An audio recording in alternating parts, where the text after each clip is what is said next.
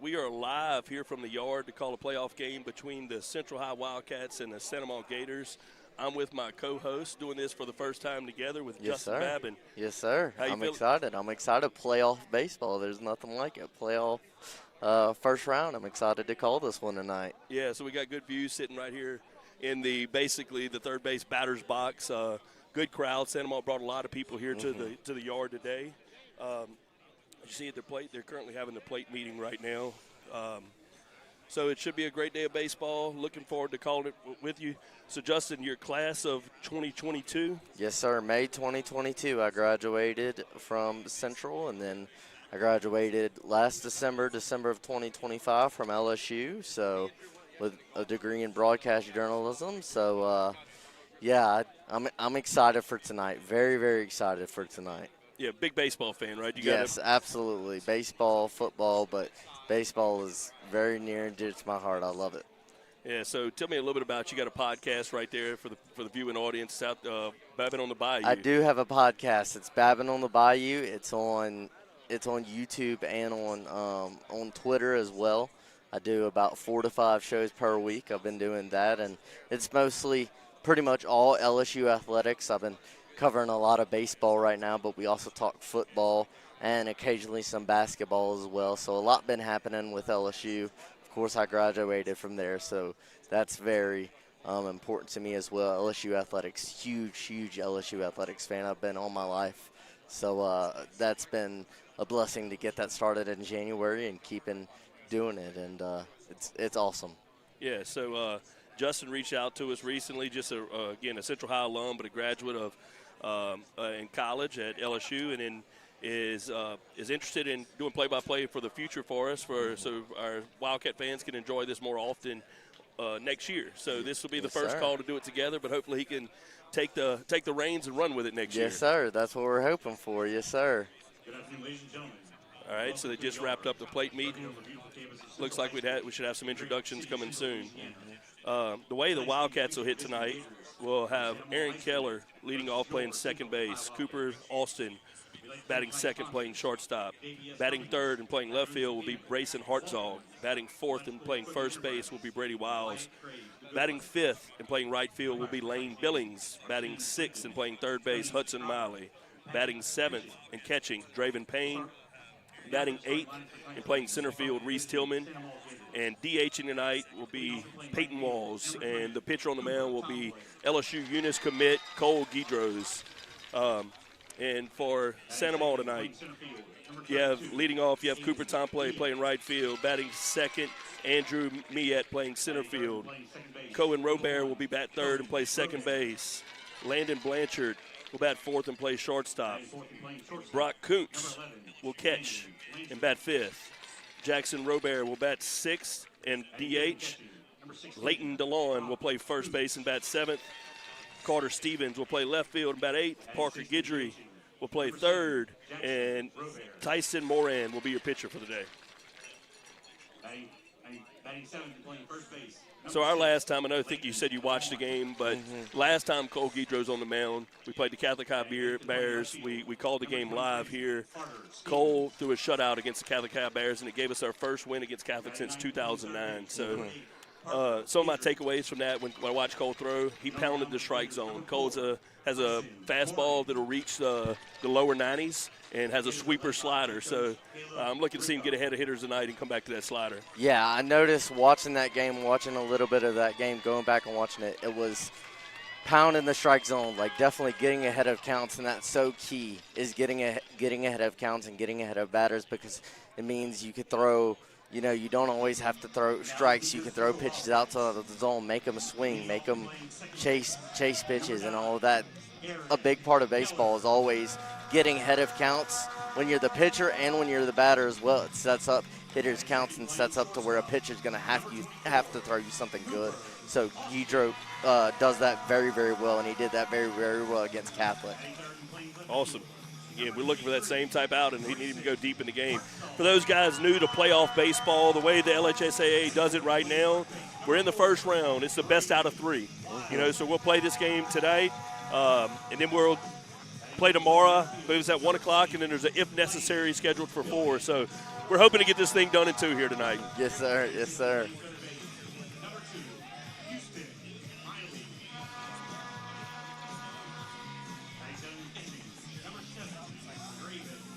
As you hear the voice of the Wildcats, Clint Artito on the call in the press box. He always gets the crowd hype. He's doing the announcements right now. Yeah. We got a good atmosphere here tonight. The horns are going early tonight. Horns are going early. Horns are going early. Early and often. I love it. I love it. Yeah.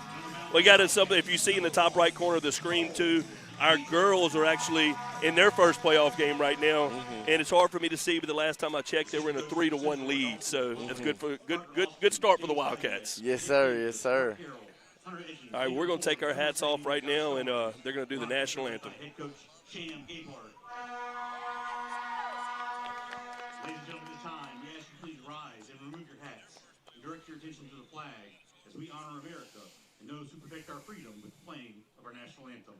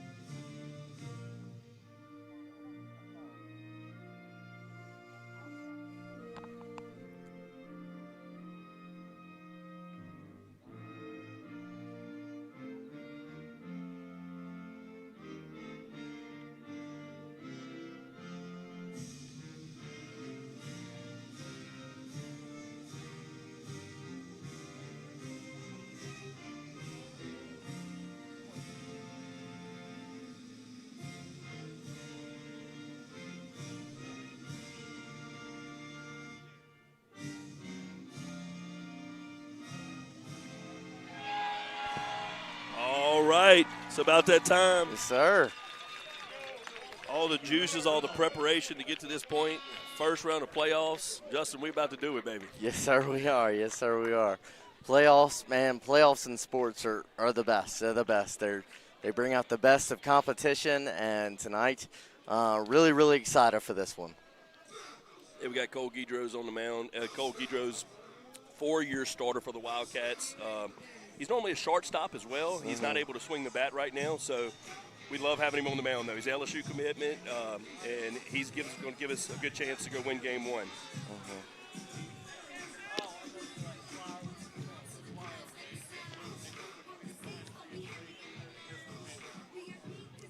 Yeah, both of these teams coming into the postseason are really, really been good lately. Central won 7 of their last 9 in the regular season. St. Amant won 7 of their last 8. So both of these teams are ready and raring to go for playoff baseball. Really, really excited for this one. We're going to see a good matchup tonight. Yeah, you often go through the year and you're wondering how you're going to be playing at the end of the year. Like both teams, it seems like you're playing their best baseball at the end of the year. So I'm looking forward to a quality matchup here tonight under the lights. I know Central went on that 12-game winning streak mid-season where they just won 12 straight, and that really helped the Central Wildcats. They've been really, really good baseball this season, and excited to see them in the playoffs tonight. Yeah, this team's they're fun to watch because we've been great on the mound all year, and we can win the game by playing small ball. This team can handle the bat. We run the bases well. We're very aggressive. So if we get in a shootout, I like our lineup. But, again, most of this year we've been able to win some 1- and 2-run games by playing small ball. And like you said, I mean, in one of the biggest outings of the year for Cole Guidros, I mean, against Catholic, he got a shutout, and that was the first time. What you said, the first time since 2009, Central beat Catholic. That was a big win. So that was a big game, one of the biggest games for Central this season. Yeah. So Guidros has been in clutch situations in big games before, and he's pitched well. All right, here we go. We're about to go do first pitch here. So leading off for St. Amant will be the right fielder, Cooper Tomplay.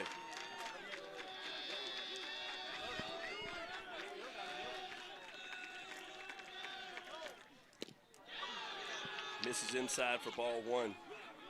Win with the heater. Moved his feet a little bit, though.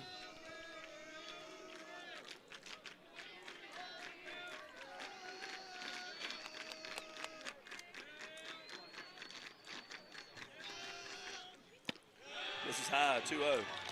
Everybody's a little amped up. It's playoffs. Yeah, it's playoff baseball. I'm sure there's a little bit of juice. I'm sure there's a little bit of energy tonight, and a little bit tense to start.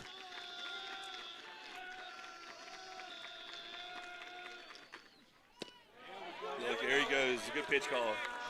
That's a breaking ball. That's a good pitch. Well, breaking ball for a strike. Most of the time you go back to the heater there, but again, give him a chance to throw another pitch, and he finds a breaking ball over the middle of the plate for strike number 1. We're in a 2-1 count. 3-1. Again, Cole goes to that slider a lot. Maybe a lefty as a leadoff hitter kind of throws him off a little bit, trying to find that slide. Not able to rip it as hard with the lefty in the box. Where he gets it, finds it again. Strike number 2. We're full here. Okay. That one was good. Get you back in the count. This is a big pitch right here. First batter. You got a full count here. Big pitch. Good way to work back in the count. Breaking ball 3 in a row, and he punched it. Got him. Got him. It's a late call by the umpire. I didn't know if it was drew the walk or not, but that's a big for Cole. Yeah, the one before that one kind of fooled me a little bit. It was a little bit of a late strike call, but that's a big job by Cole Gators of starting down in that count 2-0, getting a 3-1, and then throwing 2 good pitches to get the strikeout. And that's going to bring up Aiden Mia at the center fielder and another lefty for the Gators. Cole misses with a fastball high.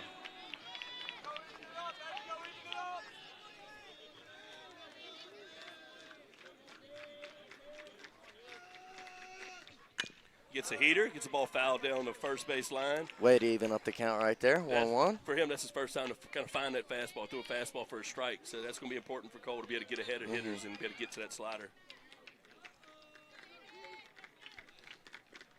There he is, another heater for a strike. He's in a 1-2 count. We're in the top of the first inning, 1 out. Cole Gators on the mound, the LSU unit's commitment.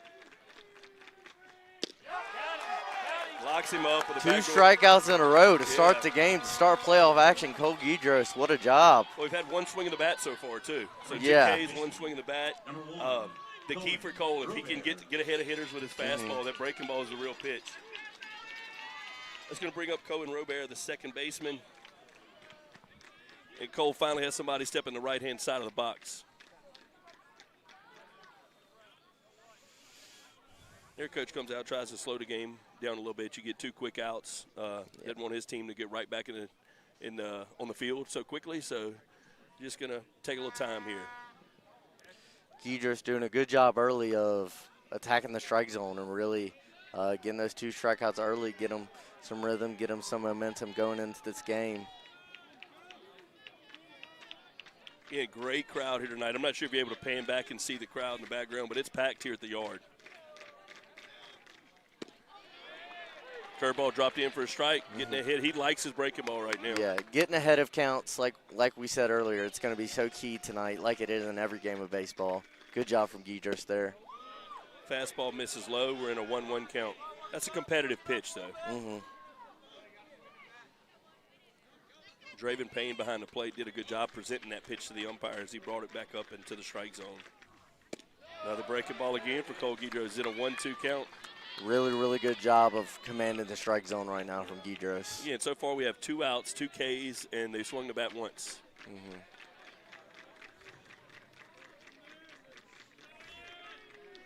Breaking ball gets another swing in the dirt.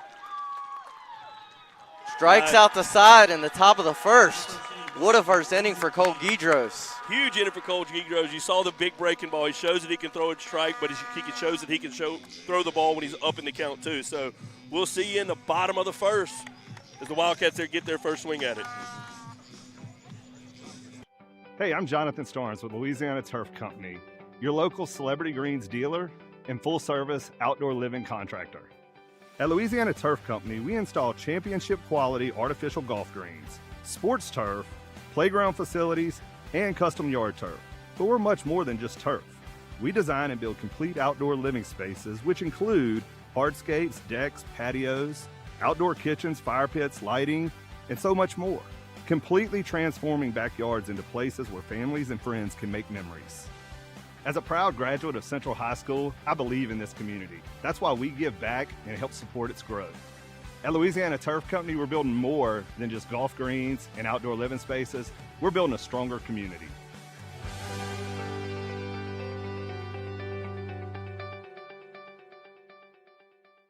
At Neighbors Federal Credit Union, we've been helping families reach their goals for over 70 years. From savings and checking to loans and mortgages, Neighbors is here to make banking simple and personal. Proud to be Wildcat Legacy sponsors, Neighbors FCU, where you're more than a member, you're family. Hi, my name is Michael Ulara. I've been a State Farm agent in Central since 2012. I'm located here in Central off of Sullivan Road. I'm excited to announce that on September 1st, I'll be opening up a second location in Jackson, Louisiana, so we can help more people in more ways. My State Farm agency focuses on helping individuals and families with their insurance and financial services needs. We try to personalize our service, and we really try to customize things so that it meets the budget and fits what they're looking for. I hire local, talented, hardworking, and dedicated people that follow my lead to serve. The reason I'm an active investor in the city of Central is this is home. I've been here since I was 5 years old. This is what I believe in. I know that the students here are doing great things. All right, we're back live here, bottom of the first inning, and Aaron Keller, our second baseman, the sophomore, is going to get his first swings at it. We're going against the lefty on the mound, Tyson Moran, pitcher for Santa Monica. He takes what looks to be a changeup low for ball one.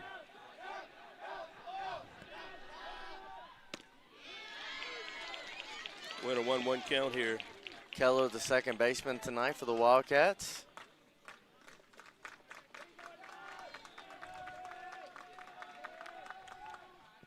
Takes another ball. All right, if you're watching the top right corner of the screen, our softball team is up on Southside in their round one playoff game. It's by a score of 6-2 in the bottom of the fourth.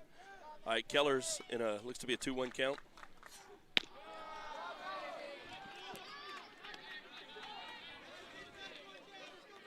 Got a 3-1 count right here.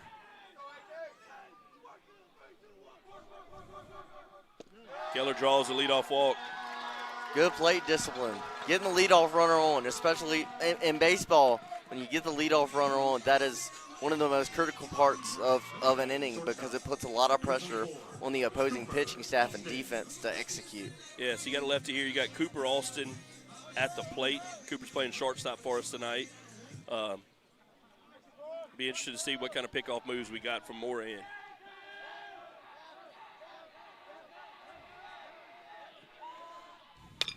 Gets a ball hit. Let's go drop in for a base hit. Gonna get through. Runners at first and second, and the Wildcats start out hot. Get the leadoff walk. First pitch swing by Cooper Alston. After the walk, coming out the gate aggressive, first pitch swinging and gets a hit. First hit of the night for Cooper Alston and the Wildcats. Runners on second and first with no outs. Coach Hunter Edgens is going to bring him in and talk to Hartzog just a little bit, have a game plan of what's going on here. Hartzog's had a great year. Senior for the Wildcats. He'll be going on to play college ball after this as well. Wildcats are unpredictable, though. They can let him swing here. They've everybody on the team can bunt, so it'll be interesting to see what Coach Edgens has on here. Runners at first and second, nobody out. Moran on the mound. The first baseman's actually playing up. They're expecting some type of bunt here.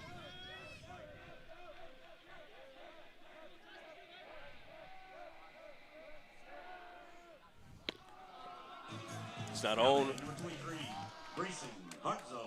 Hartzog takes the ball up, ball number one. All right, this is big. Santa Monica chooses to take a mound visit right here just to go over the situation. Again, playoff baseball. We saw Cole Guidos early in the game. He was a little amped up.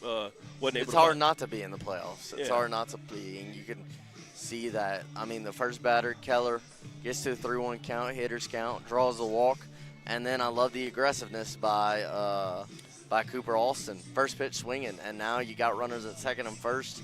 And, yeah, it's a great start for the Wildcats tonight. He's ambushing. Yeah, I like to see us aggressive as well.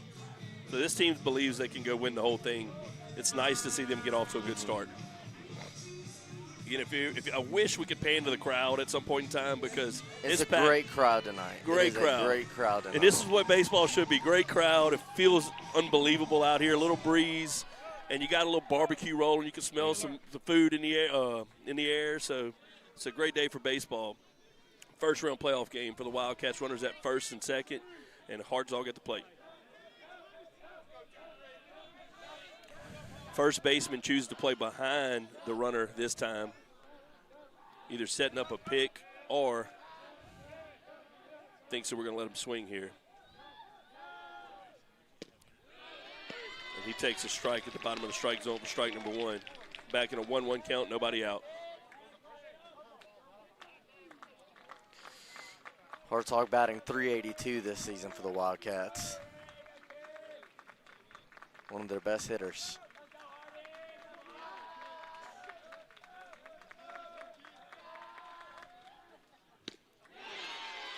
Grayson with aggressive swing again, senior in a playoff game, trying to make something happen for the Wildcats.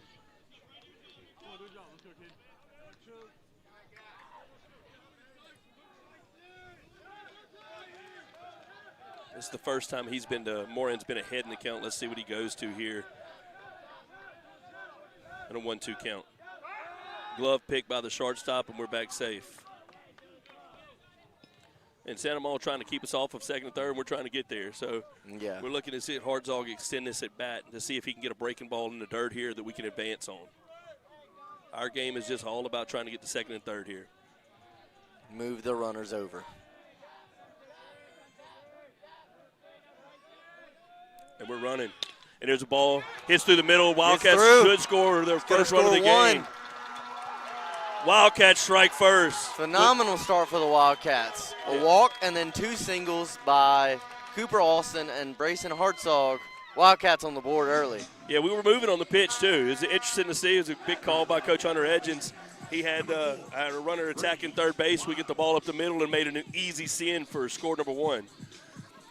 Get a runner at first and second. Brings up Brady Wiles. Wiles is senior first baseman. He's had a great senior year, and he can leave the ballpark in a blink. First baseman still choosing to play behind us at first. And he takes a curveball up in a 1-0 count.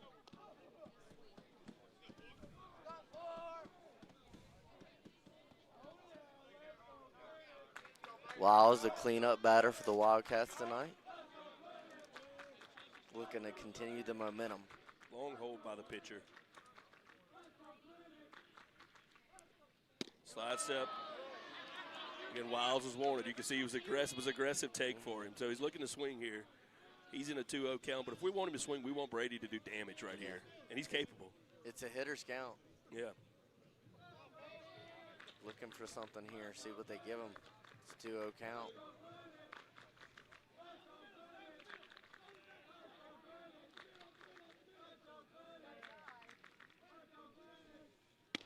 Takes half a ball, number 3. All right, he's 3-0.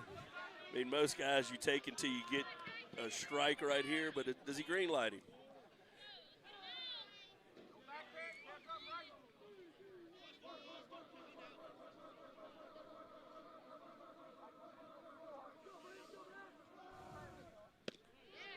He takes a strike, looks to be on the outside corner, and that's something Brady could get his best hack off on anyway. But now he's a 3-1 count. So you made him throw you a strike. Now you're ready.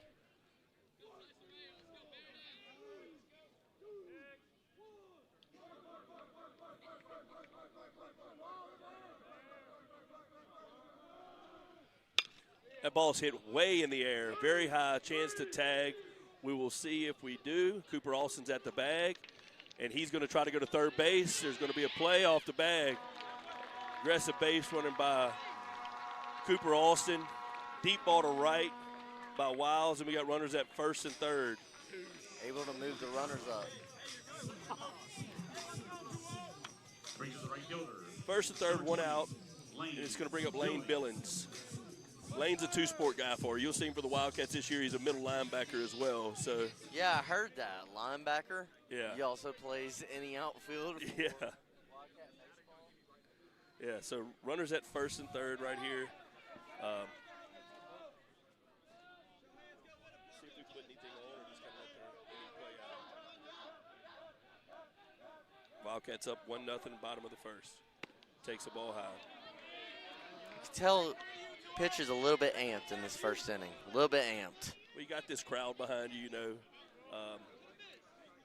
it's for all the marbles here. You lose two, you go home.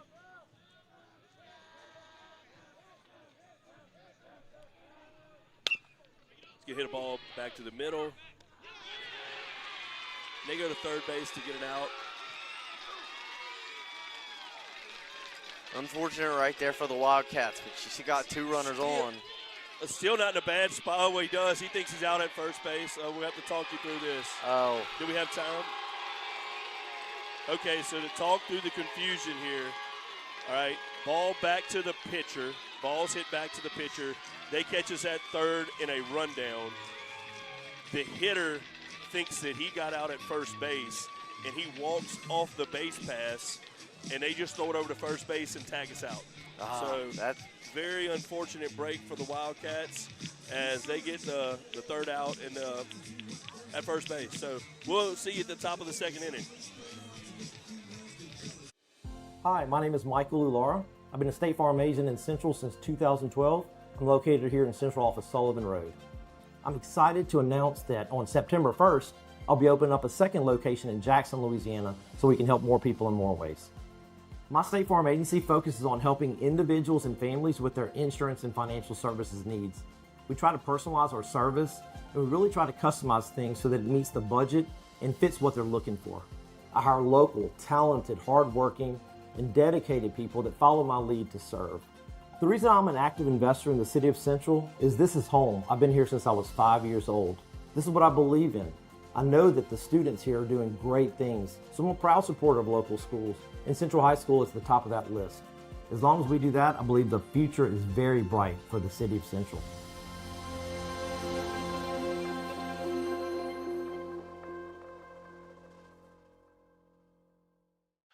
For nearly 60 years, Baton Rouge Machine Works has been a trusted leader in precision machining and industrial repair. With more than 100,000 square feet of advanced shop space, our team delivers expert machining, fabrication, welding, and equipment restoration. Call 225-775-2542. All right, we're back here, top of the second. Again, squarely into the inning for the Wildcats, but I still like where we are, too. I like our approach against this pitcher. Cole's been settling on the mound. He's been great for us. I like where we're at in this game. You got the lead early. That's all you can ask for. Umpire says that ball's down, and that's the hitter is Landon Blanchard, the shortstop.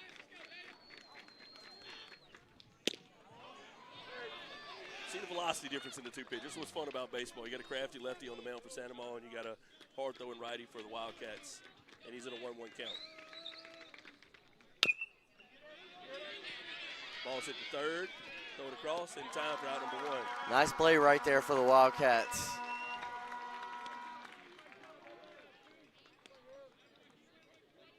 Again, Cole Gators just doing a great job of attacking the strike zone, of really just great command to start, and it's really what you want from your pitcher in a first game of the playoffs. It's what you want. And that was a good job by Miley coming and getting that ball and making that play look easy. Third's not the easiest position to play in this game, so you got to have a guy that can come make that play, go up and get a ball, throw it up the line, and Miley did it.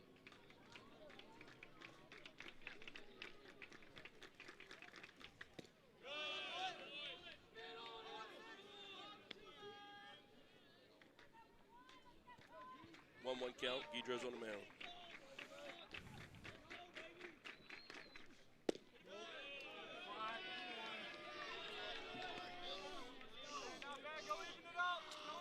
Two 2-1 count. He's been going to his breaking ball a lot in these counts. He's had a good feel for it today. Let's see if he goes back to it. Back to the heater, gets the ball right to the dugout. Coach Hunter Edgins just grabs it, bare knuckles, throws it back to the pitcher. Let's see it. Back even, 2-2 in the count.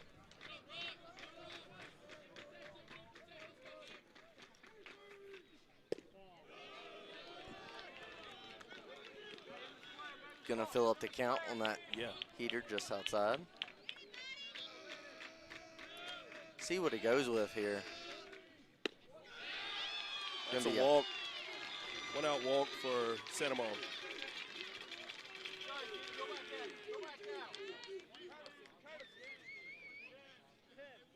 All right, they get a pinch runner or a courtesy runner for the catcher, Kuntz. That's going to bring up Jackson Robert, the DH. Another lefty for the Gators. Everything, please. Now courtesy running number 10, Cooper Babin. And now batting number 7, DH, Jax Robert. First traffic that Guidro's gonna have to deal with tonight after striking out the side in the first. Gets a fastball. That ball's going to get fouled on the left field line. Good mix from Guidro's early of the heater and also the breaking pitch. Both pitches working well, attacking the strike zone.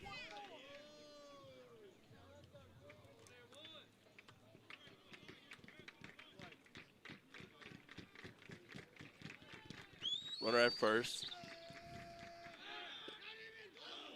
Long hold by Guidros.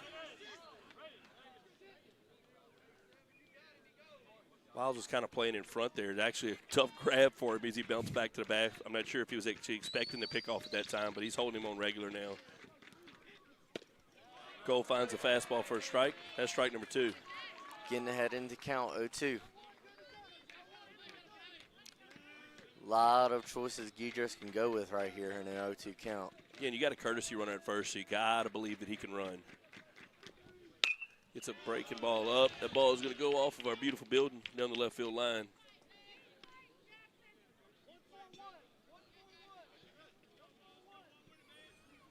Coach giving signals out at third base. Let's see what kind of lead are we in. Looks to be the same lead. Breaking ball that Robert fights off. 2 foul balls in a row. That's a good at-bat for him. You know, he's trying to extend. Cole Guidros getting with those many pitches as he can. Hopefully he can get a breaking ball in the dirt to help the guy move up to second base. Again, still in an 0-2 count, so there's a variety of ways Guidros can choose to go with this next pitch. Another pickoff for Guidros.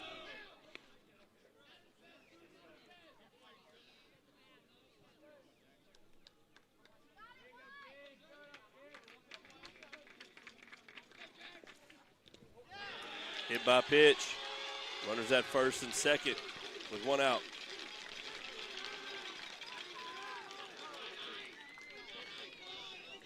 The Gators got a little energy right now.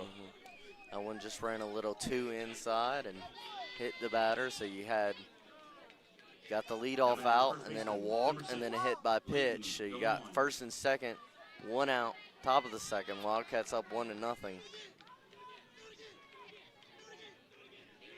But Guidros has been in pressure spots before, and he's been able to pitch out of it. And we got runners at first and second. We got Wiles chooses to play in front. We've got 1 out. And DeLon, your hitter.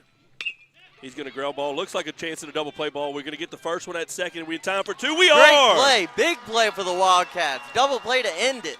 Yeah, he got the ground ball he needed and handled it. He's a former shortstop. He would be playing there for us when he's not pitching. He's injured right now, but a good job of getting out of that inning, just what the Wildcats needed. We will see you in the bottom of the second. For nearly 60 years, Baton Rouge Machine Works has been a trusted leader in precision machining and industrial repair. With more than 100,000 square feet of advanced shop space, our team delivers expert machining, fabrication, welding, and equipment restoration. Call 225-775-2542 or visit brmachineworks.com to learn more and request a quote. Here at Advanced Office Systems, we are a business technology company. We specialize in printers, network copiers, multifunction devices. We're pretty much a one-stop shop for all of your business technology needs. Our corporate mission here at Advanced Office Systems is to develop loyal employees who build lasting relationships with our customers. In addition to that, our corporate vision here at Advanced Office Systems is to help people succeed. If we get it right with our employees, they will get it right with our clients. Being from Central, Advanced Office Systems would like to say, go Wildcats!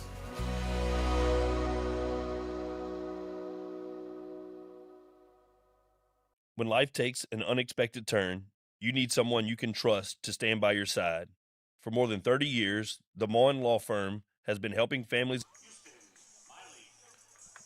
All right, we're back here in the bottom of the second inning, and it's Houston Miley, the third baseman, is going to lead it off for us.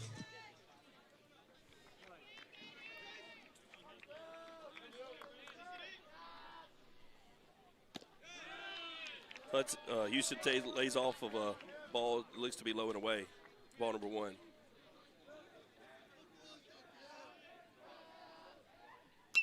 Takes a great hack in a 1-0 count, or even 1-1. You like that hack, though? Yeah, I like what the Wildcats are doing early. They've laid off a few pitches, but they've been aggressive at times too. They're really, Yeah, if they get a pitch they like to hit, they're getting their best swings off. Another great swing by Miley. And a crafty lefty on the mound for the Gators. Tyson Moran. Not going to overpower. He's going to try to get you off balance. It looks like he pulls the string on something off speed there, and we're able to foul it down the right field line. Hits off the fence. And we're in a 1-2 count.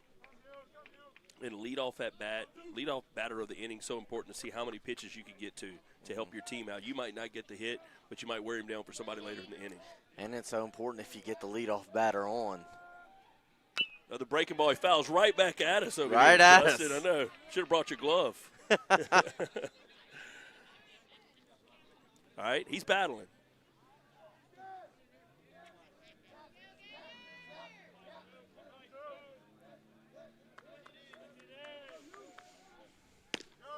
Houston's having a really good at-bat here. Fouled off a few two-strike pitches. Yeah. Fouled off. He's able to use his pitch, lay off of that one. Now it's a 2-2 count. This is either, and I hate to be this reference guy, but it's either pitch 6 or 7 right here. Good.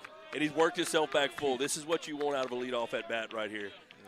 Make the pitcher work. Yeah, Make the pitcher work. He got off his best swings early in the count. Now he's fighting. There he is, and he draws walk. Great at-bat to lead off to hit him by Miley. That was a 1-2 count that he worked into a walk right there. Foul ball to the right, foul ball to the left, you know. And then 3 straight balls, that's a great at-bat. Yeah. And again, for the second inning in a row to start this game, the leadoff batter has gotten on base for the Wildcats. Yeah, that's big. That's going to bring up our catcher, Draven Payne.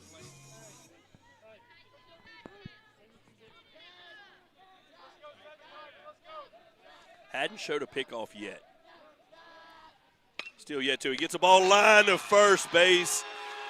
Unfortunate break for the Wildcats. He hits, Draven Payne gets his first pitch, and he hits a missile to the first baseman who's a foot off the bag. He catches it, gets you out at first for a double play.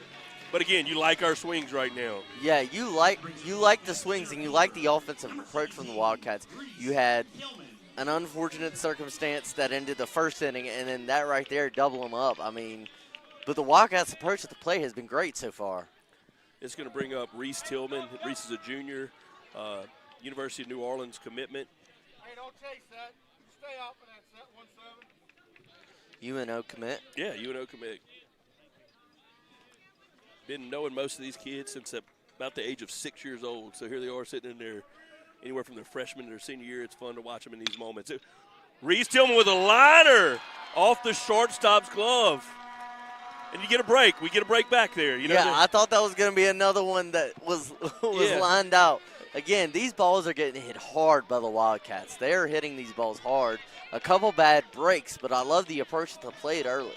Yeah, so one thing to watch here. This is a crafty pitcher. I think he's going to need balls in play with defensive help to go win the game. He's not going to strike out a lot of guys. So Santa Ma's hoping that we hit balls at people, and so far we have a little bit. Reese Tillman, this is the first time he's really pressing his lead at first base. And still doesn't get a pick. This is Peyton Walls at the plate. Yeah, Peyton Walls, DH in the day, probably be the game 2 starter on the mound tomorrow.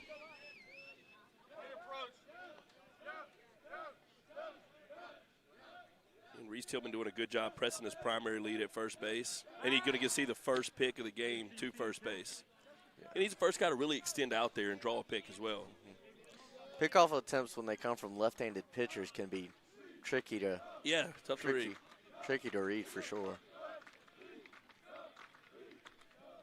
They had a pitch out called. Again, making them think a little bit right here. So for us, we're trying to see if we can get to second base with 2 outs. You know, it's easy to score from second base. Generally, at first, it's going to take 2 hits to score you unless you get one, fortunate enough to get one of the long balls. Reese presses the lead a little bit again.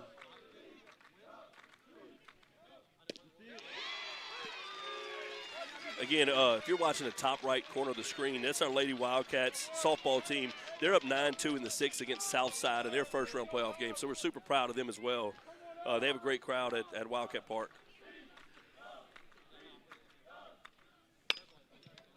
Walls fights one to center field. It looks like center fielder's under it. They do.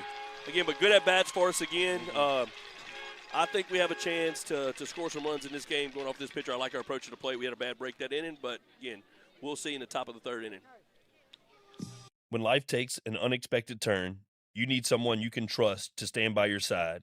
For more than 30 years, the Moen Law Firm has been helping families and businesses across Baton Rouge with experience, compassion, and results.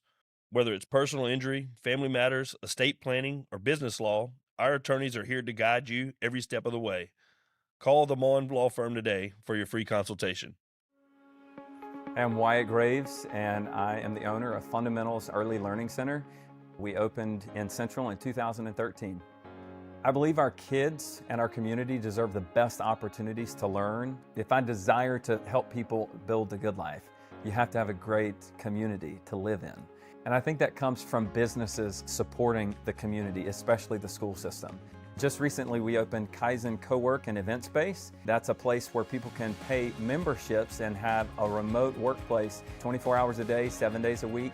And then we have an event room for parties, engagement, showers, networking events, being able to work in my community, being able to go to church in my community.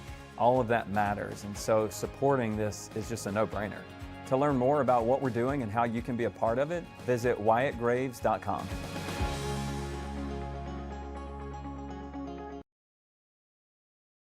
Back here, top of the 3rd, Cole Guidro's on the mound.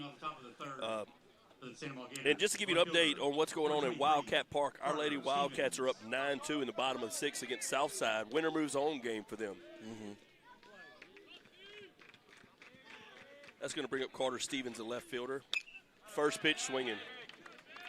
Guidro struck out the side in the 1st inning and then got a nice double play in the 2nd inning with runners on 2nd and 1st and 1 out to get the Wildcats out of that one. So a good first 2 innings for Guidros. Yeah, Stevens very aggressive with that first fastball. He got off a really good swing there.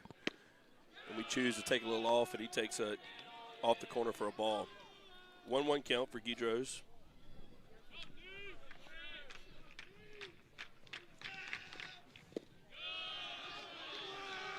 Ball in the dirt, 2-1. He's had to lay, even in the first when he struck out the side, struck out the side, he had to labor a little bit to get there. It'd be nice to see him have a shorter, a quicker inning for Cole. He's back fighting right now. He's, again, another 2-2 count. Yeah. Batter has fouled a couple pitches off.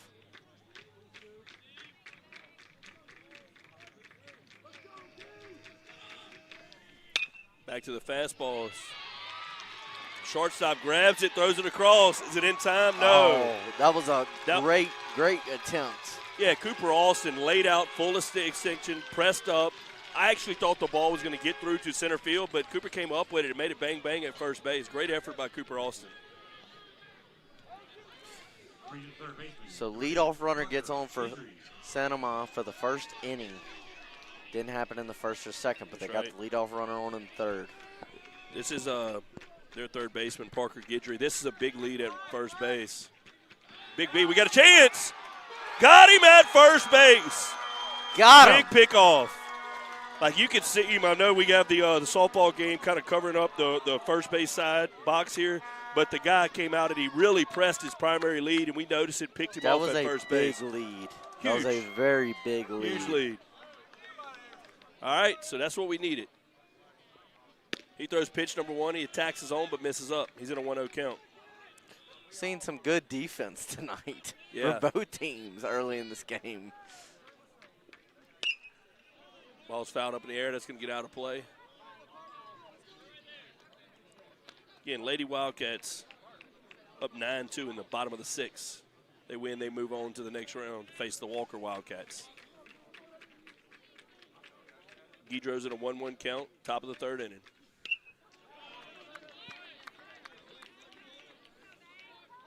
Guidry getting off a good swing here. You know, it's been mainly fastballs to him. He hadn't showed him a breaking ball this at bat. Let's see if he goes to it here. He shakes off. You get to see the sweeper slider. Again, Guidro shows you 2 types of sliders. He's got to get me over, and then he's got one that'll break off even harder when he gets to 2 strikes when he's ahead in the count. So that was his best one. Back to the heater. Ball off of the foot. They're going to call it a foul ball. So it hit the batter's foot. No, that doesn't feel good. No. No, that doesn't feel good. Yeah, but he looks like he's going to be able to shake it off. He's going to be fine here. Umpire's giving him a little bit of time. I mean, Santa Monica Gators, this is a historic baseball program, multiple state championships in the 90s. They're the legend Ben Sheets. They pitched in the big leagues. So many big leaguers. Andy Sheets, Jason Williams. This is 2 great baseball programs going at it on a Friday night in round 1 of the playoffs. Breaking ball. Cole Guidros gets a swing and a miss on a sweeper slider. It's what, the 4th strikeout of the game for Guidros? Yeah, unfortunate for the guy. He gets a ball off the foot, then Cole's got to go throw that sweeper slider to him. Just got an update from Wildcat Park. Lady Wildcats are now up 10-2 in the bottom of the 6th. An impressive performance by Coach Efferson's squad. And that's Cooper Tomplay. It's the leadoff hitter having his 2nd at-bat of the game. He K'd his first at-bat, did not swing the bat, his first at-bat. But the first pitch he swung at, he actually base hit down the left field line. But now you see how key that pickoff was. Big. How big that was. Because if the runner was still on base right there, you got a runner in scoring position. But you got that pickoff. Yeah. That was huge. Changes everything. That brings up the center fielder, Andy Miet, who K'd in his first at-bat on a breaking ball. He takes a strike number 1 with a fastball.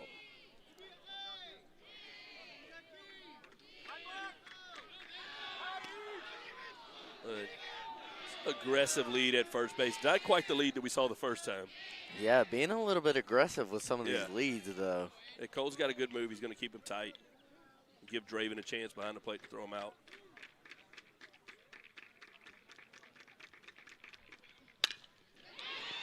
Ball's at Reese Tillman. He's going to drop in for a single. That's a line drive to center.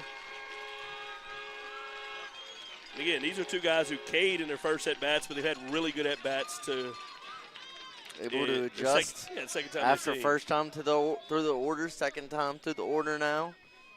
Getting into it, see how these hitters adjust. And you talked about earlier, but how big is that pickoff at first base right now? Yeah. That's a run. Yes. So we still got 2 outs here. 2 outs. Brady Wiles is going to play way behind at first base.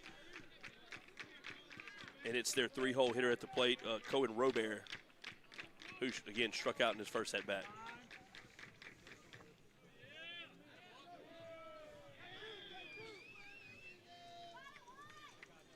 And Coach Efferson's squad and softball, they're getting hot at the right time as well. It's good to see both teams' programs peaking at the end of the year. It's a good night here in Central with softball and with baseball. What a night. Well, it's always a great day to be a Wildcat, right? Absolutely. All right, runners at first and second. 2 outs. Top of the 3rd inning.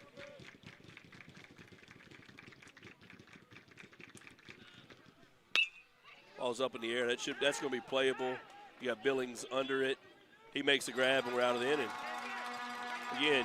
Big That's really big in that situation. It's still a 1-0 game, Wildcats. We'll see in the bottom of the third. I'm Wyatt Graves, and I am the owner of Fundamentals Early Learning Center. We opened in Central in 2013. I believe our kids and our community deserve the best opportunities to learn. If I desire to help people build the good life, you have to have a great community to live in. And I think that comes from businesses supporting the community, especially the school system. Just recently, we opened Kaizen Co-work and Event Space. That's a place where people can pay memberships and have a remote workplace 24 hours a day, 7 days a week. And then we have an event room for parties, engagement, showers, networking events, being able to work in my community, being able to go to church in my community, all of that matters. And so supporting this is just a no-brainer. To learn more about what we're doing and how you can be a part of it, visit WyattGraves.com.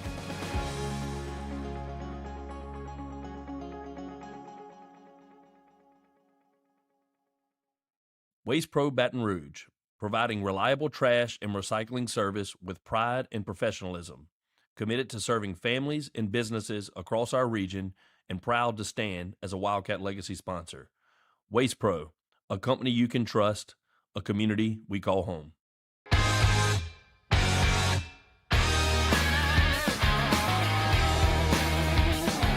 to you by Michael Lulara, State Farm agent. All right, we are back here. We're back here in bottom of the third inning. Wildcats have a one-run lead. But hey, if you look in the other field, the Lady Wildcats just beat Southside by a score of 12-2. Let's give them a round of applause. Nice job for the Lady Wildcats. They're going to move on to play Walker in round number 2.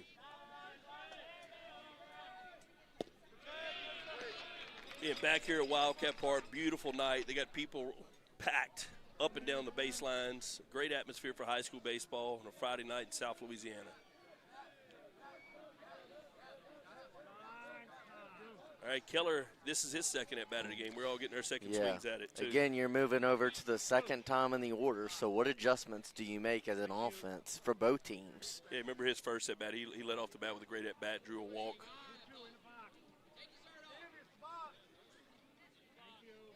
Umpire is moving Coach Cambias to the box. He's chatting it up with the first base ump down there.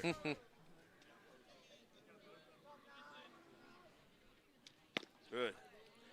So he takes a breaking ball up. He's in a 1-1 count. Come in.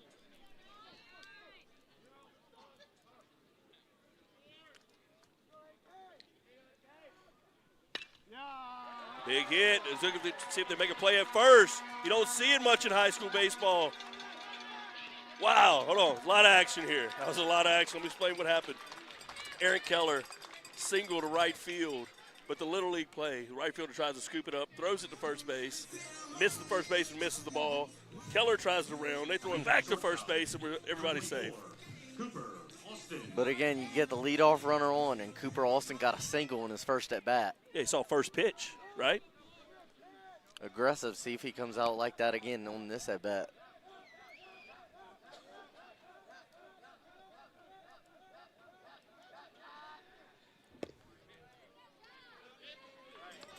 And leadoff guy on Aaron Keller.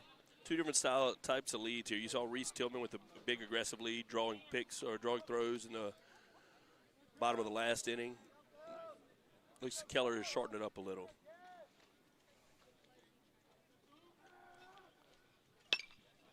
Cooper Austin with a big swing. Catcher tries to chase it back. It looks like it's going to be out of play. It is.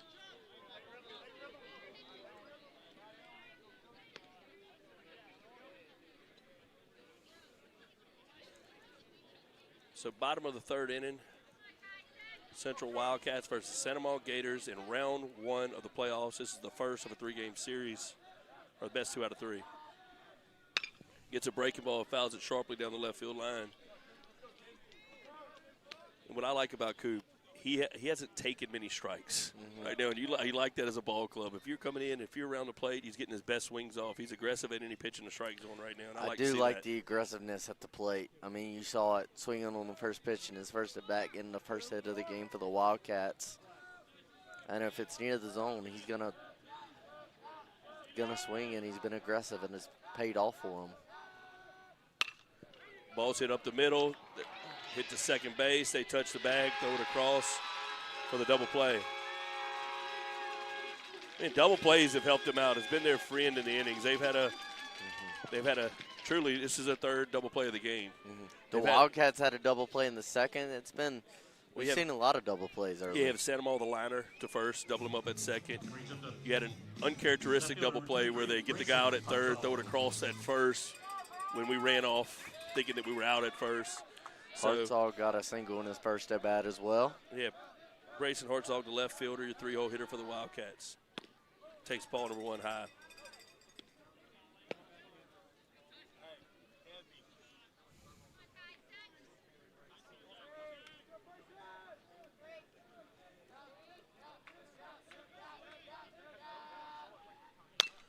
Hartzog hits a ball hard but foul down the left field line. You know, we're getting our swings off. Like it's and again, if I would have to look at this pitcher's stats, I don't think he's going to K a lot of guys. He's going to need balls to be had. I mean, fortunate for him, he's had a lot of balls hit at their players. The Wildcats offense has had some tough breaks early in this game.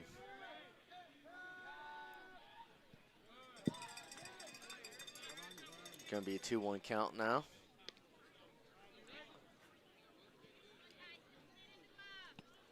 And this game's kind of started to settle in, too. Early in the game, you get so much emotion. Both pitchers are kind of riled up, and now these middle innings of the game are kind of where you can separate from other teams. Hartzog fouls the ball straight back. He's in a 2-2 count.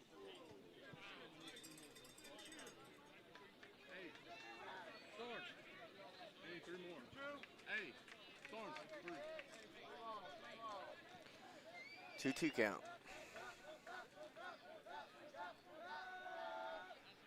Off-speed pitch, hit down the line. That's going to be another. Going to be fair. At least one for Hartzog. We have a tough time seeing that. And we're hitting throughout the lineup right now. I like what I'm seeing from the Wildcats. Yeah. We have trouble seeing it down the left field line, folks. That's the only, with our vantage point, the only view that's a little bit difficult. But that's 2 singles in Brady's and Hartzog's first 2 at-bats. We got a runner on first. The Wildcats do with 2 outs in the bottom of the third, still up 1-0. That's when we have the first baseman, Brady Wiles. And this guy's not going to K many guys, so.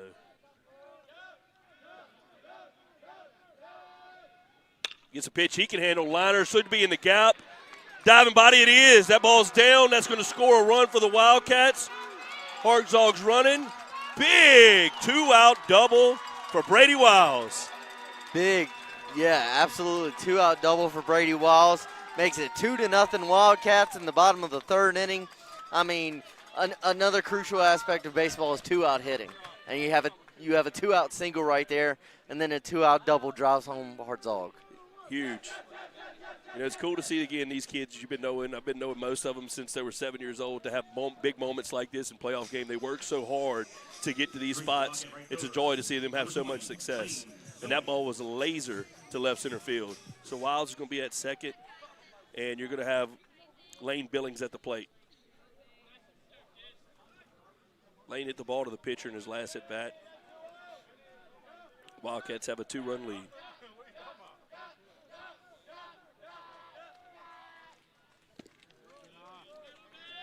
And he takes a breaking ball for ball number 1. And 2-out hits. You said it, Justin.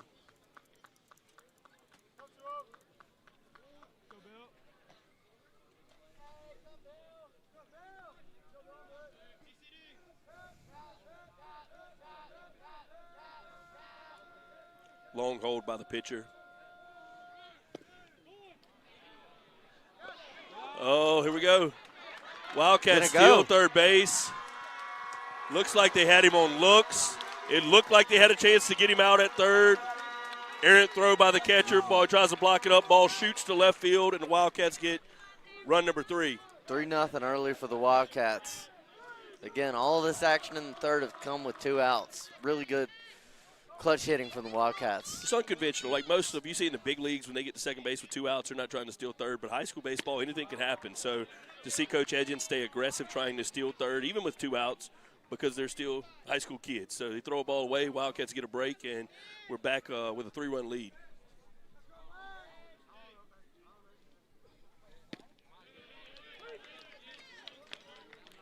And And Lane Billings, the junior, two-sport athlete for the Wildcats at the plate. He's hitting a 3-1 count, and we're looking to get his best swing off right here. Gets a ball. He gets it up in the air, but it looks like the left fielder's going to be able to come in and get it for out number 3, but not without the Wildcats getting 2 more runs. Big 2-out hitting for the Wildcats led to a single, a double behind it, and an aggressive base running by Wiles. And we're back with a 3-run lead. We'll see you in the top of the 4th.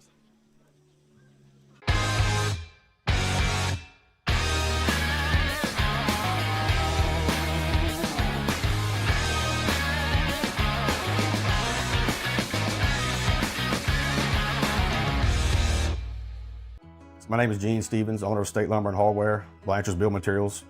We've been in business since 1970, servicing the greater Baton Rouge area. Out of our Plaquemine store, we're able to service the industrial sector. With the size of that facility, we've got a lot of yard space, a lot of area to store our lumber, materials, overstock, whatnot, when we have multiple projects going on, whether new houses can take up a lot of material, a lot of lumber. Again, that store being a larger footprint, whatever it takes to build a house, we keep it here in stock.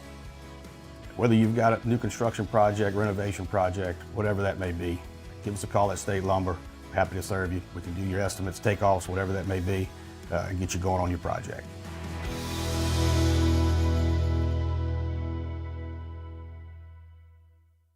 Point Markets have everything you need to make your event, game day, or any day special.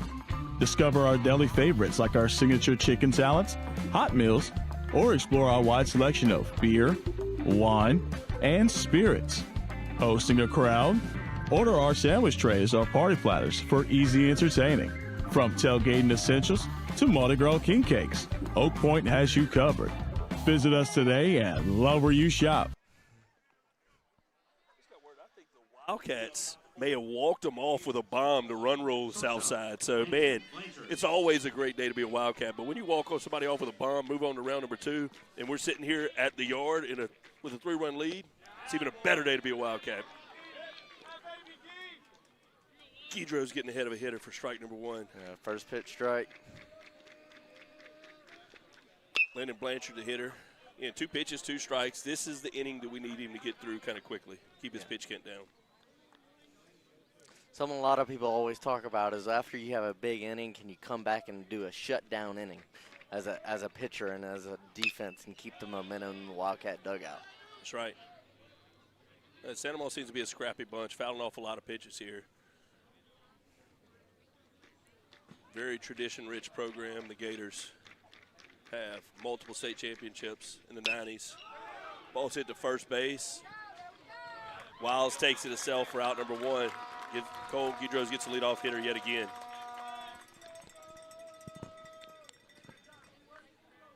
You ever been to Santa Monica Park? I have not. It's beautiful. It's beautiful. So they're in right center field of Santa Monica Park. It's the Golden Dome. So their basketball facilities there, and it's painted gold. It's beautiful. So always love when we get to play at Santa Monica Park.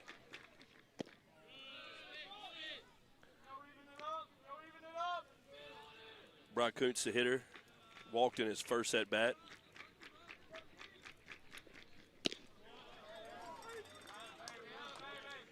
Guidros gets the count back even.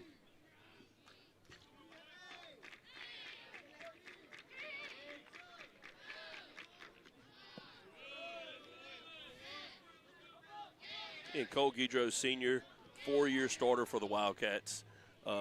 In his final year here. Next year he'll be at LSU Eunice, but we're hoping we'll get a chance to see him pitch again for the Wildcats. But this potentially could be his last home start. 2-2 count. Fastball fouled down the right field line.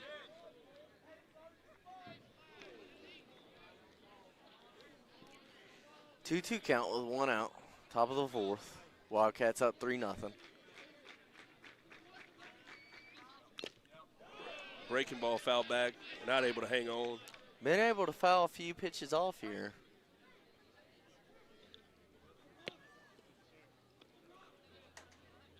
Then we got beautiful additions at the yard already with the best hitting facility in the state down the left field line, new locker rooms that we're about to be able to finally move in here. It's going to be big for the Wildcats. There won't be one like it in the state.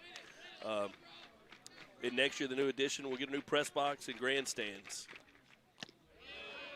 So the park's it's already a beautiful park. It's going to go up another level next year for the Wildcats. All right, we're in a full count. 1 out. Brock Kuntz, the hitter.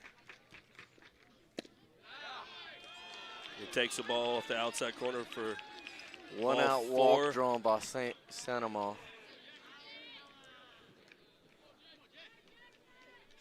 Okay, that's Kuntz is your catcher. They're going to go to courtesy runner. I mean, generally when you go to courtesy runner, you got to expect he can run, you know. Kuntz has gotten on base twice. First 2 at-bats. So that's going to bring up Jackson Robert. Now batting, number 7, the DH, Jax Robert. In standard lead, actually kind of small lead at first base. Robert comes out swinging at the first pitch, and Cole Guidros is ahead of batter. Strike number 1. Like how he's getting ahead in counts, and it really helps you later in the at-bats because it opens up to where you could throw a variety of different offerings. Cooper Babin is the courtesy runner. He was the quarterback for the Wildcats this year. I actually knew his dad coming up, Seth Babin. He actually played football at Southeastern, played quarterback as well. And if I'm correct, I think Cooper Babin's going to play for the Lions next year. He's going to play quarterback. Guidros shows a pickoff move. Might have had him leaning a little bit. He's not in a steal lead, but it looks like he could have been leaning there. 1 ball, 1 strike, 1 out in the top of the 4th. Wildcats lead by a score 3-0. They get a check swing strike. Strike number 2. Well, here's that double play ball we need right here, right? I know they've got it on us a few times. We've been fortunate enough to get one as well.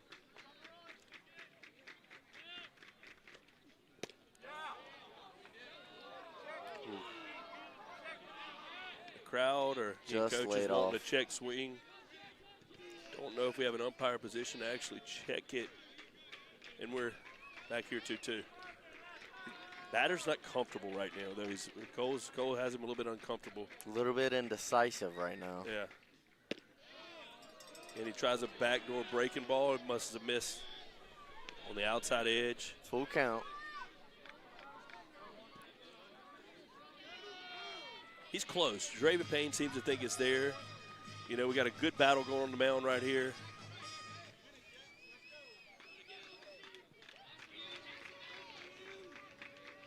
In short lead at first base.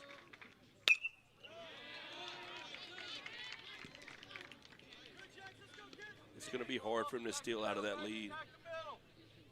Get another scrappy at bat by the San Amant Gators. They've continued to foul multiple balls out of play. Drive Guidros' pitch count up.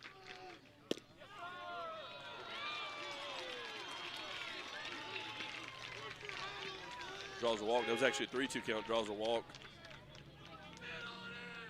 So we got runners on second and first with 1 out. Yeah, and Coach Hussain's going to call time and go out and talk to his pitcher right here, settle him in.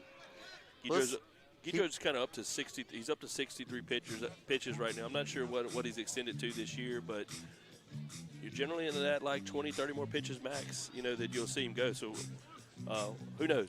We hadn't seen his pitch counts this year, but I remember you saw the same situation in the second inning with a runner on first and a runner on second and 1 out. And then Wildcats got that huge double play to get out of the inning. So it's the same situation that Guidros has seen before. Yeah. You got another thing I love about like either high school baseball, playoff baseball, or college playoff baseball. You see the San Amant Gators, they got their hair. Everybody on the team seems to be committed to dyeing their hair blonde here. Reminiscent of the UL teams back in the day. Yeah. You know, they're committed to the cause. So something you only see generally in a baseball. Superstitions in baseball. I know, that's right. Now batting, first baseman, number 6, Leighton. It's been a lot over the years. All right, hey, so speaking of the double play, DeLon hitting the double play for us last time with the ball back to Guidros. We're going to need that again here.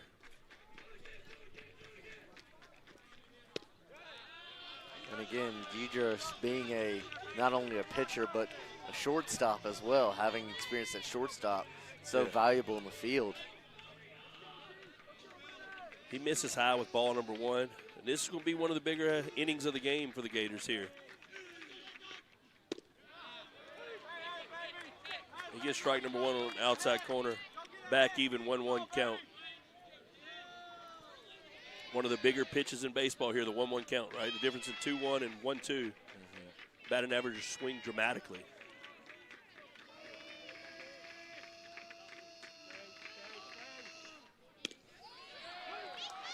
Wow. So it looks, I had my head on the pitcher, but it looks like the batter tried to call time. It wasn't granted. He's trying to back out the box, and Cole throws a heater down the middle for strike number 2.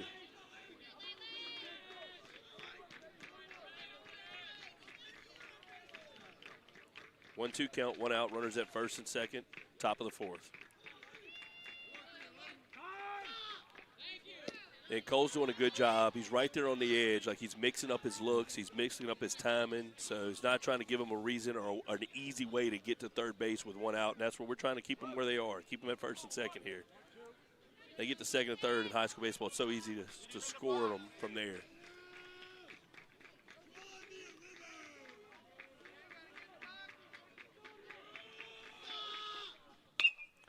Ball's hit to right field. Ball's going to drop. Looks to be a communication ball in right center field. Wasn't hit very hard. From my vantage point, I thought we were going to have a chance to double them up there, but you had your runners that saw it. They saw that ball was going to get down. So here we are. Bases are loaded. 1 out. I'm going to go back and look at the top of the 4th. This is going to be one of the bigger innings of the game for both teams.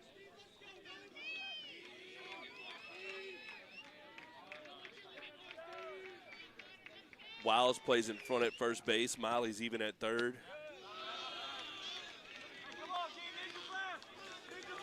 And Gators is at 68, 69 pitches. This is a big at-bat in the game right here. Huge.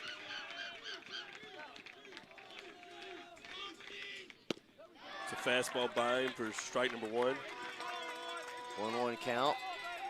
Bases loaded, 1 out. Wildcats up 3-0.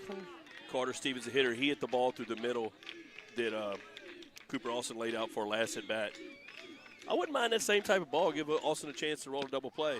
Heater up, throws it by him again. Back-to-back swing and misses on the heater. Again, the hitter's amped up. He got a hit in his first at bat. He's getting his best swing off, but kind of power on power right there. Cole gets him with another fastball up in the zone. See if he goes back to it. His eyes have been set up high 2 times in a row. He thinks he can beat him there. Does he go to low? He slaps the ball. That's going to be a base hit. Infield single. Going to score a run for Santa Ma. 1-3. Again, wasn't hit hard. No.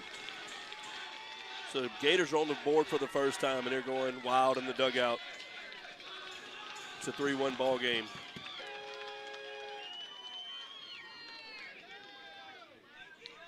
And Stevens with basically 2 infield hits.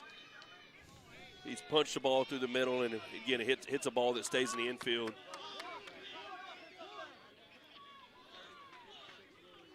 And this whole inning ball hadn't been hit hard. But they've done a good job of driving Cole's pitch count up. There's at 72 pitches right now. Yeah, they've really made Cole work. Looks like you're going to have the third baseman, Parker Guidry, coming up to the plate with the bases loaded. They're going to pinch run at second base. Let me see what we got here. Number 30, Brandon Blanchet. So Brandon Blanchet will be the pinch runner at second base. And that shows you how important this run is at second and third. Base hit was a chance to tie the game for them. They put a speedy guy at second base, but high school baseball, I think you still have the re-entry, so they'll be able to re-enter the guy there in his spot if they choose to. Bases are loaded, 1 out. Parker Guidry's at the plate. Cole misses high with a fastball. Now batting, third baseman, number 8, Parker Guidry. Cole's up above 70 pitches now. Yeah, this is what look. We need a ground ball at somebody. We've been getting those. He hadn't hit him hard yet. Looks to have a little miscommunication. That's a strike. That ball was down the middle. It looked to be a communication ball where Draven didn't know which pitch was coming, so the pitch looked worse than what it actually was. But that was a heater down the middle. Mm-hmm. So I don't know how many times we've been in a 1-1 count, but it seems like this has been all game. Breaking ball, foul territory. Wiles chases it down, but it's going to go get out of play. So here it is again, 1-2 count. Runner at first base. These are two good teams. They're in the playoffs for a reason. And Absolutely. These type of situations are the ones that that determine a game.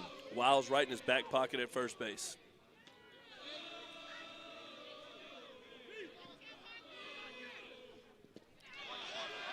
And nice job blocking it up. Great job by Draven Payne. That shows you for Cole that they believe in Draven Payne, too, that he can throw the breaking ball with 2 strikes. Mm-hmm. Really chance to rip off his best one. Great job by Draven Payne of keeping it in front. Wildcats could use a ground ball right here. They got one in the second that ended that inning. Could use another one right here. Gets a fastball. That ball hits to right field. Billings trying to get it. He does. They tag at third base. And they're going to. You got the out, but it's 3-2. Runner tags up, but you did get the out. That's their hardest hit ball of the inning, too. Yeah. So they hadn't really hit many balls hard there, but they hit a ball hard when they needed to, and it's a 3-2 ball game. Well, it's landed in the right spots, right? Like it hasn't been hard contact really at all this inning. Whereas on the other side, I feel like the Wildcats have gotten a lot of hard contact, but it's been in the wrong spots at times. Yeah. And it's really, been unfortunate for the Wildcats on the offensive side. So Wildcats choose to appeal third, and it looked close. It looked close. I'm glad we at least gave it a chance, so you have nothing to lose by checking third base. Runners at first and second. Wiles is playing way behind. We're back to Cooper Tompley's single on the first pitch in his last at-bat. He's a leadoff hitter. He swings his next first pitch again. Hits Aaron Keller. Again, get out of the inning. Wildcats still have the lead. Still have the lead. That's going to be the biggest inning of the game. And you're able to get out of the inning with still having the lead. I'm fine with it. All right, We'll see you in the bottom of the 4th inning. Wildcats will be swinging. Point Markets have everything you need to make your event, game day, or any day special. Discover our deli favorites like our signature chicken salads, hot meals, or explore our wide selection of beer, wine, and spirits. Hosting a crowd? Order our sandwich trays or party platters for easy entertaining. From tailgating essentials to Mardi Gras king cakes, Oak Point has you covered. Visit us today and love where you shop. Patterson Construction Group, building boutique-style homes and commercial spaces with trust, transparency, and precision, right here in the heart of Central. As proud Wildcat Legacy sponsors, we're investing in the future of our community. Patterson Construction Group, for the life you're building. Discover your new GMC right now at Ross Downing GMC of Gonzales. Come finance a 2025 GMC Sierra for $617 per month for 84 months. The search is over. Visit us today at Ross Downing GMC of Gonzales. When quality and precision matter, trust the experts at Smith Tank and Steel. We deliver API storage tanks on time, on budget. All right, we're back here, bottom of the 4th inning. Gators get 2 in the top of the 4th to make it a 3-2 ball game, and it's going to bring up Houston Miley, the third baseman.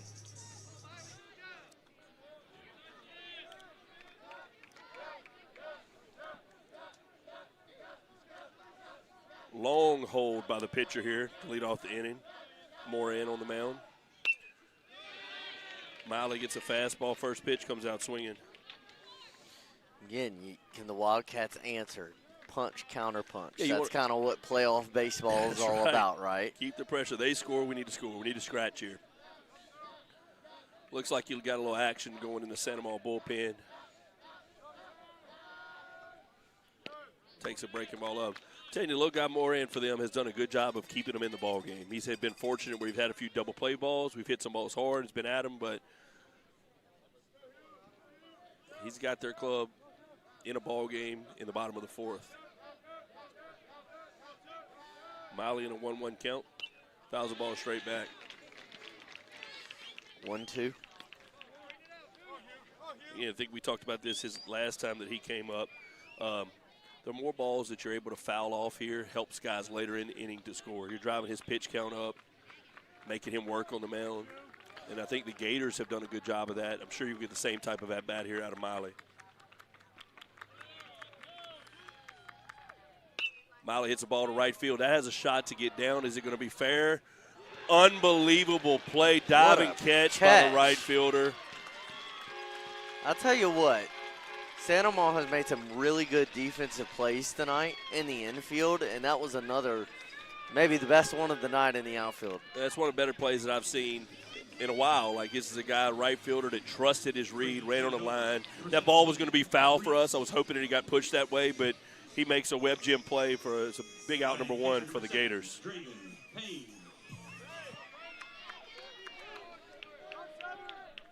It's going to bring up Draven Payne.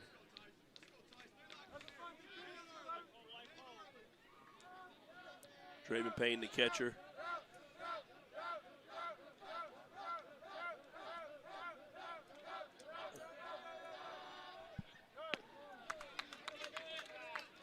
And he's not going to K many guys. I don't know if he has a K on the game yet, but he needs his defense to work, and they are working for him right now.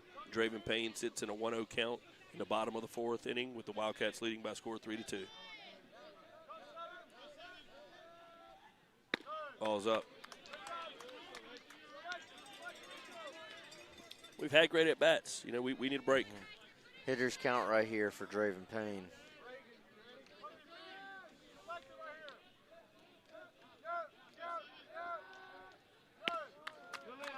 .3-0 count. This should be a take here. Nobody on. Draven at the plate. Make him throw a strike. Make him throw a strike.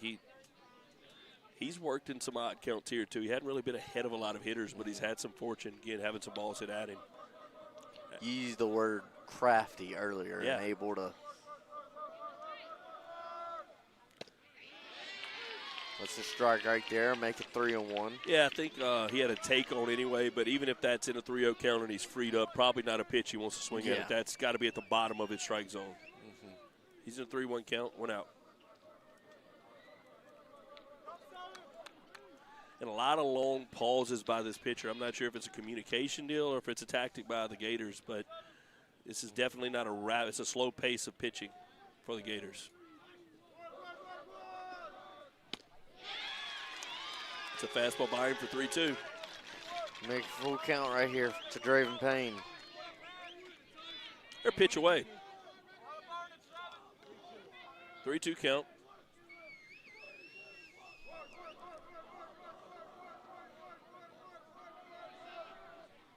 Draven fouls the ball back. Good, spoiling pitches. It's a good at-bat. It's a good at-bat right now. Got him to a full count, just fouled off a pitch, making him work. And the Gators have somebody hot in their bullpen. He went down there at the start of the inning. He's starting to heat up his pace. So you wonder if we turn the lineup over the next time. I think this might be this Moran's the last time through the lineup. Draven hits the ball in the hole at shortstop. Shortstop makes a throw across the diamond for out number 1. Great play by the shortstop. It was a good at-bat by Draven Payne.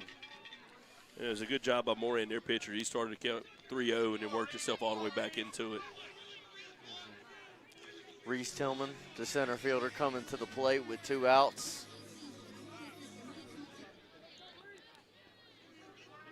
Same kind of deal here. We saw Santa Maria do it early in the game. We've had 2 quick outs.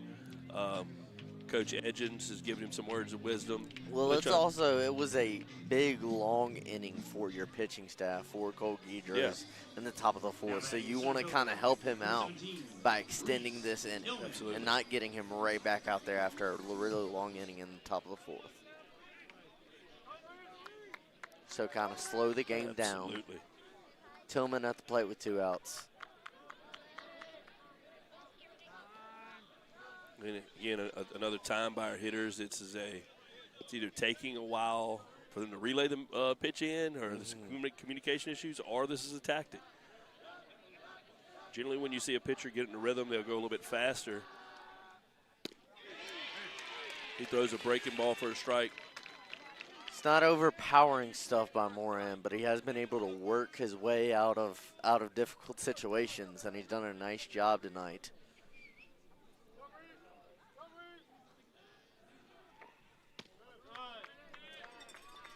And a lot of times he's working back from the count. He's having to go fight back in the count. It's not a lot of first pitch strikes. No. But he did there with his breaking ball. He's left it up a lot of the night, but he was able to get the first pitch strike for a breaking ball. But we're in a 1-1 count here again for Reese Tillman. Reese swings at a ball, bottom of the zone, fouls it off. He's in a 2-strike count.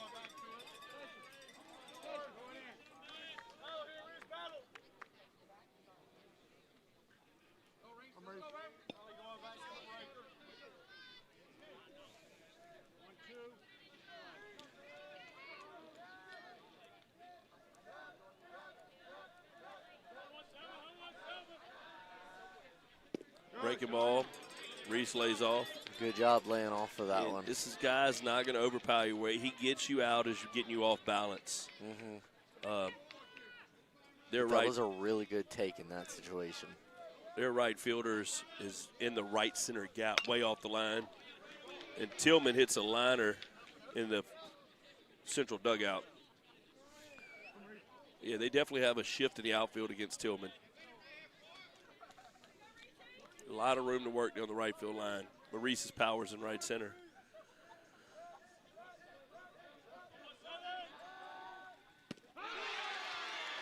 Takes a fastball, strike number bottom 3. of the zone for strike number 3. 3 up, 3 down for Sandoval. Well, that's what Sandoval needed. They won that inning right there. That's a big inning for Sandoval, but we're going to head to the last 3 innings right here, and we'll see you next time at the top of the 5th. When quality and precision matter, trust the experts at Smith Tank & Steel. We deliver API storage tanks on time, on budget, and with unmatched safety standards. From new construction and fabrication to on-site repair and turnkey solutions, our in-house team gets the job done right. With headquarters in Gonzales, Louisiana, and additional offices in Livingston and Houston, Smith Tank & Steel proudly serves clients across the nation. Call Smith Tank & Steel today for your free quote.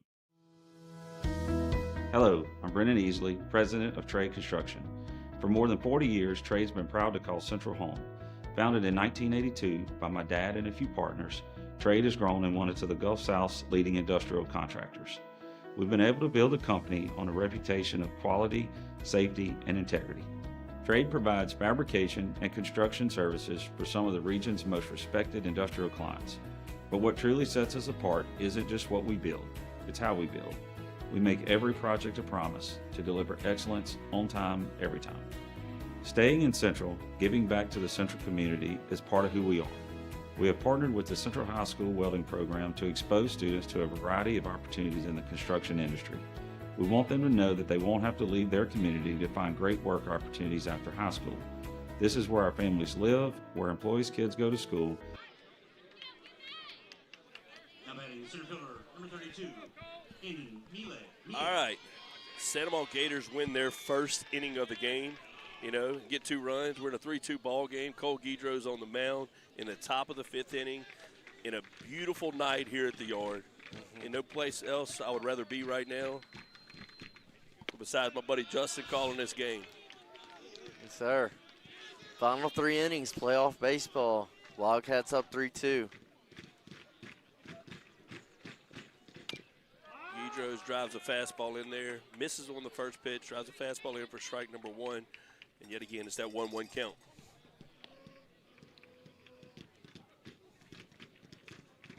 A lot of energy out of the Sandoval dugout. They're very energetic. Yes. They show bunt.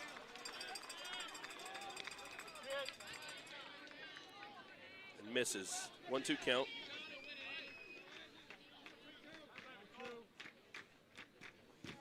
This is Andrew Miet. He struck out and singled to center, and he's fighting. Again, one thing you've noticed from their ball club as well, like Cole Guidros is a strikeout pitcher. He K'd the side to start off the game. They battled. You know, they're not going down easy right here. I think they've struck out only one time since then. Could that be two? No. Ball must have missed off the outside corner. It was a that one was close. It was a very competitive pitch. That was very close. Yeah.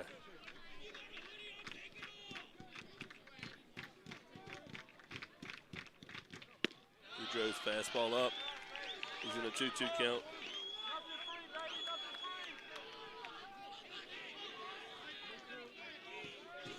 A 3-2 count.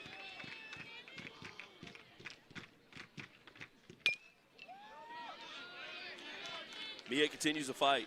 Again, they have done an unbelievable job of fouling off pitches and driving up his pitch count.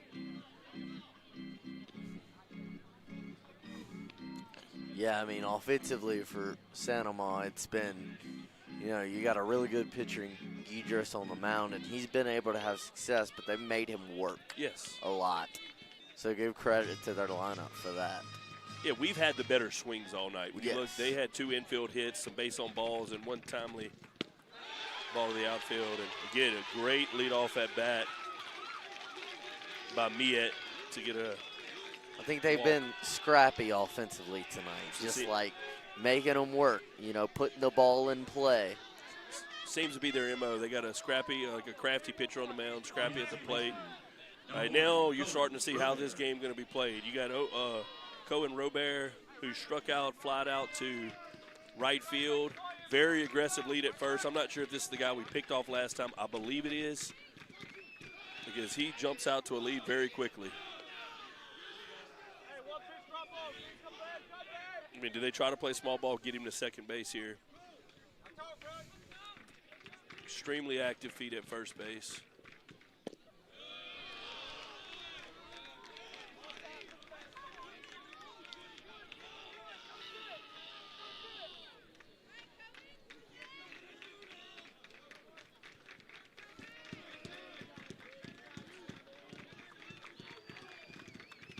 One-0 count. Top of the 5th inning. Guidros on the mound for the Wildcats. He's a fastball up. And Santa Mo has a lot of energy coming out the dugout. But, hey, look, we just need that ground ball double play. He can get it for us. He's gotten one early in the game. That's what the Wildcats are looking for right now.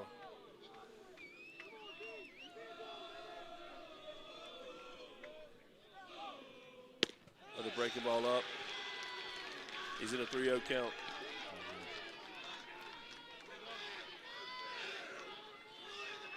Cole's the guy. He's been the guy the whole year. They got to believe in him right here. I know I do. I believe in Cole Guidros right now.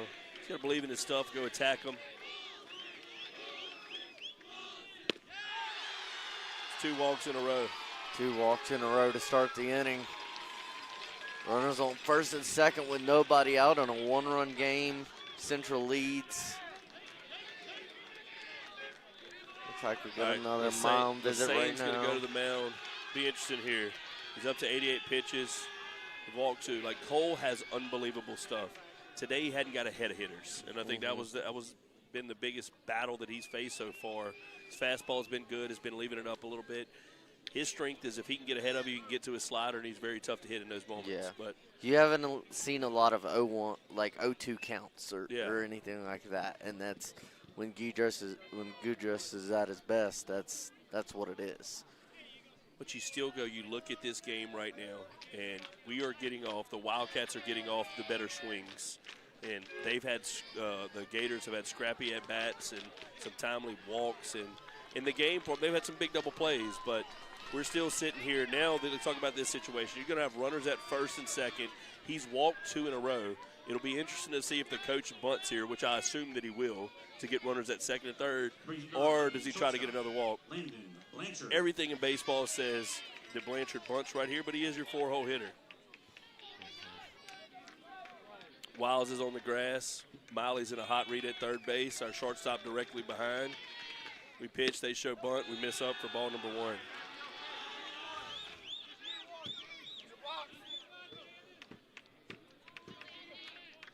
Again, Wiles is really aggressive with his bunt coverage at first. 3 steps on the grass. They square, and we get strike number 1. 1-1 count right here. With a 1-1 count yet again. Showed Bunt twice. He shows it again. We're going to get the ball down. Gators has the ball, tries to throw it out. He's out. He's out at first. That was a good job of that base runner, too. It was a sack bunt, but he got his butt down the line. And big play by Coles Gators. Again, talking about having a shortstop on the mound. That's not an easy play. That's the second big play defensively that Gators has made tonight. Anybody else on the mound, that thing could have got hairy because he got a shortstop that throws a strike to first base. That's a good job by the Wildcats to be where we are. We'd like the out with runners at second and third base, and it looks like that's going to be it for Cole Gators on the mound as Coach Carroll takes a visit. He's giving us a chance. Love watching Cole Gators work. He waits to see what we got coming out of the bullpen. Looks to be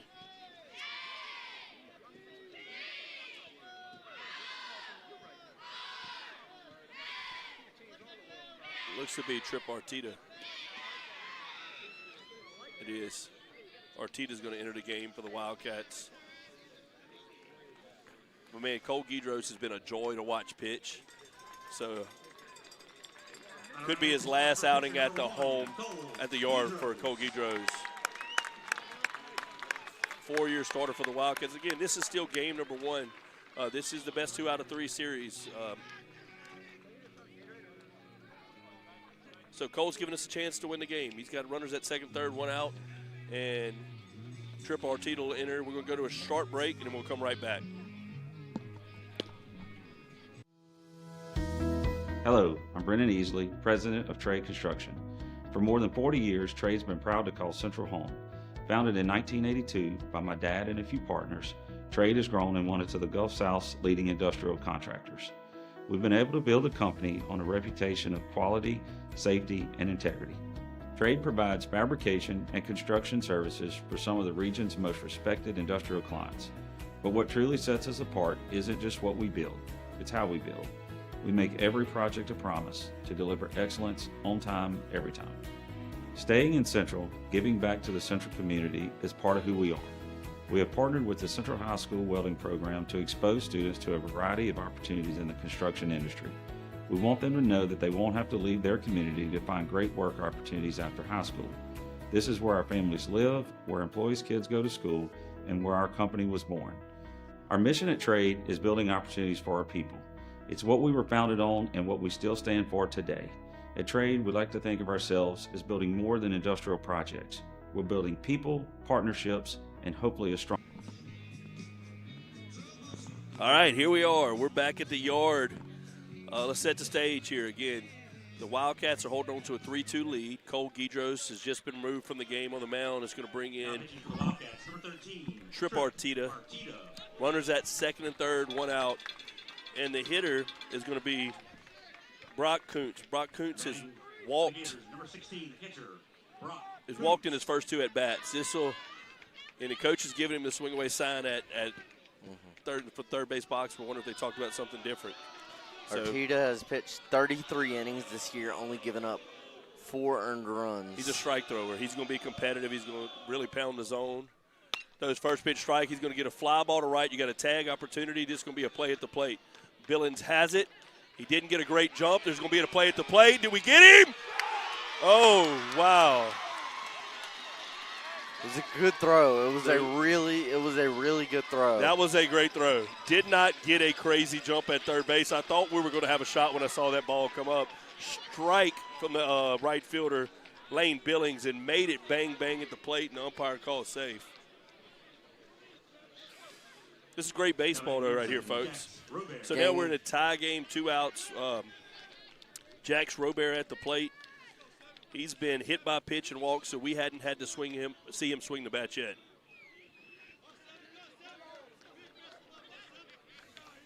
Well, that's what you want out of Arteta, dude. Arteta's a strike thrower, so he comes out, throws strike number 1, gets the out, gives us a chance right here. So Arteta, the senior, rocks and fires. Throws a breaking ball for a strike. I love seeing the success. Tripp's had a great senior year for him. First time to really get a lot of innings for the Wildcats, and he's had an excellent year. Another breaking ball that misses off. Runner at third is trying to be a distraction to Tripp Arteta, showing a lot of late movement.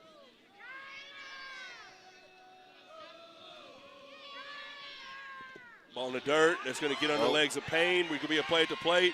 When there's no throw, he can't pick it up. And the Gators take the 4-3 lead. Ball in the dirt, bounces away from the catcher. Draven Payne tries to go up and get it, but by the time he did, the runner across the plate. Now, Sanama from down 3-0. Sanama leads 4-3. Yeah, Payne's been so good. Like, you look at the blocks that he's made earlier in the game, too. He said, we caught a bad break, but we just got to settle in and play. We're more than capable of scoring 6, 7, 8 runs in this game. And Arteta's around the zone again. He's in a 2-1 count. It's playoff baseball. You know, this is what it should be. We're fine. He draws a walk.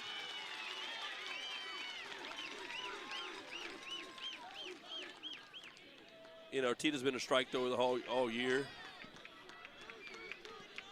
And this is his first playoff experience for Tripp, too.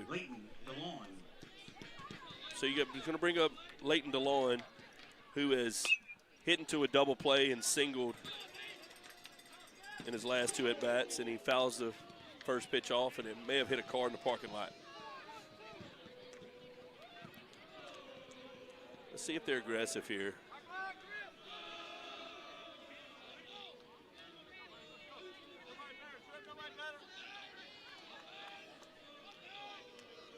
Slide set from Arteta. He's going to get a ground ball, base hit to right field. Not a hard hit, but it's a well-placed ball by the Santa Monica Gators. They have runners on first and second. Arteta's kind of the same way. He's not going to K a lot of guys. He's going to need some balls to be hit at you, so I still like where we're at. This is going to be Tripp style. Carter Stevens up to the plate, the left fielder for Santa Monica. He had an RBI single earlier in the game. Yeah, he's had 2 great at-bats. He's hit the ball, I believe it was a liner through the middle or a ground ball through the middle that we dove and tried to make a play at first, and he had a great at-bat in his last at-bat with another infield single. And he takes ball number 1. And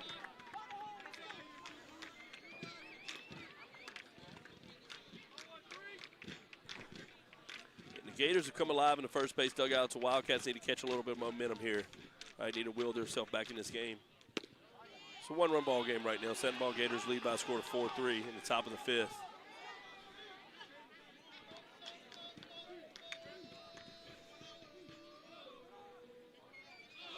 Hitters what looks to be a 2-0 count.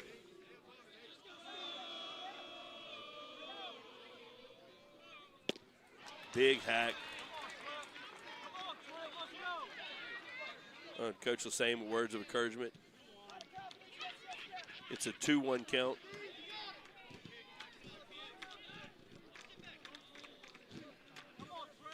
This is where you need to talk to him a little bit. If you're on the team, talk to him. Let him know you're behind him. All right, he's going to get you a ground ball. He's going to get you a ball in play. What you're saying, trying to encourage him to attack the zone. Now the Gators are in a 3-1 count. 3-1 count, runners on first and second. Already 2 runs scored in this inning for Santa Monica. Yes, he catches a break, yes. So is a ball way up in the zone at the batter's eyes, and he gets a check swing. We need that to be the turning point for us. You know, you got a break, let's capitalize on it. So you got 3-2, 2 outs. They're going to be moving on the pitch right here. Big pitch right here. And they're moving. Ball's fouled straight back.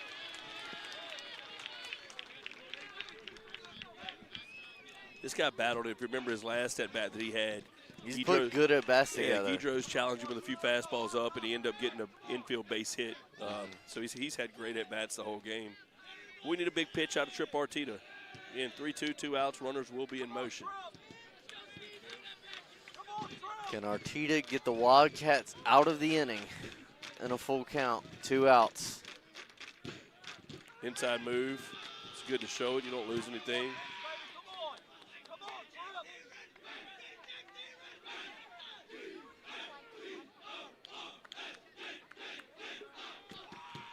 Moving on a pitch. Seems a breaking ball down in the zone or an off-speed pitch, and he fouls it way out of the park. Good at bat being put together right now. Yeah, this guy's had a day at the plate. He's not going. I can't see him going down looking. If he goes down, it's going to be swinging. And Coach was saying, giving words of encouragement. Trip Arteta, he's had a great year for him. He's in the playoffs, trying to have a moment. Stevens continues to foul ball straight back. That's what, 3 straight foul balls? Yeah.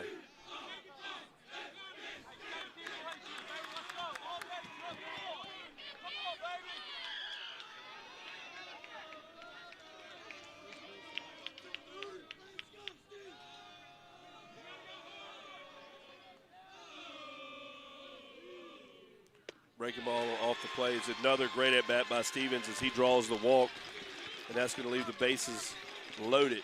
Bases are going to be loaded here with 2 outs. You're going to have Parker Guidry, third baseman, come to the plate.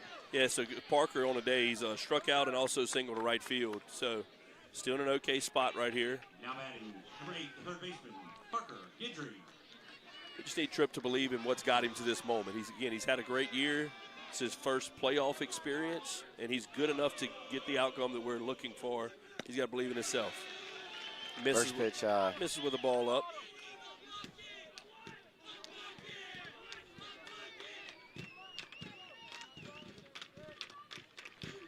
Bases loaded, 2 outs. Yeah, Gators are out up in the dugout. We got to find a way. If we get out of this inning, if we find a way, then we're going to steal all the momentum back right here. So.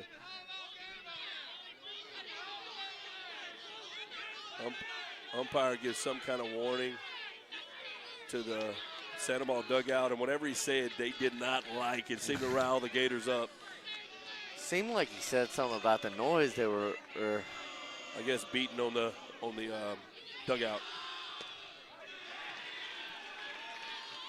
They've been making noise in the dugout all game, though. Yeah, I think it was kind of beating on the pad. Yeah, that makes sense. The 2-0 count. 2-0 count. 3-0. Again, this is a 3-game series, which makes it tough because you got to watch who you can go get in these situations. Like, you don't want to burn your whole bullpen. You got starters who are, you have to go throw tomorrow. Trip Arteta's been great all year. They need him to settle in and do his thing he's been doing all year. But it's a 3-0 count right now. Bases loaded, 2 outs, and he throws a strike. Come on, Trip.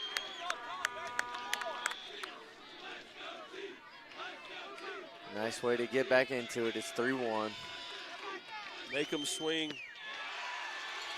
And he walks in ball 4. He's going to walk in another run. 5-3 Santa Ball. 2 straight walks. Again, what's killed us right now, you haven't really hit the ball hard.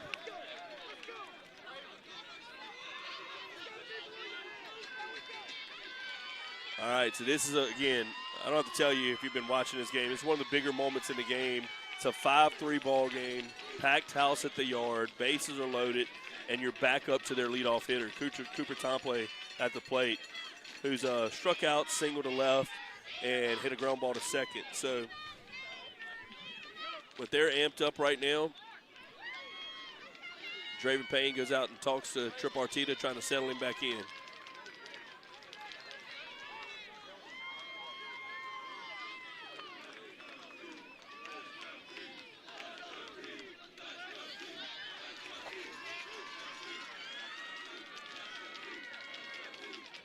That's what you like to see you guys communicating, showing Trip that you believe in him. He's going to get a ball up. He should be out of the inning here. That ball's hit to left. We are under it, and we make the grab for out number 3. Get out of the inning. Rough inning right there. But look, so the Santa Ball Gators have scored 2, and they scored 3. They've scored in back-to-back innings. They have taken the 2-run lead. I like what we're seeing out of the Wildcats at the plate. We're going to need to catch a break here, right? Just trust your at-bats. The ball's going to find a gap for us, and we're still in the ball game right here. We'll see you in the bottom of the fifth. Hello, I'm Brennan Easley, president of Trade Construction. For more than 40 years, Trade's been proud to call Central home.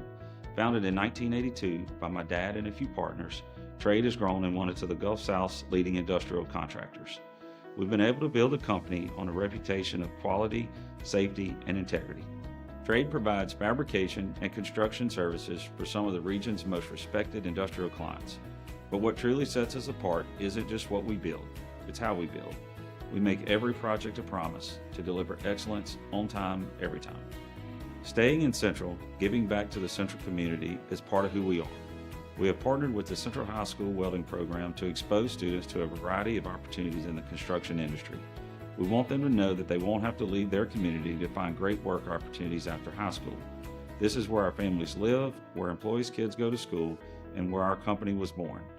Our mission at Trade is building opportunities for our people. It's what we were founded on and what we still stand for today. All right, we're back here at the yard. Bottom of the fifth inning, Gators take the 5-3 lead into the bottom of the fifth. They score in back-to-back innings, scoring 2 and 3. Wildcats, as we said in the break, they've had great at-bats the whole entire game. We need a timely hit. This is going to be our second time through the order. After Peyton, this will be our third look at this guy right here. So tip your cap to Moore, and he's done a good job keeping his team in the ball game. We'll be getting off really good swings. Peyton Wall is your hitter.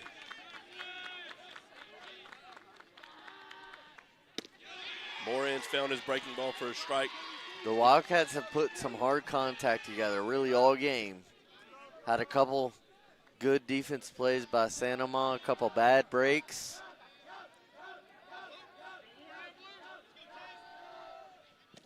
Ball's up in the dirt. But you believe in what the offensive approach in the first 4 innings of this game for Central was very, very good. And eventually these hits are going to start to fall your way if you just keep and stay consistent at it. Good. Misses with a breaking ball down. Peyton Wall is a senior. You'll see him on the mound in the first game tomorrow night for the Wildcats, or tomorrow.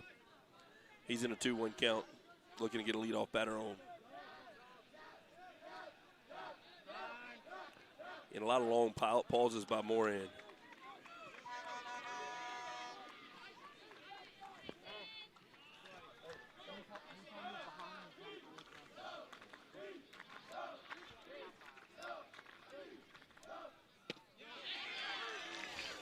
He drives a strike in. Peyton didn't like it, so it's probably not a pitch that he wanted to handle in that count right there. Give his best, because you're looking to get your best swing off, but he's in a 2-2 count right now. Another long pause by Moran. He rocks and fires. Breaking ball up. Misses over the top of the strike zone. And we're in a full count. And they're looking for the senior to have a big at-bat here. Trying to get the leadoff batter on. Yeah, leadoff. That'd be big.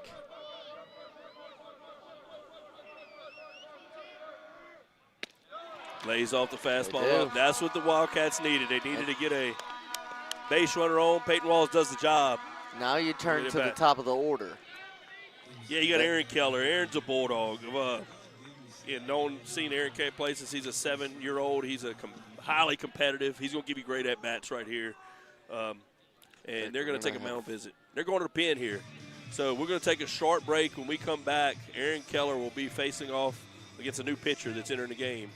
We'll see you in a second. Hello, I'm Brennan Easley, president of Trade Construction.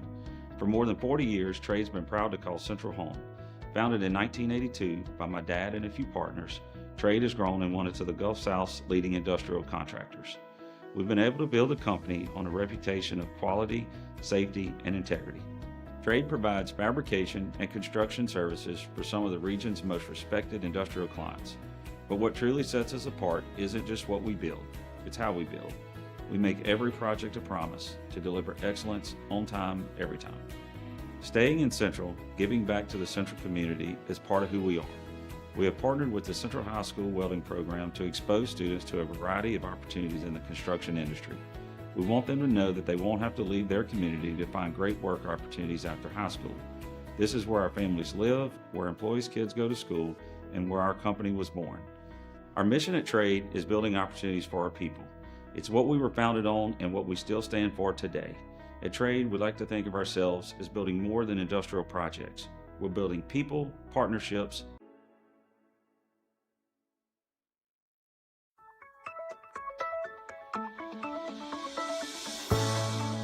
Taking care of your property takes time. It's one of the biggest challenges of ownership.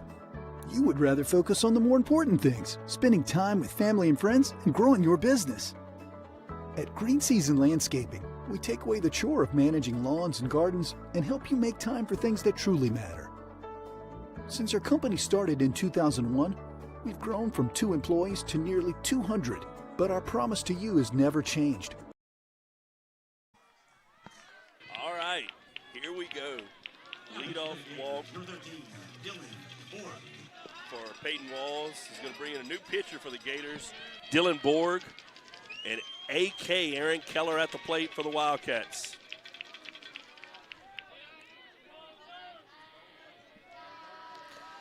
Got the leadoff runner on.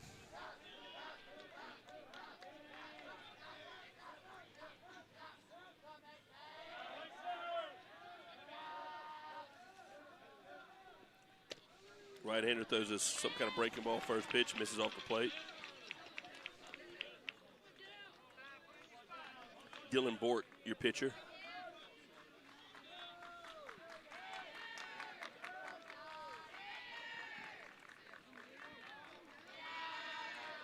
Bort rocks and fires. There's another breaking ball off the plate.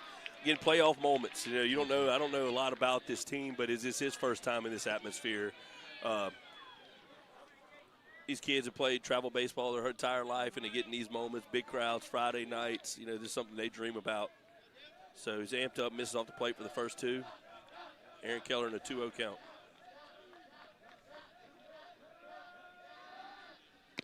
And 3-0. That's what the Wildcats need right here. They need base runners. And Bork's having to go through the meat of their order, too. 1, 2, 3, and then just with those 3 balls, the Gators are actually starting to get some action in their bullpen. I believe they're warming up. Number 18, it should be Colton Schilling, goes down to the bullpen to warm up.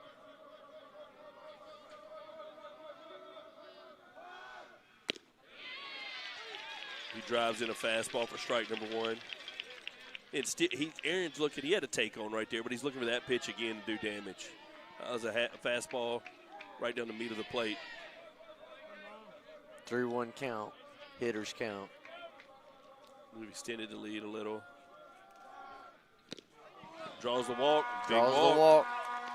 First two batters of the inning get on base for the Wildcats. That brings a tying run to first base, and your shortstop's going to come up.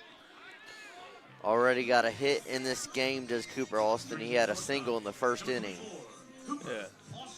Cooper's a 3-year starter as well. He's a junior. He's, a lot of experience for the Wildcats. He's been in these moments. He's played catcher early in his career, first 2 seasons of Wildcat. He had to move to shortstop this year to help the team out.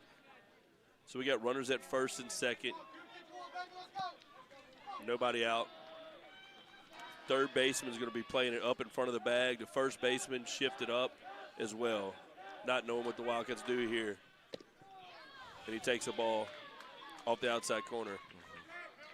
Looked like they were expecting bunt here. They crashed hard with the shortstop behind, trying to get us to go back to second base and throw a quick pitch, but we didn't have the bunt on.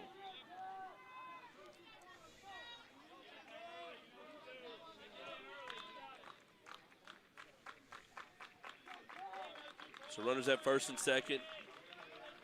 Cooper Alston, your hitter. Bork on the mound. They run wheel play, back pick, and they pick us off at second base with a wheel play. So what that is, from our baseball guys out there, they crash hard with their shortstop to third base to make you look like they're coming for bunt. And as soon as when he darts to third base, the catcher's going to drop his glove, and the second baseman comes behind him, and they execute it to perfection. And that's a big play for the Gators right now. Yeah, that's big. Pick us you off. got the first first two batters of the inning get on base, and then you got the pickoff at second. And then they catch a little momentum here, too. So, the inning's not dead. I mean, we've scored with 2 outs in this game already for a couple of runs. Need to find a way to regroup and settle back in. And it's the heart of your order right here.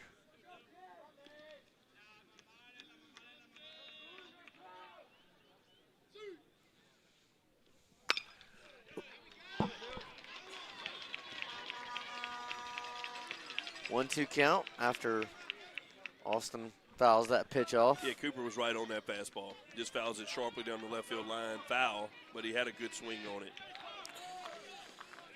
Wildcats have put a lot of good swings on the ball tonight. Could use another one. They've done it plenty of times before. Oh. That hits them. Breaking ball to the butt cheek right there, and it's going to get what we need any way you can at this moment. Hey, you got second and first again. Yeah, 1 out. With 1 out now instead of 0, but you're back where you need to be. You got a runner in scoring position, and you got Brazen Hardzog, the left fielder at the plate, who had a single in the first inning himself. Hardzog's had a great year. I mean, the Wildcats, he's the guy you want walking to the plate right now in this situation. So you got Austin at first, you got Aaron Keller at second base, Hardzog the hitter at the plate.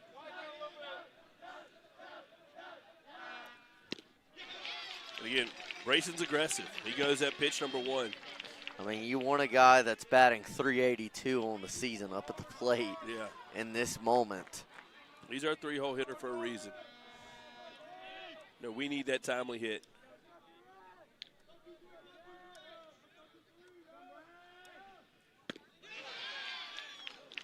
He misses off the edge. And aggressive feet work by the catcher, too, as he looks to back pick. Holds the ball, but they're looking to any way to get out of this inning besides having to get Brayson Hartzog out. Pick off a guy, throw behind. They delivered a 1-1 pitch. That's going to be a base hit, and they're going to have to hold him as the left fielder was on it pretty quickly. And it's a big hit by Hartzog, as that was going to leave the bases loaded. It's a very good hit right there by Hartzog, but now you got a guy coming to the plate, and Brady Wiles that had an RBI double in his last at-bat. Yeah, he's the guy you want. Yes. He's the guy you want in this situation. RBI double, drove in some runs in his last at-bat. This is who you want up to the plate, Brady Wiles. Brady's had good swings. Like, he flew out deep to right center in one of his first at-bats. He could leave the yard in a hurry, and this place would lose their mind if he does it right here. So Brady with the big, deep breath as he settles in with the bases loaded and 1 out. And he takes an off-speed up in the zone for pitch number 1. First strike. So 0-1 count. Bases are full of Wildcats as they're down 2 in the bottom of the 5th of round 1 of the playoffs, game number 1.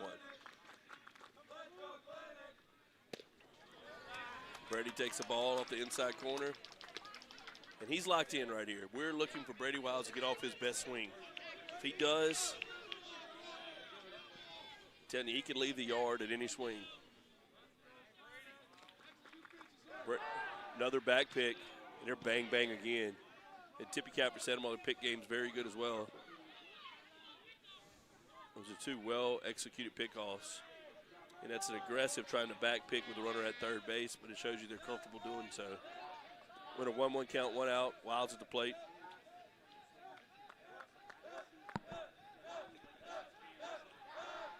It's a breaking ball. He hits it to center. Does it get over his head? He's got a beat on it. He hit it to the deepest part of the park, but that's going to get 1 run. That's a great at-bat by Brady Wiles. Again, that's going to bring in a run for the Wildcats, make it 5-4. Brady Wiles had an RBI double earlier in the night. Just drove in another run with a fly out to the deepest part of the yard. Put some really good at-bats together. He hit that ball really hard. Off the bat, I thought that ball was down. It was a great jump by the center fielder. And for our part, like, he hit that to the hitter's eye all the way, caught it about the 340 sign for us. All right, so look, this is interesting in baseball too. We're down 1. We have runners at first and third. We have 2 runners on the base pass. Billings at the plate. Do we put a special play on here? We'll see. Righties in the game. Runners on the corners. 2 outs. Billings is in the meat of your order. They'll give him a chance to swing. Again, Lane had a ball to the pitcher, and he flew out to left. He's played in a lot of big moments, played some big playoff football games, some big baseball games in his life as well. And he gets a pitch. That's going to tie the game, folks. Through. Big hit for Lane Billings. And the Wildcat fans coming alive. You can hear the horns blazing. Huge moment for the Wildcats. Just what we needed. We capitalize on the walk this time. We get the timely hits. And the momentum is swung back to the Wildcats. So you had the walks earlier in the inning. You had the 2 walks. Then you had they pick off another hit. Yeah, they pick. Whether they're sitting in the spot they are, they pick off a guy at second base. If not, this inning totally changes. You know, we're putting great at bats out there. So you got runners at first and second. Miley's your hitter. You got the fly out to center to bring in a run for Brady Wiles, and then the RBI single from Lane Billings, and it's a tie game. Oh, hit by pitch, and first hit pitch. by pitch. Again. Bases are loaded. And that's gonna bring up Draven Payne. Yeah, Miley would have hit by pitch. Houston Miley hit by pitch. Draven Payne up to the plate, the catcher. And a 5-5 game, bases loaded. 2 outs in the inning. Yeah, so look, it goes both ways. You still are high school kids playing in environments like this, knowing they got to win 2 out of 3 or they go home and their season's done for the year. So if you haven't been on the mound in those moments, there's a lot of adrenaline running through your veins right now. And you saw we've struggled in some moments because it's our first time to get out there. This is their first time too. So Wildcats have done an excellent job of capitalizing on some base on balls with some timely hits. We need another timely hit out of Payne.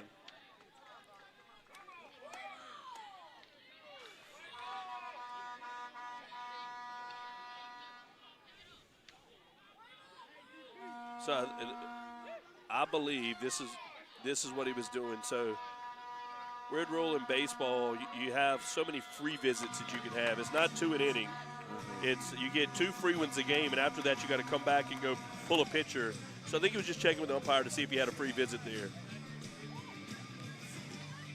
The horns are alive in a tie game in the bottom of the 5th. Central went into the inning down 5-3, but as we said earlier, been putting some good contact on the ball all game, and you have a few walks that help you out. Then you have the Brady Wiles hits fly ball to center to the deepest part of the yard. Yeah. Lets a runner tag up. Lane Billings gets an RBI single to tie it. Then Houston Miley gets hit by a pitch. So we got the bases loaded on a Friday night in the yard in the bottom of the 5th with 2 outs. Draven Payne at the plate. Man, it's standing room only right here, too. Like, if you're in Central, if you're not watching this game or at this game, I don't know what you're doing, folks. But it ain't this. Draven Payne's at the plate. And he takes it. Fouls that one off. Fouls it straight back.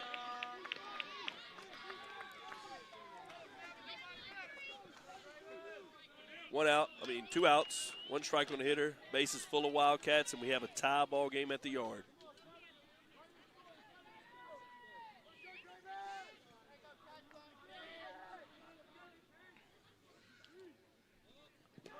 Ball in the dirt. Great job by their catcher. Great job blocking that one up.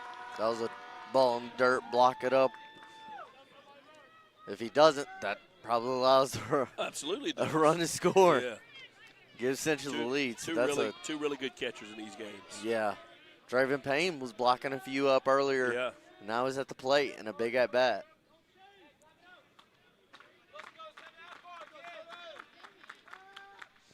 Draven gets a ball, a fastball that he likes is a little out in front. Miss.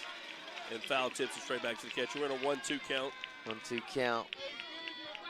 Again, we've had big 2-out hits. That's how we got our first few runs here. We need Draven Payne to try to come through with another one here for us.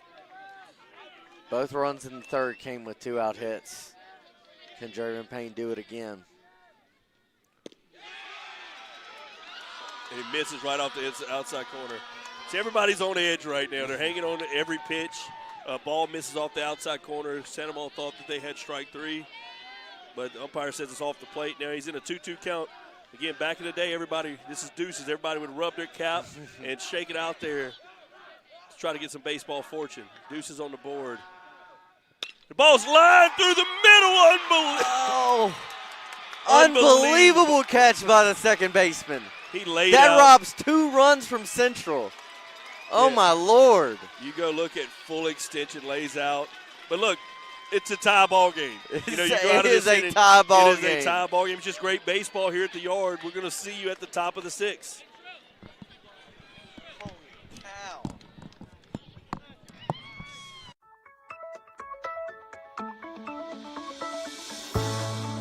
Taking care of your property takes time. It's one of the biggest challenges of ownership. You would rather focus on the more important things, spending time with family and friends and growing your business. At Green Season Landscaping, we take away the chore of managing lawns and gardens and help you make time for things that truly matter. Since our company started in 2001, we've grown from 2 employees to nearly 200, but our promise to you has never changed. Reliable landscaping, irrigation, and lawn care performed by experts. Green Season's technicians show up when and where they're supposed to with the skills and proper training required to care for your property. We also understand the importance of clear and consistent communication. We have a motto: set expectations early and communicate progress often. And above all, do the right thing. That's why we've become the contractor of choice for home and business owners, property managers, governmental organizations, and contractors throughout South Louisiana. Green Seasons Landscaping. Reliable service performed by experts.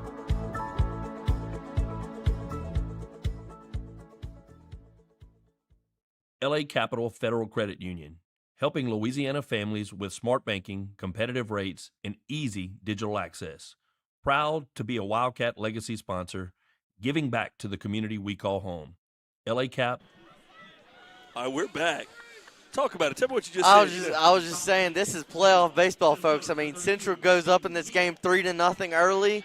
Then Sanoma with 2 in the 4th and 3 in the 5th goes up 5-3, and then the bottom of the Central Angels with 2 runs. We got a tie game at 5 in the top of the 6th.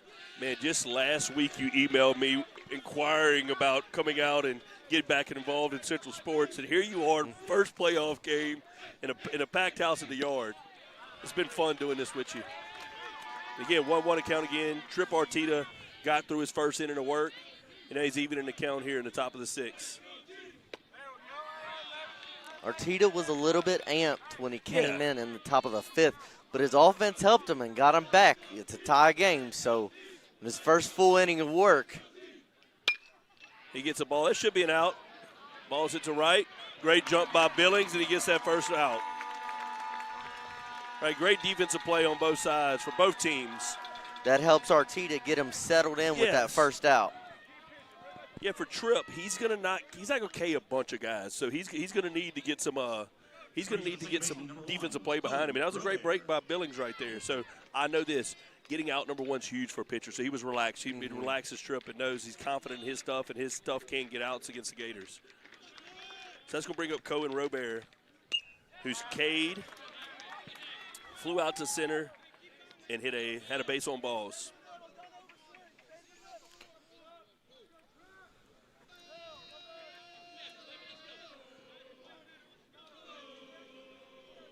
Oh, 1 count. Breaking ball. That ball's hit well. We're trying to run back to the wall. We're at the wall. And we make the grab. Do we get it? Oh, it got squirrely in left field. He hits it all the way to the wall. That one is hard to see for us, folks. That was hard to see. Hard time. I love Brayson. He didn't help us a lot right there. Wasn't the most comfortable fly ball that I've ever seen caught in left, but he goes back and nearly catches it near the ground for out number 2. It's an out. It's an out. All that explanation. It's 2 outs in the top of the 6th, and the Wildcats need 1 more to be able to pick up the sticks.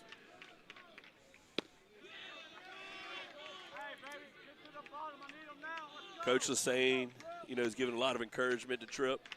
And again, I'm so proud of Tripp and the year he's had his senior year. I actually host a wiffle ball tournament in my backyard, and Tripp plays in it every year. He's been dominating in the wiffle ball tournament for years. It's fun to go see him actually do it here at the yard. So he's back even in the count 1-1. Getting the wiffle ball tournament prepares you for these moments right here, Justin. No doubt.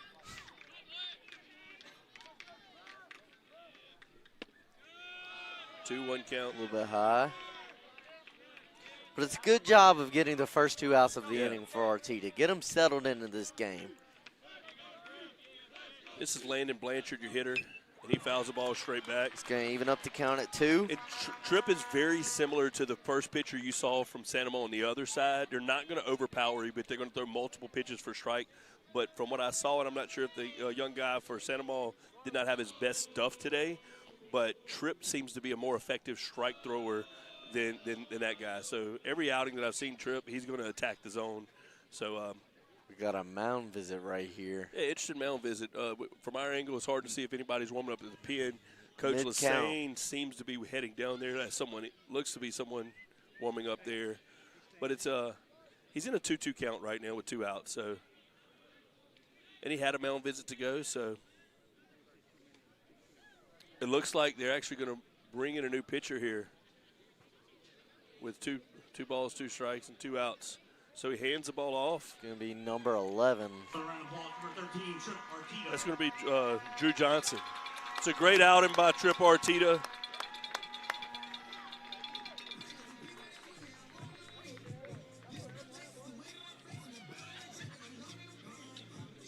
Drew Johnson.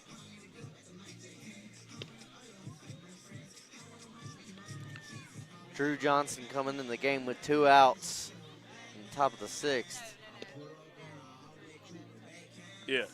So, Drew Johnson's going to be your new pitcher. We'll go to a quick commercial break, and then we'll catch you right back. LA Capital Federal Credit Union, helping Louisiana families with smart banking, competitive rates, and easy digital access. Proud to be a Wildcat legacy sponsor, giving back to the community we call home. LA Cap FCU, your trusted financial partner. My name is Blake Linksweiler. I graduated from Central High in 2005. I'm the president of T3 Electrical Solutions. We're an electrical contractor based out of Central. We do commercial electrical, residential, standby generator installs, maintenance, service. We're very involved in the projects from start to finish, making sure that what we have is the end product that the customer expects. The reason I support Central, I think our school system is the lifeblood of our community. I think it's the backbone of everything. It starts there. The people that are in that community that we're investing in, the young people that are growing up and getting jobs and then wanting to stay in Central. And all right, we're back here. Drew Johnson's down the mound for the Wildcats. He's going to inherit a 2-2 count with 2 outs. It's an interesting pull in the middle. You must have something mid count. Yeah, it's 2-2. I think you could have some injury, maybe from Arteta, or some concern there. That's going to fill up the count. The ball low for Drew Johnson, the left-hander. So you got Drew Johnson here. From what I've been told, Darian Diaz is warming up in the bullpen as well. He comes in, he gets a fly ball. It's a communication ball. Oh, they let it drop. So here's what happened. You get a ball that's kind of hit in the triangle between short, second, and center field, and nobody takes it. Nobody takes control of it. So let's hope that don't hurt us. We need to be able to recover for something like that. But we got the pitch that we wanted. We got the play we wanted. Again, tough break for the Wildcats. Drew Johnson did his job right there, getting the pop up, getting the fly ball to center. All right, got to do it again with. Got Brock Kuntz at the plate, the catcher for Santa Mo. Yeah, Kuntz has had 2 base on balls, and it flew out to right. He's put some good at-bats together with those 2 walks. Yeah, Drew Johnson, lefty. I think this is, again, his first playoff appearance as well. An aggressive lead at first base. This is our first time seeing a lefty. But the first time they'll see a lefty there. Tried to pick off attempt right there. Yeah, keep the runner honest. A lot of times with lefty, you will see him starting to push what they call their primary lead. And he seemed to be doing it here. A lot bigger lead than they have against our right-handers. He misses up for ball number 1. What a game, folks. Again, playoff baseball Friday night. 2 powerhouses, 2 legendary programs, Santa Monica Gators and Central Wildcats at the Yard. Gonna make it. Yeah, it's a little communication issue. I'm not sure if he's in trouble with the ball, but Draven's going to his knees there on a ball that's not bouncing. Not sure if he's not seeing it well or he's thinking a different pitch should have been coming. Got a 3-0 count right here.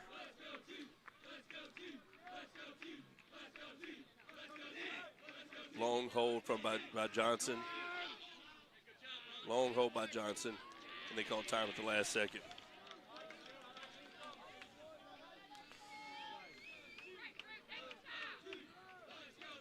Almost thought he might be considering a pickoff attempt right there. Yeah, I was. Too. I thought it was a long hold, but they walked. It's going to be a 4-pitch walk, so runners at first and second with 2 outs in the top of the 6th for Santa Ma. Yeah, they're going courtesy runner there. For the catcher. And that's going to bring up Jackson Robert. And so Jackson today has been hit by a pitch and a base on balls. Not sure what he did his last at bat. So Cooper Babin will be running at first base.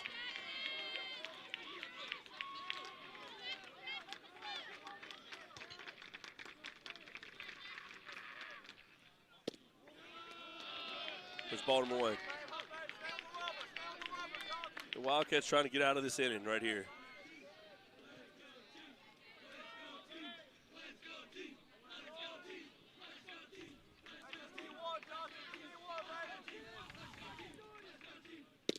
Here's the pitch, and he gets strike number 1 that he needs. So we're in a 1-1 count. You can get both guys are throwing punches back and forth. And both Johnson and Arteta, you're probably going to get some balls in play. You need your defense to work behind you.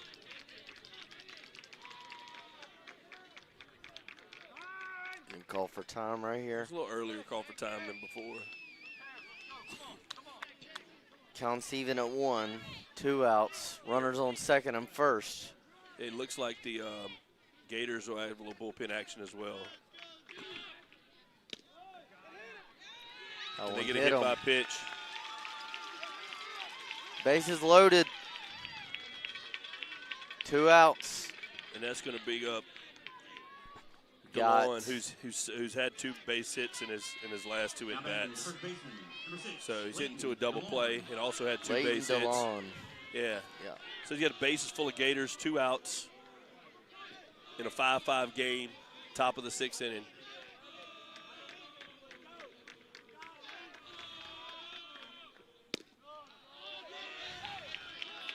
Misses high for ball number 1.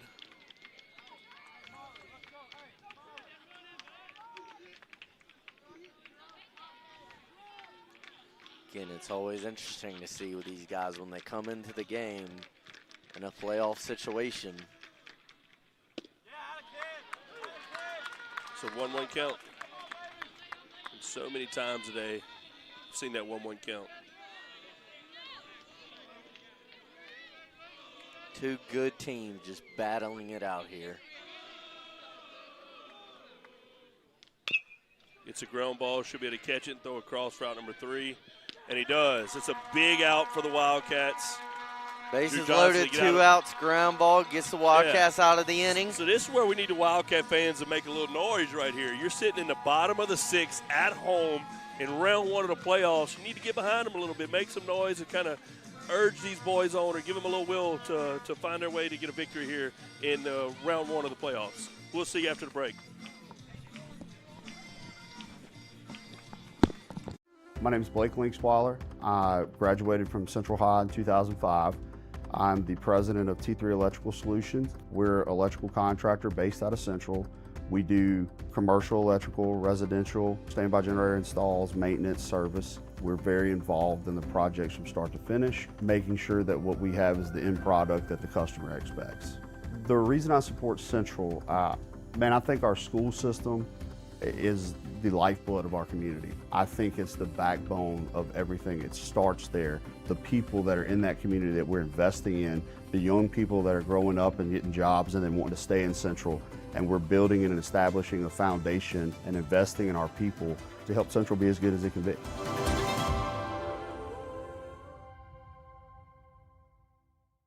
Central Dental Care has been serving Baton Rouge Smiles since 1992, and now we're proud to welcome our new location in Shoe Creek at 14305 Grand Settlement Boulevard. From cleanings to implants, veneers, and sedation options, we make dental care comfortable and family-friendly. Central Dental Care, let your smile shine. I'm Dr. Ross Lang. All right, here we go. We're at the bottom of the 6th inning, 5-5 ball game. Wildcats survive a scare in the last inning as we get out of a bases-loaded jam. But here we are, 5-5 ball game. Reese Tillman at the plate. We need a run and 3 outs to go win this ball game. You're going to have Reese Tillman, Peyton Walls, Aaron Keller, the three up. So 8-9-1 in the order.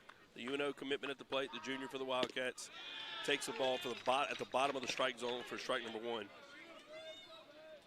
New pitcher in the game for This is Schilling, Colton Schilling, the right-hander. And it seems you've seen the velocity tick up every time. The lefty was probably a mid-70s guy, a little bit harder out of the last guy. This seems to have a little bit more velocity than the last guy, but I think this is what our guys are used to. Tillman calls for time. Got a 1-1 count right here. 1-1 count right here. Again, get the leadoff runner on. Or hitter on. It's so important. And 1-1 count, swung to 2-1 with the ball. Missed high. Tillman at the plate, the center fielder.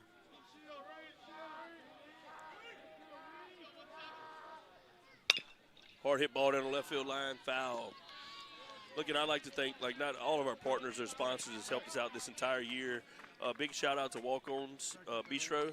They have the game live right now. They do that for a lot of our sporting events. So, been a very great partnership with those guys. And thank you for all our community partners that help out, make all this possible for us.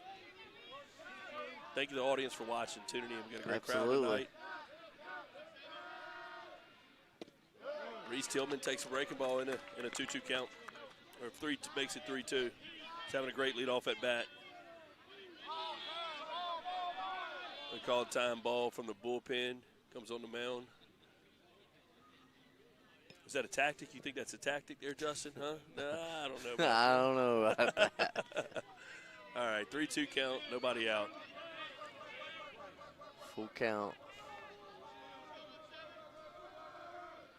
Tillman fouls the ball right in the dugout. Nearly gets Aaron Keller.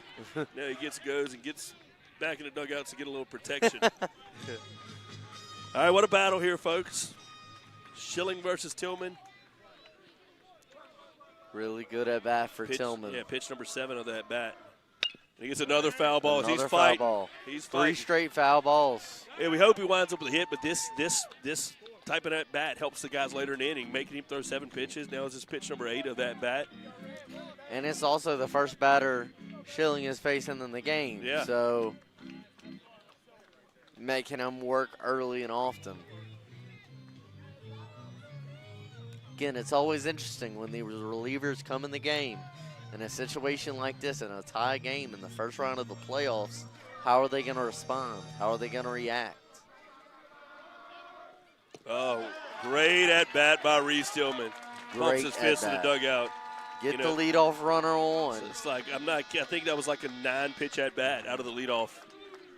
So for that guy, like you're saying, he wants to come in and get an easy out there, kind of get out number 1 under his belt, and we made him work right there. Grinded out of that bat, and he gets a leadoff walk. Got the DH, Peyton Walls. Yeah, Peyton's at the plate. Left-handed hitter, senior for the Wildcats. Again, he will most likely be your game 1 starter tomorrow. This is the best 2 out of 3 series. This is game number 1 of the best 2 out of 3. He takes the ball down for ball number 1. And the Gators warming up. Yet another pitcher in the bullpen. Seems to be a lefty tossing this time.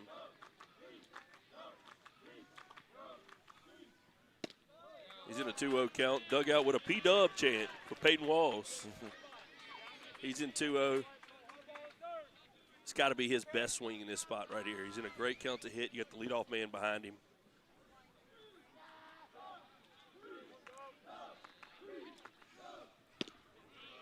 Here's strike number 1. So he's in a 2-1 count. And Reese Tillman's a good runner at first base, too. That's your center fielder. So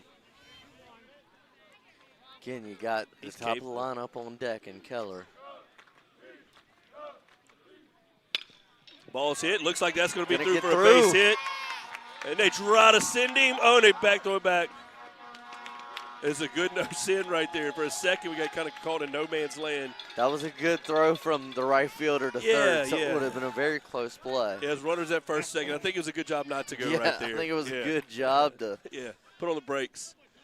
All right, here we go, folks. You never want to make the first out at third. No, not especially when you're looking for one run right here. So you got runners at first and second. Your leadoff batter is up. Most likely you will see a bunt right here. Move the runners over. Yeah, you need 1 run and 3 outs to go win this ball game. So they're going to take a mound visit. Well, let's stay here for this moment right here. It's a big moment in the game. Again, thank all the sponsors. The crowd has been great. Thank everybody for hanging with us the whole night. We've had a pretty consistent viewership the whole night. So what a game, huh? What a game. Yeah. I mean, with Justin Babin, he's going to be doing a lot of games with us in the future. He'll probably take this thing over full-time next year. Check out his podcast as well, Babin on the Bayou. So he's a class of 2022 graduate that has emailed me last week, and it took him a week, and he's on the job here. So we're glad to have Babin be a part of this, the Wildcat Network. All right, so runners at first and second. You got Aaron Keller as your batter. Leadoff hitter, handles the bat well. Looks like a bunt situation. Let's see if we do it.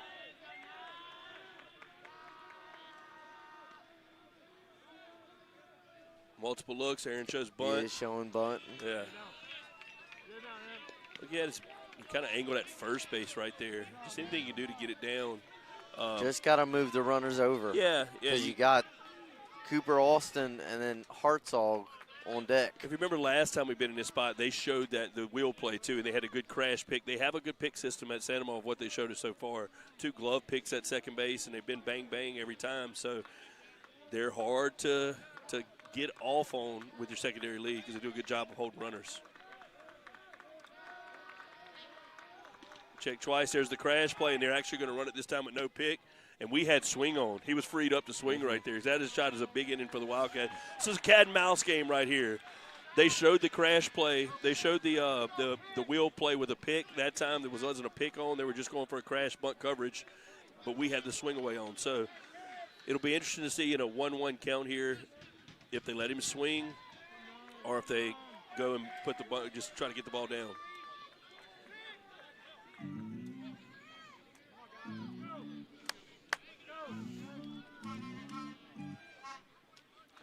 Okay, runners at first and second.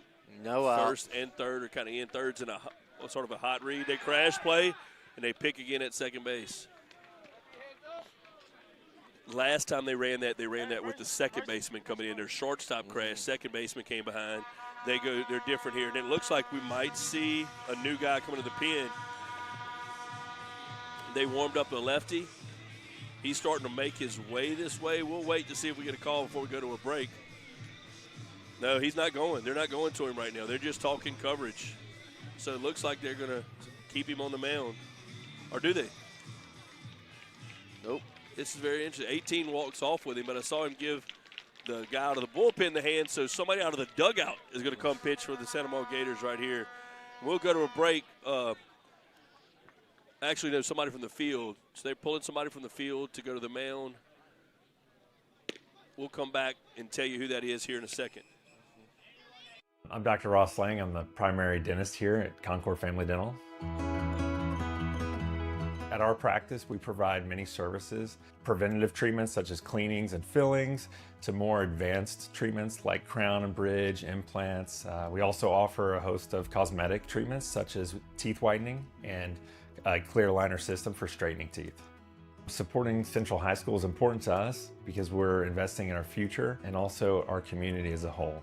These students are going to become our neighbors, our future leaders, our healthcare providers, and we want to give back to them as much as they give back to us.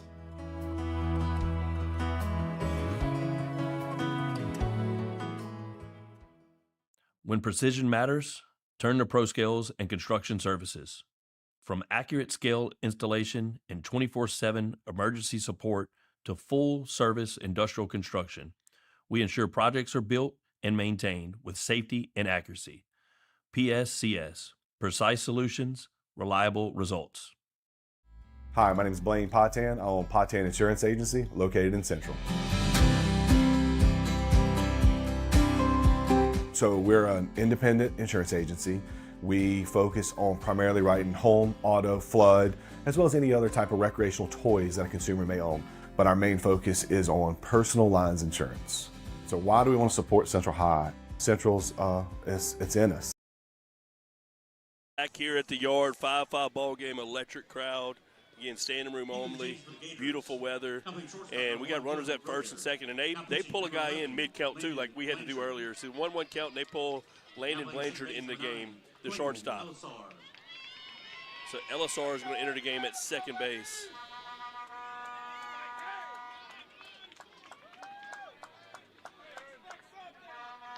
So it looks like. Correction, now playing second base, number 3, Cooper Tomplay. So Cooper Tomplay will be the second baseman. All right, so again, to reset this, you have runners at first and second, nobody out, 1-1 count. We've showed bunt one time. We haven't showed bunt, so who knows what will happen right here. The other thing to think about, too, he's been the shortstop who's done such a good job holding runners at second base. He's not in the game anymore, you know.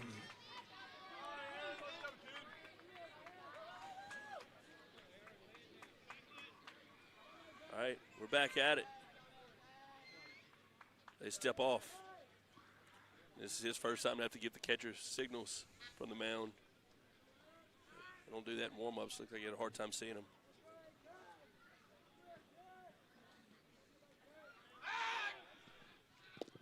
Yeah. So they showed that earlier in the game, too, where they go crash hard with the shortstop to look like a back pick, to try to keep the runner at second close, to try to get you out at third base. They've done a great job executing it. You got to throw a strike when you do that. So you throw a ball, and we're in a 2-1 count. And cat and mouse game back and forth. We showed bunt, did not show it, showed it again. What do we do for the fourth pitch of that bat? We show bunt. Crashing again. Doesn't get it down. It's 2-2. So now 2-2 count. We've had Aaron's your leadoff hitter. He's a competitor. He's a fighter. Just a fight in this at bat. See if you can find a way to get him to second and third. Take the bunt off now with 2 strikes. Definitely, a bunt should be off here. Should be.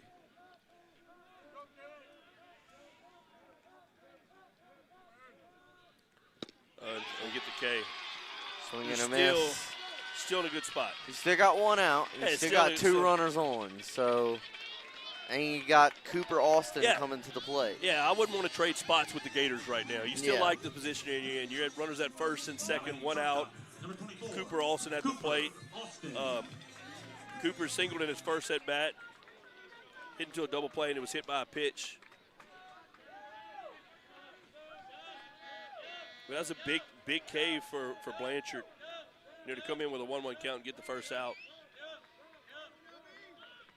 Cooper with a big base hit down the left field line. That should take the lead with 1. Oh, the ball gets by him and left. That might score 2. They're sending him around the plate. There's going to be a play at the plate. And he is out at the plate. Out at the plate.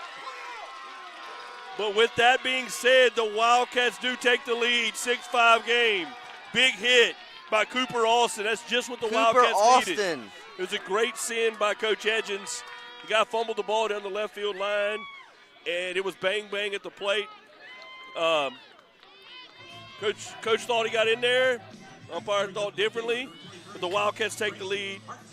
Kind of bobbled in left field that helped the Wildcats. That you send the runner, but Cooper Austin Big hit, Coop. All right, that's going to bring Drives in a run to give the Wildcats the lead in the bottom of the 6th. That's going to bring Brayson Hartzog. Can Hartzog keep this going? Add a little more. So they have one on the board out there. There's 2 outs. We had the strikeout and the out at the plate. So what's interesting here is we've been highly aggressive. We've stole with two outs before. Remember the pitcher steps off the rubber and brings the second baseman in a little bit tighter, trying to hold him tighter at second base. Hartzog at the plate. Austin at second. Gets a ball in the dirt. Again, another good block. Great block by the catcher. It's a good decision, too, at second. Truly, you don't gain anything by being at third base with 2 outs because you're going to generally score on a base hit from second base. So if you don't know that you can get there, it's a good decision to stay.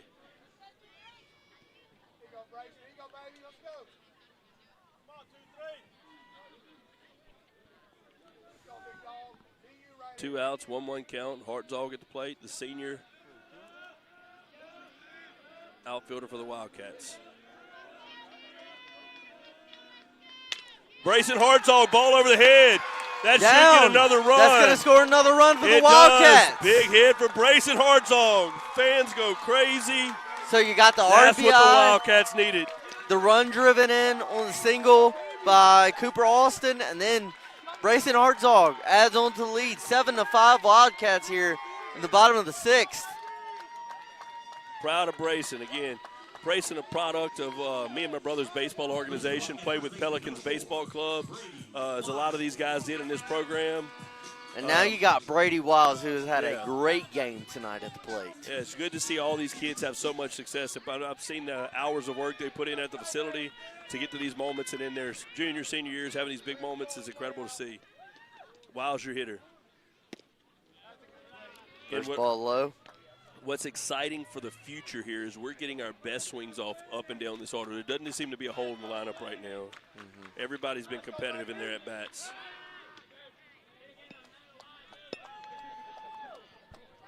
Like 7 of them. And Blanchard tried an early pickoff move when his hands came together. Wiles takes the ball down in the zone. And the Wildcats will have at least a 2-run lead heading in to get 3 more outs to get win number 1 of the best 2 out of 3.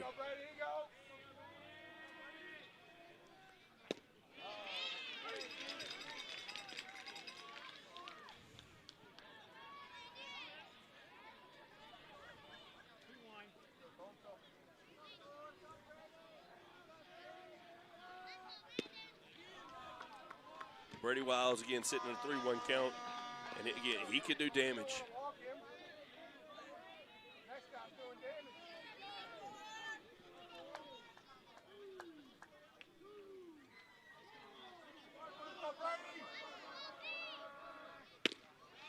Takes the ball at the bottom. That's a great take in that spot. He wasn't going to be able to get his best swing off with that pitch. So now he's a 3-2 count. The same thing we saw earlier. You should see Hartzog in motion here when they deliver the pitch. 3-2, 2 outs. And he's running on the pitch. Wiles slaps the ball to left field. That's going to drop down for a hit. They're going to go first to third. And they do. Good job. What a game for Brady Wiles. Yeah, so important. Yeah, 3-2. That was a good. He was running on the pitch, which allowed him to get to third base. If he's stuck there, then he doesn't get to third base. But it's big to get us in a first and third situation here now where you can have plays that can come on. So a lot you can do with runners at first and third. Very good job of getting there to third base. All right, let's go bring up Billings drove in a run on a single in his last time at the plate. All right, great at-bats for the Wildcats in this inning right here to take the 2-run lead. That's a great take by him. It's a pitch that's got to be the bottom of the zone right there if that was it. All right, runners at first and third. 2 outs. It'll be interesting if we put a play on. Takes the ball high.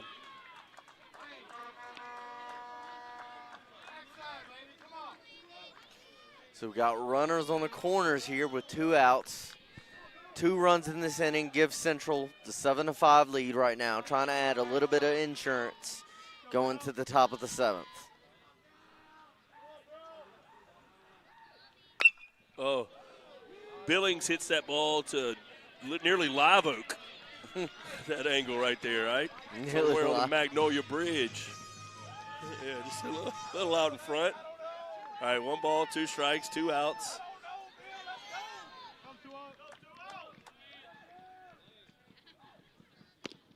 It misses off the outside corner. 2 balls, 2 strikes, 2 out. 2s all over the board. Coach Zach Morris, if you're watching, let's rub that hat and shake it. Big hack by Billings, but the Wildcats get what they needed. They get 2 runs to take a 2-run lead in the top to go to the top of the 7th. They need 3 more outs to secure win number 1 of round number 1 of the playoffs. We'll see you after the break. Hi, my name is Blaine Potan. I own Potan Insurance Agency located in Central. So we're an independent insurance agency.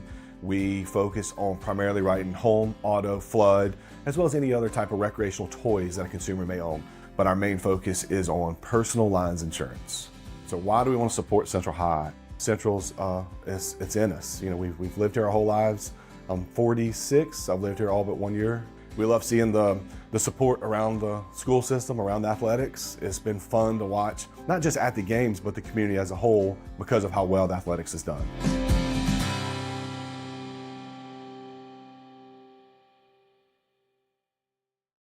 Hi, I'm Toby Willis. Hey, I'm Coach Wes Watts, class of 1987. I'm Trent Willis. We're your local Edward Jones financial advisors. We understand the value of investments in the market, but we also understand the value of time, patience, and encouragement that our teachers and coaches provide for our students. And at Edward Jones, we're proud to sponsor Central Athletics. Together, we win. For your personal financial game plan, come see us.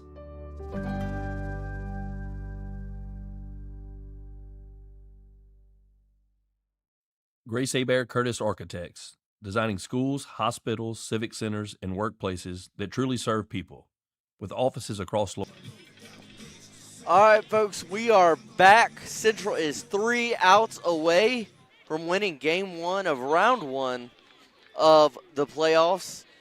Gonna still have the left-hander Drew Johnson on the mound for the Wildcats, only needing 3 outs here.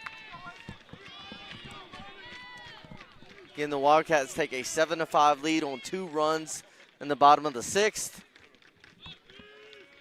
First pitch from Johnson. Gonna be a little bit high and inside for a ball 1. Man, the smoke is in the air. Somebody's burning leaves out here. I don't know what we got going. Yeah. All right, so there's Johnson still on the mound again. 2 balls. 2 balls. That one's low. One high and inside, and then the other one low. Yeah, you want to attack him here.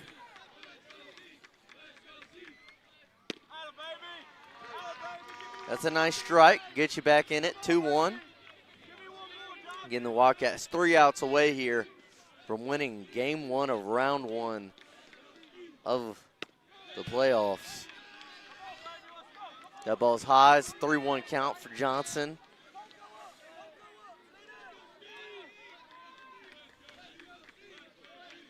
Stevens has had a really good day at the plate. He's been on 3 times. 3 base hits for him. Fills up the count with a strike. Again, this is, as he said, Drew Johnson up against Carter Stevens. Carter Stevens. Full count here. And great crowd at the yard. It's a fastball, fouls it straight back. Fouls it straight back. And you would know with that bats that Stevens has been given all night that he's not going to go down easy. Yeah, he's had some really good at-bats, Really good making at-bats. pitchers work. You definitely have to here when you're down to your last inning. Yeah, Blanton, Maddox Blanton coming in to catch.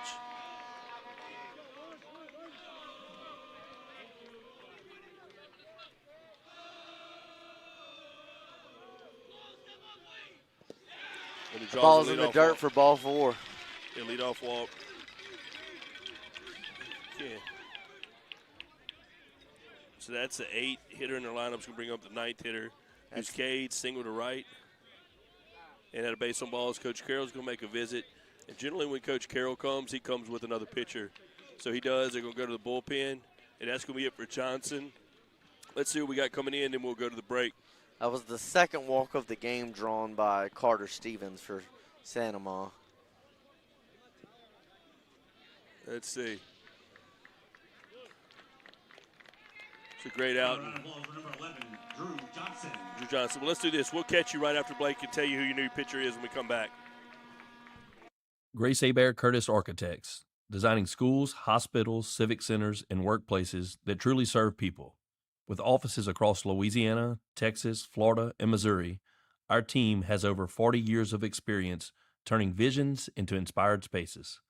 GHC, building communities, shaping the future. So we are Revive Wellness. We decided to open this holistic care center in Central for mamas of all ages and then also families and children.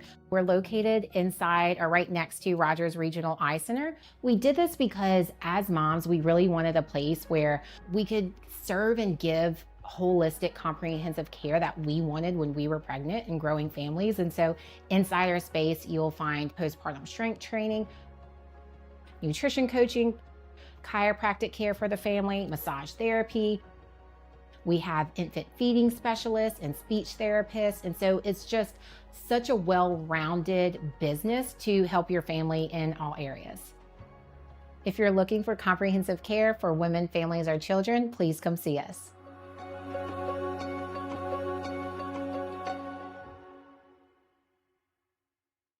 Sherman and Bauhoff Orthodontics, crafting beautiful, confident smiles with cutting-edge braces and Invisalign across Greater Baton Rouge. 4 convenient locations, 1 caring family. As proud Wildcat Legacy sponsors, we support our community. One bright smile. All right, we're back. New pitcher is going to be Evan Dozat for the Wildcats. Right-hander. Looking to get the final 3 outs here. So we've kind of just piecemealed this thing together. Guidros got us deep in the game. Dozat has pitched 31 innings on the year for Central. Yeah, so he's experienced. So we went Guidros to Arteta to Johnson, and Johnson will hand it off to Dozat. They call it time. Again, this is what you see is a little bit different. Like when you're warming up before the inning, you never give a sign. The pitcher kind of tells you what he's about to throw. This is the first time he's actually having to put him down, so they may have some trouble actually seeing the pitch. Communication. Just seeing if he can see the pitch or not. So you got a runner at first base, nobody out. Wildcats are holding on to a 2-run lead. Dozat on the mound. Normal, below average lead at first base, or small lead. He rips a fastball on the outside corner for ball number 1. We try to throw behind. They got back pretty easily. Again, Wildcats just need 3 outs here. They're up 2, and they need 3 outs to win game 1. Does that funky delivery. I mean, it's a side arm slot, a herky-jerky. If he can get him to swing, it looks like he can be a guy that gets you a ground ball here. He throws strike number 1. 2-1 count. A definite tick back up in velocity from our last 2 guys, Arteta and Johnson. Does that coming out the gates throwing hard. This is off the outside edge with a pitch for a 3-1, puts it a 3-1 count. And it's good to see Coach Lassane offering a lot of encouragement to all the young pitchers here, because for most of these guys, it's been a really young pitching staff. These are most of these guys' first chance to have playoff experience. And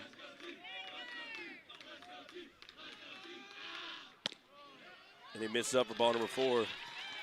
So Dozat walks the first batter he faces. Got runners on first and second. Central up 7-5. To bring up the leadoff hitter, Cooper Tomplay. So Cooper's a left-handed hitter. These at times can be a little bit more difficult for your sidewinders. But the biggest thing for Evan right now, Evan's going to need to drive it in there to get strike number 1 for us. First pitch strikes. So now they're in the same kind of spot here. They're down 2, which would be interesting if they bunt. Don't really expect them to. But we have Wiles that's played up in front of the runner at first base. They need 2 runs. You know, they could. Didn't show bunt the first at bat. The leadoff hitter takes ball number 1.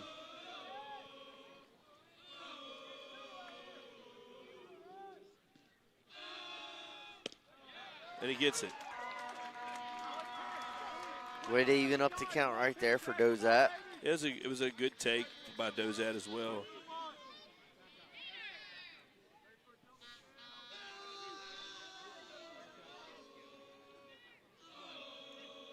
No signals by the third base coach. Get out of there. Yeah, it was a good catch by Dozat. He got Tom Play to extend his hands there. Seemed to get him a little bit off balance.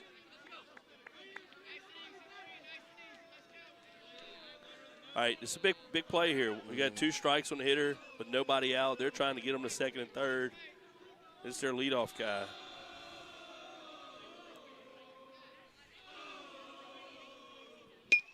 He throws a foul ball right to the first base coach. Looks like some kind of breaking ball inside. And he snapped a barrel around it and almost knocked the first base coach down. Still 1-2 count right here for Dozat. 1-2. What's tough with the right-hander from that side slot, being that left-handed batter's box kind of takes away like your big hard slider. He misses with a fastball up, and now they're going to get him at second and third. Going to let the runners move up to second and third. So yeah, Central is up 2, but you got 2 runners in scoring position with 0 outs. Gotta. Yeah, so now, like if you're Sandoval, they're looking for ball in play here. You know, they need a ball in play for them. If they feel like they have 2 good at bats here and they don't go down looking, it could be a tie ball game for them. Exactly. It could just be 2 balls in play. Yeah. And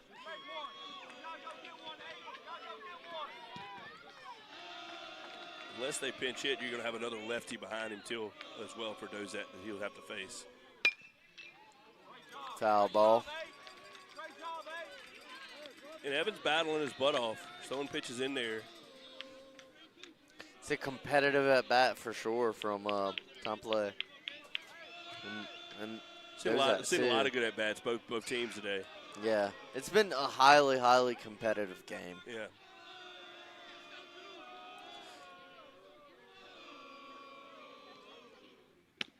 And this is what 5A playoff baseball should look like. Yeah, there's a reason these teams made playoffs. I mean, coming into this, Central won 7 of their last 9 in the regular season. Sandoval won 7 of their last 8. Yeah. So these 2 teams are coming in hot, and you're going to see good baseball. Full count. He walks it. Walks them. So again, right now the Gators have 3 base runners off of 3 walks. Yeah. And he's going to have to face another left-hander. In their 2-hole hitter, Miet. So it looks like Coach Carroll, again, you get Coach Carroll, he generally goes in with a guy. So let's make sure that we have a guy that's hardest to see. But yeah, they're going to make a pitching change. We'll come back to you after a commercial break. Sherman and Bauhoff Orthodontics, crafting beautiful, confident smiles with cutting-edge braces and Invisalign across Greater Baton Rouge. 4 convenient locations, 1 caring family. As proud Wildcat Legacy sponsors, we support our community, 1 bright smile at a time. My name is Jay Payne. I'm president of Central Plumbing Company. And I'm Zach Payne. I'm a 2nd-generation Wildcat, 3rd-generation plumber here at Central Plumbing Company. We handle everything from stop-ups to water heater replacement, garbage disposals, leaking slabs, anything that you may need in the plumbing side, we take care of it. I'm excited to see the growth in Central. I've always been a Central guy. I was part of the 2008 Central Wildcats and part of the Dirty D. That group of guys really turned the table for Central High School and provided that growth and that camaraderie. Closing out, we just want to thank the community for all of our support over the last 50 years. Remember to call us for all your plumbing service needs, and remember our motto, we do it right.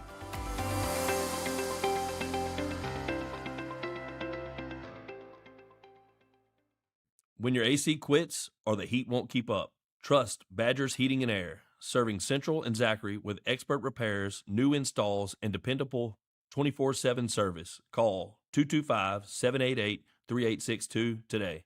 Badger's Heating and Air. Comfort you can count on. I'm Michael Wilson, a Central High School graduate, class of '98, and the owner of Wilson Services. We're a local family termite and pest control company located in Central since 2011. Bugs like spiders, ants, roaches can become a major problem. Our experienced licensed technicians eliminate existing infestations, and our ongoing protection programs will keep pests from returning. Satisfaction guaranteed. Whether it be residential, commercial, or industrial, we got you covered. Central back here, folks, and they went and got one of their better guys. They went and got Peyton Walls. So Peyton Walls, left-handed pitcher for the Wildcats, probably projected to start game number 1 tomorrow. I still think that's in play. You know, this is just a pivotal part of this game and this series. And in high school baseball, sometimes you're called upon to do that. In a 3-game series, though, like this playoff series is, winning game 1 is so important. It is so important to win game 1, because if you go down in game 1, it puts all the pressure on you to win the next 2. Yeah, I think Miet being a left-handed hitter was pretty important in that decision as well. Yes. And he comes out. That was a competitive pitch, but the umpire calls it a ball for ball number 1. He was all around it. Peyton Walls, he's hitting the back of the lineup today. Been one of the better pitchers all year. And leaves the ball up. He's in a 2-0 count. Ball nearly hits the batter. Central actually gets a break there. Still in the 2-0 count. Remember one of them double play balls he had earlier in the game? In the second inning. He got him out in the second inning. They've had some breaks. We're looking for ours right here. We want them to hit a hard ball right at us. We get strike number 1. We're in a 2-1 count. So bases are loaded. Wildcats are up by 2 in the top of the 7th.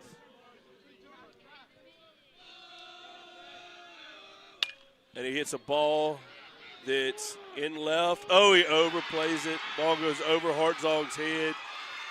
Looks like it had a chance to be an out. Yeah. And they're going to get the first run.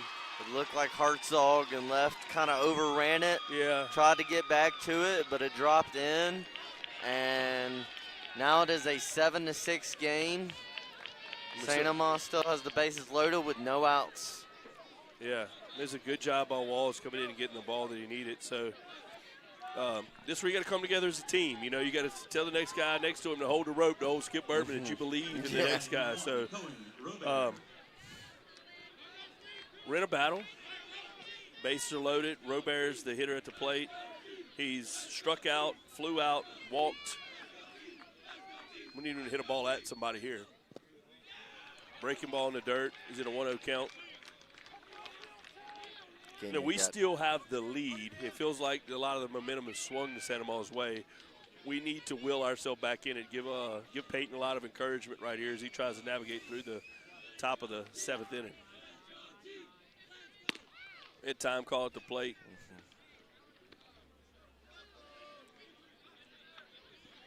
Again, just the punch, counter punch. Yes. Way this game has gone, like. It's a good pitch by Wallace. What else could you want for a Friday night playoff game? Yeah. You know, like absolutely. This atmosphere, everybody here. And you got a lot of, on this team, there's a lot of high school kids playing in their first playoff moments, too. So you got to go through that the first time. You're amped up for sure. Big pitch by Walls, gets a shot at a double play. That's 1. That's 2, and that's huge. That's a huge double play. Wow. All right, so they tie the game. But if you come out of that at bat and say, hey, Tanner, you can have a tie game with 2 outs or still have the runner at third with 1 out, I'd take the 2 outs right there. So the double play is big right there. And it almost got hairy. We tried to go get a triple play. We tried to throw behind him at third base, and we save a ball that would have given the go-ahead run. So we got Peyton's done a good job. He's came in, made him swing the bat. We got a double play ball. He got that ball to the outfield. Yeah. Did his job there, then gets the double play ball. So he comes out, he's attacking his own. That's why he's been one of our better pitchers this year, too. So he's very confident himself on the mound. That brings up Blanchard. He's played shortstop most of the game. He's pitched some. He's in an 0-1 count. The ball's up, and that should get us out of the inning. All right. All grab it. So, look, they came and got 2 more runs to tie it. We got a shot at a walk-off here, right here. That's the moment we need right here at the yard. So we'll take a break, see you in the bottom of the 7th inning of the first round of the LHSAA playoffs between the Santa Monica Gators and the Central Wildcats. I'm Micah Wilson, a Central High School graduate, class of '98, and the owner of Wilson Services. We're a local family termite and pest control company located in Central since 2011. Bugs like spiders, ants, roaches can become a major problem. RX23. Jersey Mike's is now serving Central at Shoe Creek, bringing you fresh, made-to-order subs, sliced and grilled right in front of you. Stop by for the famous Mike's Way flavor and experience why Jersey Mike's is all about great food and community. Jersey Mike's, fresh subs made local. I'm Nick Carmina, owner of Carmina's Collision Center. We've been in business since 2005. So you come in with your insurance estimate, we go ahead and schedule the repair, get parts ordered. Once that's all lined up, we get your car in, get it taken care of, fixed back to pre-wreck condition, and get you back on the road. It's always been a pleasure to see people smiling when they come pick up their cars, you know, knowing they got a good job and paid the money for a good product. So I love working in Central because of the people. I think we have a tight-knit community that when we are together, there's no getting through us or breaking us apart. I love it. I was raised out here, graduate on the school board. I mean, I'm sold out for Central, you know, just everything about it I love. There's no place I'd rather be.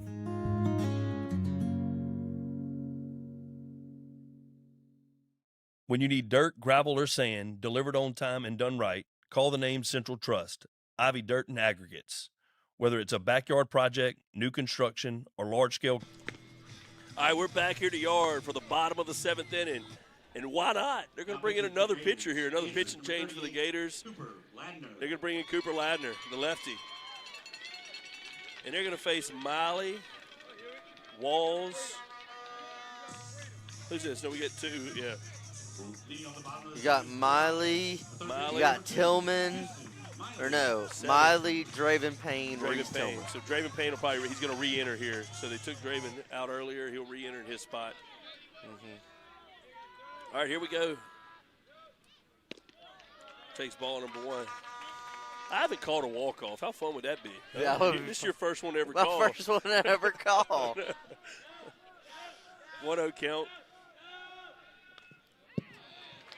Unfortunate break from Miley. Barely clips the bat. Wasn't even trying to swing there. Just sometimes that happens. It's a 1-1 count. Yet again. How many 1-1 counts are we going to have? How many 2-0s or 0-2s? Nope. Everything works through that 1-1 count here tonight. Again, it's just. Ball's hit right at you. Justin, make a play. No, you can't come up with it. Brick wall saved you. It's just competitive baseball. Yeah. That's why you're seeing all these 1-1 counts and not 0-2, 2-0. It's just because you have 2 good teams going at it. Bottom of the 7th, tied at 7. 1-2 count. Nobody out. Miley hits the ball to short. You're going to be able to. And it's still a good job by Houston. He was fooled on the pitch a little bit, and rather than just taking the pitch for a called third strike, he fought it to make a play. So. He did a good job getting out of the box to make that close. I like that from Miley. So you got Draven Payne, the catcher, coming to the plate. So he's going to re-enter. So Blanton was the catcher last inning, so he's going to – that's the cool thing about high school baseball is a little bit different. You can re-enter the game if you're the starter. So that'll kill Blanton for the game. He'll be done. Once you're re-entered far, you can't come back. But Draven Payne, I guess you expect him to go catch the last inning here if we happen to play another one.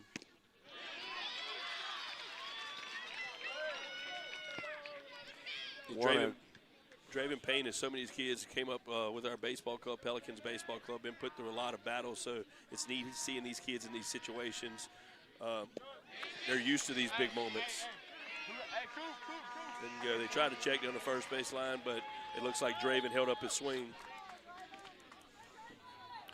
Got a 1-1 count. Again, another 1-1 count.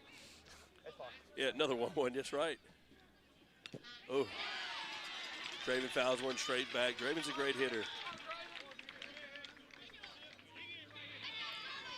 Again, these are just two teams who've been battling all night long. Yeah. It's been punch, counter punch. Central leads early. St. Amant takes the lead. Central leads. St. Amant, back and forth. Two great programs, both well coached. And Big K. Yep. 2 outs. Strikeout swing, and Reese Tillman coming to the plate. A quick 2 outs. Just gonna bring up Tillman. Tillman can leave the yard. I mean, big, strong kid. And committed to the University of New Orleans, but still going to play another year for the Wildcats before he steps on campus there. Same thing, Coach Edgen just slowing him down. Like, he's not trying to let them keep all that momentum. Well, this guy comes in out of the pen and he gets 2 outs. Yeah, so. He was on fire. So it's a good move by Edgens. But look, all it takes is one swing here. You know, it could be one swing, and he has the power to do it.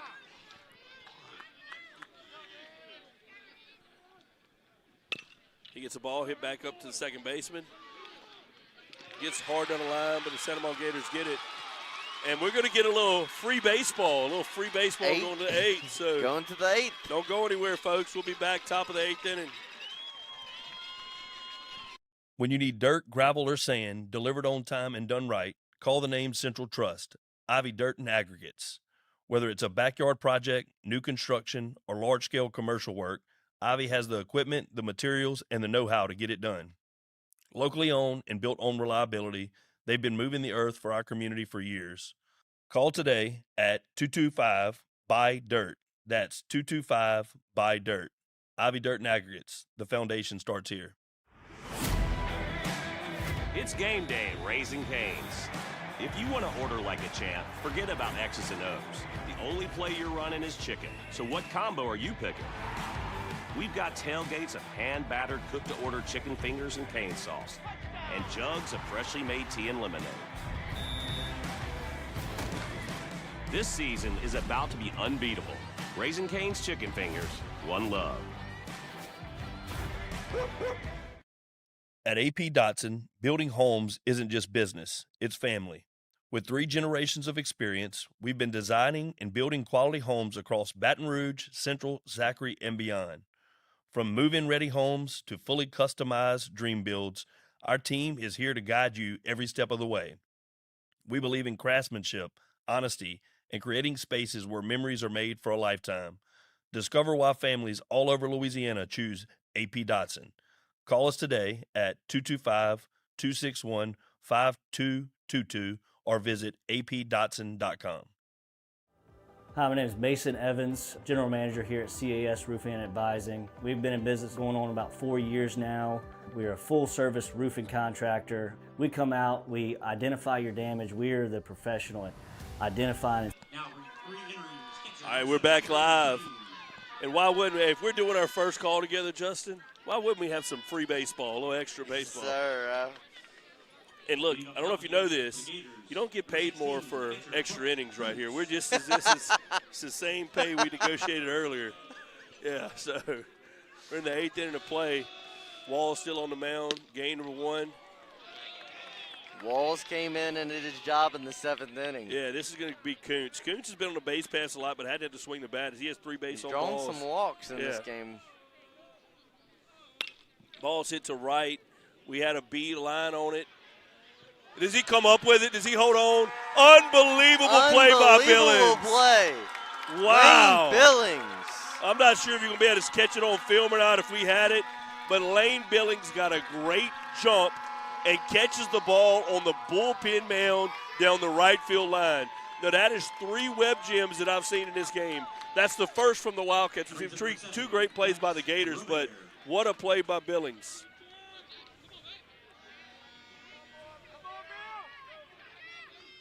That's going to bring up Jackson Robert. Oh. Hits the batter, hits Robert. Right in the side. No, that didn't feel good. No, it didn't feel great. All right, so we got a runner at first. we're looking for that double play ball again. Now batting number 6, Leighton DeLon. Leighton DeLon will be the hitter. Leighton's had 3 hits on the day. If my scoring's right. Walls gets that first pitch strike.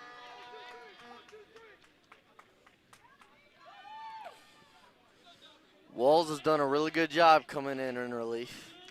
He's antsy at first, trying to draw attention to Peyton Walls, but Peyton doesn't budge. We see an 0-2 count. We see an We got 0-2 there. count. We got there. It's been a while. Yeah, it's a different route. Let's try this route. See A how lot it of works out different for ways us. Walls can approach this next pitch. He goes with a heater up. Ball tries to jump all over Draven.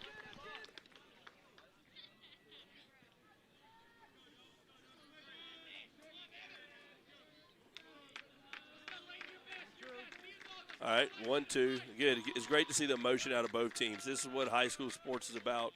Both teams giving it their all, playing great baseball. 2 very proud baseball communities. Santa Maria, Central. Yeah. There was a time in the 90s where Central went 4 in a row, where Santa Maria was doing the same thing at the 5A level at that time. So 2 very talent-rich baseball And give credit to the Santa Maria fan base for traveling as well. They've been showed loud up. tonight. Both fan bases have been loud tonight. Good block by Payne, keeps the ball in front.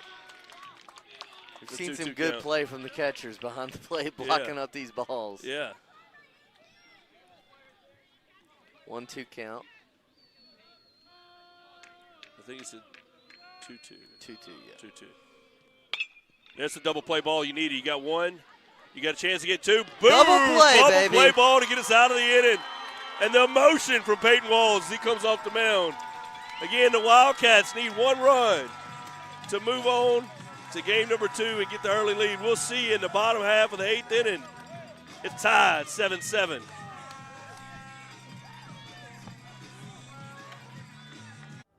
Hi, my name is Mason Evans, General Manager here at CAS Roofing and Advising. We've been in business going on about 4 years now. We are a full-service roofing contractor. We come out, we identify your damage. We are the professional at identifying and seeing storm damage that may be covered under a policy that you may hold. And then on the other side of that, we can also advise you for your whole roofing system that goes into it. We got great warranties and great manufacturers. Your full service, 24/7 emergency tarping, anything like that you need, we're here to offer to you. Here at CAS Roofing and Advising, It's not just another roof, it's our reputation.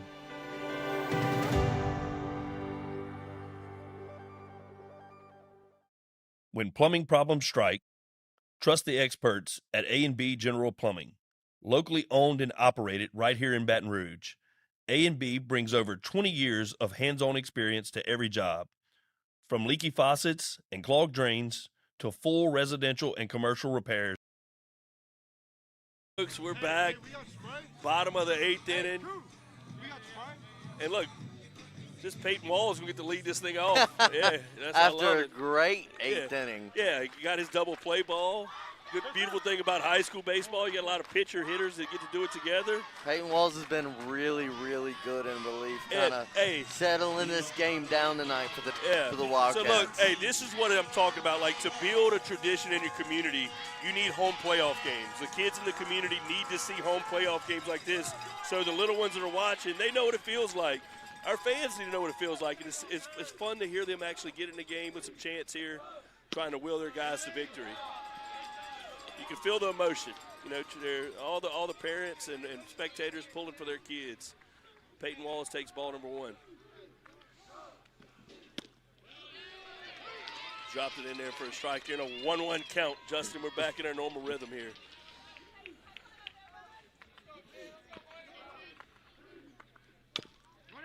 It's a ball off the plate and it goes foul. We're 1-2.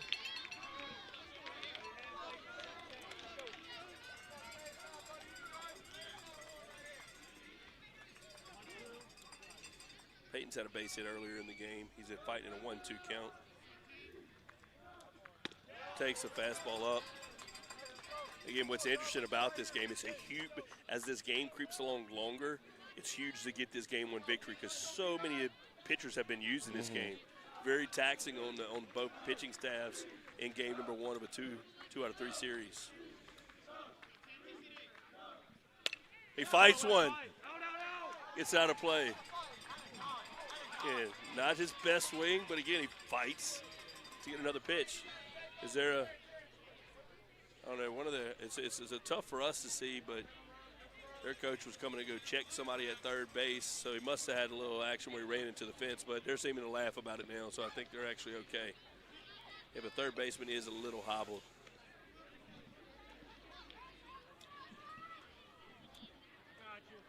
I mean, we're excited about the additions coming to the park next year. We'll have an easier way to call this game, but we're getting grandstands that nearly are going to go dugout to dugout here, be elevated seating and a new press box. So it should be great for the spectators out here. So it should take away a lot of the blind spots that we have on the field.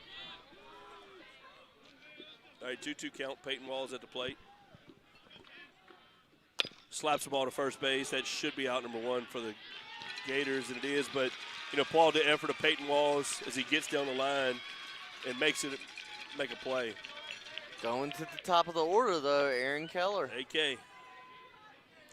Keller, and then Cooper Austin. I mean, this is the meat of the order. Yeah. We've all had good swings, but this is where we've meat of the order has had some really good dates at the plate. Wildcats just need 1. You know, I'm pulling for Aaron here. He's had a hit earlier in the game, didn't get his bunt down where he wanted to. So what a moment would it be for him to come back and find a way to get on base for the Wildcats. And he takes a curveball for ball number 1.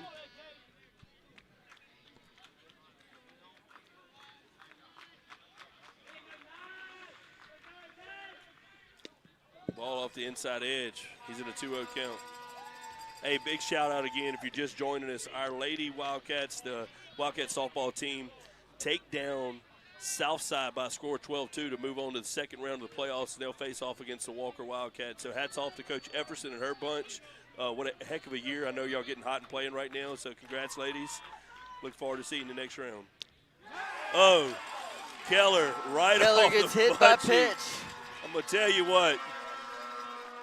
Any way you can take it.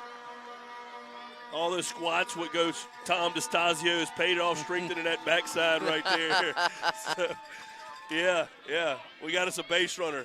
So you got Cooper Austin at the plate with the runner on first. Yeah. Again, the Wildcats just need 1 run in the bottom of the 8th inning. Justin, that ball hits me, I'm going to be down for a little while. You can't count on me trying to get to You're second not the base. only one.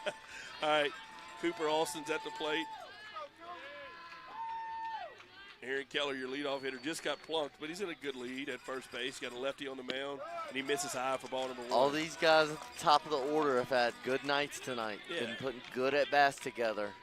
And this is our first time to do play-by-play together. I hadn't had an extensive play-by-play career. This is game number 2 for me, but game number 1 for you, and what a game to get for your first one. Yes, absolutely. That ball seems to be up and in. And again, you got one of your better hitters at the plate in a very friendly hitter's count here. Cooper Austin. Folks, if you're watching Netflix, shame on you. Hope you're locked in. You're at the park or locked into this game. Got a lot of good things happening in the community. Appreciate everybody coming out and supporting all of the Wildcats. 3-0 count. 3-0 count. I would expect to take here. Make him throw a strike. Make him throw. You're in a good spot if you draw the walk, you get the winning run to second base. So make sure you get no picks here. Make him go get a hitter. Oh, another butt shot right there. Another hit batter. It's 2 in a row. We might not be able to walk tomorrow, but we'll get a W. We got so many hit by pitches. Got runners on second and first thanks to 2 hit batters. Now you got Brayson Hartzog at the plate. Yeah. See, Hartzog's going to come up and looked like Coach Ricka was thinking about taking a mound visit. He stayed back. I don't know if he's giving him a little bit more time for his righty to get warmed up. That seems to be the plan here. I believe he's going to come. All right, so they had a meeting, so our coaching staff was expecting that they could meet too, even though the coach didn't come out for them. So, but here we go. It's all good. We're reset here. There's 1 out, runners at first and second. and we're a hit away from walking this thing off. Now batting left fielder, Grayson Hartzog. Hartzog's been extremely hot at the plate. You know, he's had a great game in the plate. Hartzog and then Wiles. I Yeah. don't think you'd want anybody up here other than these two. Other than I these trust two all right of our now. guys. But, yeah, if you made me go pick some, have to go pitch through, these two guys would be two of the tougher guys in the lineup to pick through. One thing to be cognizant of, Sandoval showed a good pick game. You don't want to go get a backdoor pick. They are playing behind at first base. They've showed a good pick at second base. You want to make them get Hartzog and Wiles out if they're going to play another inning. Soft breaking ball. Actually had Hartzog out on his front foot, but he takes ball number one.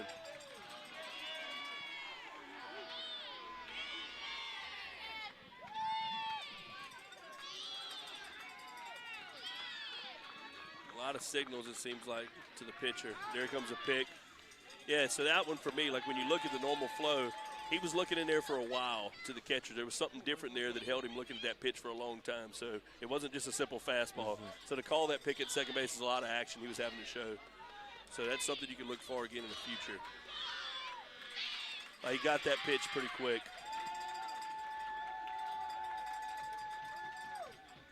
Good take. Hartzog works a 2-0 count. Hitters count. Yeah, man, thanks for everybody who's stayed with us all night. We've had consistent viewership all night. Thank all of our sponsors, and I'm sure they're rocking at walk-ons right now, too. So what a great partner they've been, making sure they display all of our games at the local store.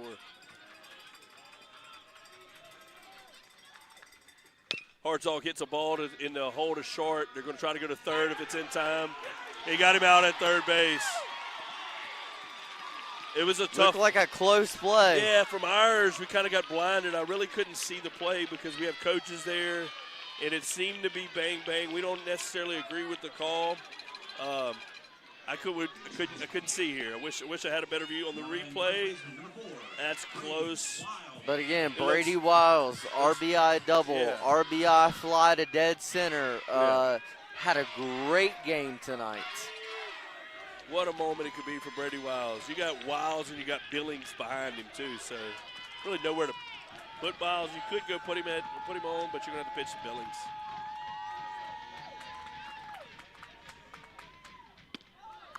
He leaves the ball up. Student section is rocking in right field right now too. If you see they're under the scoreboard out there in right, they're having a good time on this Friday night. Runners are at first and second. Wiles could do it again with another single. That ball is going to get away. Runner's going to advance, second and third, one out. All right. The horns are out. Fans are making some noise. You got runners at second and third. Yeah, so Coach was saying is a good point. He just tells him, like, you got a really good hitter at the plate. It's a 2-0 count, and they got a base open. So they could pitch around him right here. Just because he's in a 2-0 count doesn't mean he's going to get something good hit. And just like he says, they intentionally walk to go get to Billings.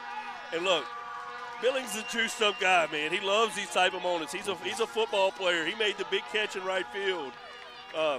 All I'm concerned about with Billings, if he gets the base hit right here, he needs to get his butt to first base and make sure he touches that thing. So I think he's going to have some success here. I love us in this spot with Billings at the plate.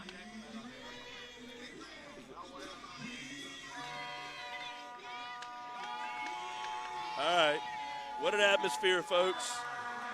You got Coach Rick on the mound, just trying to settle his guys in. They got 2 outs. They're looking for the third one of the inning. What a moment. It's Bases electric. loaded, 1 out. Bottom of the 8th, Lane Billings. Coach Clint Arteta giving the "we ready" on the mound. What a Student game section tonight. and right. Again, these are the type of games and atmospheres that can change your community. Fans are on their feet. Lane Billing at the plate with 2 outs. He takes a ball down low. I know Lane Billings. He is not looking for a walk. This guy's looking to hack at a baseball. So if it's around there, he's trying to walk it off and do it himself. Bases are loaded. He rocks and fires. Gets the ball, hits the left field. They look like they have a guy there, and they do for out number 3. He took a good swing at it. I like the approach from Billings. And what do you know? We're going to the ninth. We're going to the ninth. All right, see you at the break. When plumbing problems strike, trust the experts at A&B General Plumbing. Locally owned and operated right here in Baton Rouge, A&B brings over 20 years of hands-on experience to every job. From leaky faucets and clogged drains to full residential and commercial repairs, our team is committed to fast and dependable service you can count on. For quality work at a fair price, call 225-324-4652 today. A&B General Plumbing, keeping Baton Rouge flowing strong.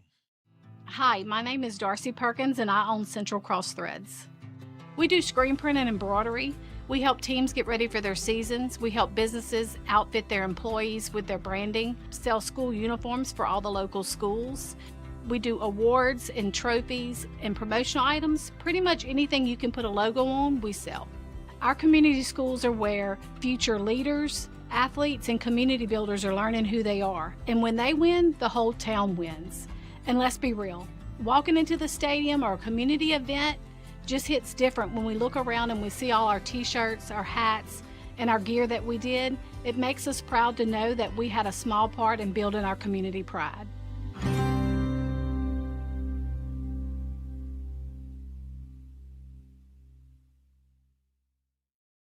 Discover your new GMC right now at Ross Downing GMC of Gonzales. Come find. All right, we're back here. And normally you play 7. But the last time I called it, it was Catholic High Bears and Central Wildcats. Guidros gave up no runs. We scored 2. The game felt like it lasted 30 minutes. You, Justin, you're going to get 9 innings of baseball in your opener. All right, so we got Walls on the mound. And it's going to bring up what looks to be a pinch hitter. Swing and a miss. 10 for them will be, well, that's Cooper Babin. So Cooper Babin has ran a couple times in this game. His dad is Santa Maria royalty, the whole Babin family. Seth Babin, former quarterback for Santa Maria, quarterback at Southeastern. His uncle Boom Babin played over there, and I believe this Babin's going to go play quarterback for Southeastern as well. So he's an 0-2 count. Peyton's pitched really good in relief. He's been really, really good tonight. Misses off the inside corner. And I tell you this, like as you get deeper in this game, it almost makes it a must-win. Yeah. You know, even though it's the first of 3. You're burning on your pitching for tomorrow. Yeah, but they have too. So there's going to be, I would expect some high-scoring games throughout the rest of this series. Peyton spins a breaking ball in and gets a foul tip. Looks like it hit Draven Payne in the mask. Yeah, it kind of startled him there, but I think he'll be fine. So on 1-2 count. And as I'm watching, the Gators are warming up yet another pitcher, which I get it. If you hang around, Justin, you might, if you got any eligibility left, you might be on the belt tomorrow for the Wildcats. Babin finds a way. It's a great pitch by Walls, and Babin finds a way somehow to foul it back and make him throw another one. I don't know how he found a way to make contact with that one. If I didn't hear it, I wouldn't believe it. 1-2 count. Big swing and a miss. Swing and a miss. Strikeout for Walls. Third strike. Got to throw him out at first. They do. That's big. Walls has been so good. So good. And really, Peyton's been injured a lot of his career. We wanted him to pitch last year. He ended up having Tommy John surgery, missed the entire year. So his senior year has been his most significant innings on the mound, and he's had a great year.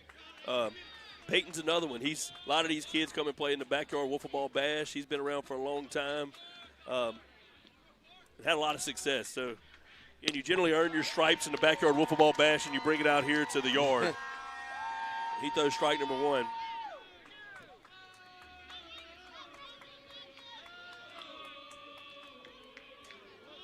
Peyton's feeling it. He's again. You got an 0-2 count. They try to go working show ahead. He's getting 0-2 counts. He's dealing. Yeah, and this is Quinn Elzer is your hitter. Is that right?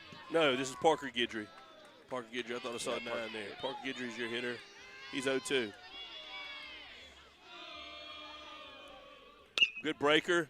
He's going to hit it in the hole at third. Plays unbelievable play by Miley. What a play! Miley lays out. Houston Miley catches lays the ball, out. spins, throws it to first, and I think Rick is going to try to see if his foot was on the bag. I mean, an amazing play. So they're going to check here or do something. But that was a web gym. Now we're kind of even on web gyms. They've had 2, we've had 2. You had the diving catch by both teams. What a play from Miley. So they're going to get a third base call here. So this is very interesting to see. Is it foul tipped? What I'm not sure what we're asking for here.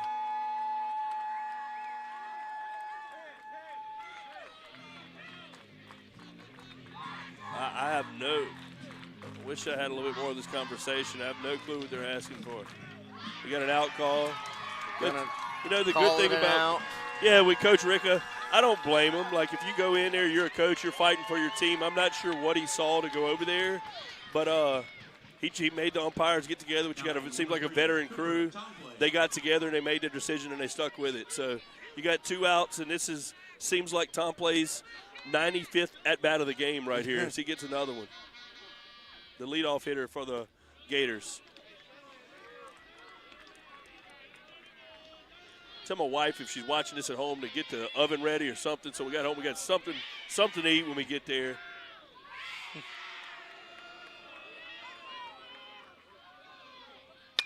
Ball's hit sharply to left field. That shows you again the play that Miley makes right there to get the out at first base. Because this inning could have got hairy.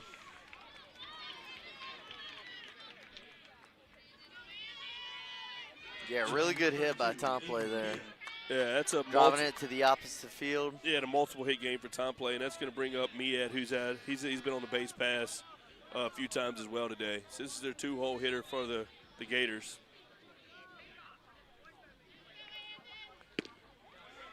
And this is a short lead by the first base runner, but he's very aggressive in his secondary lead. 2 fast hops that he gives you from first base. Peyton Walls ahead of another hitter, 0-1. Oh! That was close on the pickoff attempt. That was a great move from Walls. I think he fooled everybody in the park, including the umpire, when he threw it over to first base. So, I'm sure Peyton Walls tonight has been. Yeah. So when you get over there, too, you get the first base coach who's telling him that's probably a balk. So he's got to be a little bit more cognizant. Ball's hit. Looked like he's got a shot to get down. They're going to try to go first and third. Reese Tillman's going to have a chance to go throw him out. Ball's off the helmet. We get a bad break. That's just unfortunate. Big hit for Sandoval. But as they try to go first to third, we're making the throw on him at third base, and the ball ricochets off the head of the base runner. If not, that has a good chance to be an out number 3 of the inning. Tough break for the Wildcats, and we're going to pitch out of a little bit of a jam here. But we need one out. Those are 2 good swings in a row by the Gators. And again, Walls has been really, really good in relief tonight. But this is it's an important moment. Yeah, we've been here. So, but Peyton has had a lot of. Well, this is really probably his first playoff outing. He's had a lot of experience, man. He's pitched in so many big innings this year for the Wildcats. I like having him on the mound in this moment.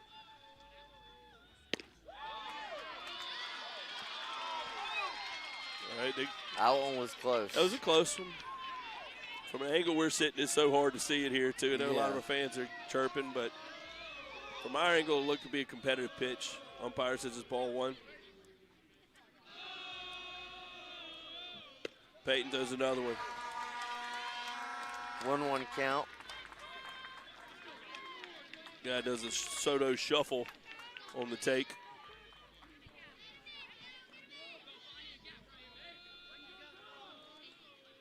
And great high school baseball here at the Yard in round 1 of the LHSAA playoffs. Again, another very competitive pitch by Walls. Ruled a ball. It has to be off. 2-1. It has to be off the plate. Those have been 2 very good pitches. So the umpire's got to be seeing that as off the plate. He's all around it. Coaching staff huddles to go make a decision. And they call time, and they're talking through it. This is Mark Carroll. This is him usually coming with another pitcher. And this is a mid-count pitching change, it looks like. And when Carroll goes, he generally comes with a pitcher, and he's going to do it here. Looks like that's going to be Darian Diaz coming from the bullpen. So we'll take a short break, and we'll see you when we get back. Discover your new GMC right now at Ross Downing GMC of Gonzales. Come finance a 2025 GMC Sierra for $617 per month for 84 months. The search is over. Visit us today at Ross Downing GMC of Gonzales. My name is Joey Giles. I am the president and CEO of Electric Equipment Enterprise. The business was founded in 1989, and we purchased the business in 2017. We sell power distribution and transmission equipment to utilities and industrial and commercial users. We deal with the Exxons, Entergys, Demcos, Clecos, Dows, as well as the engineering firms and distributors around the state. The reason I support Central High is it's home, and I love seeing kids work hard and giving them an opportunity to work.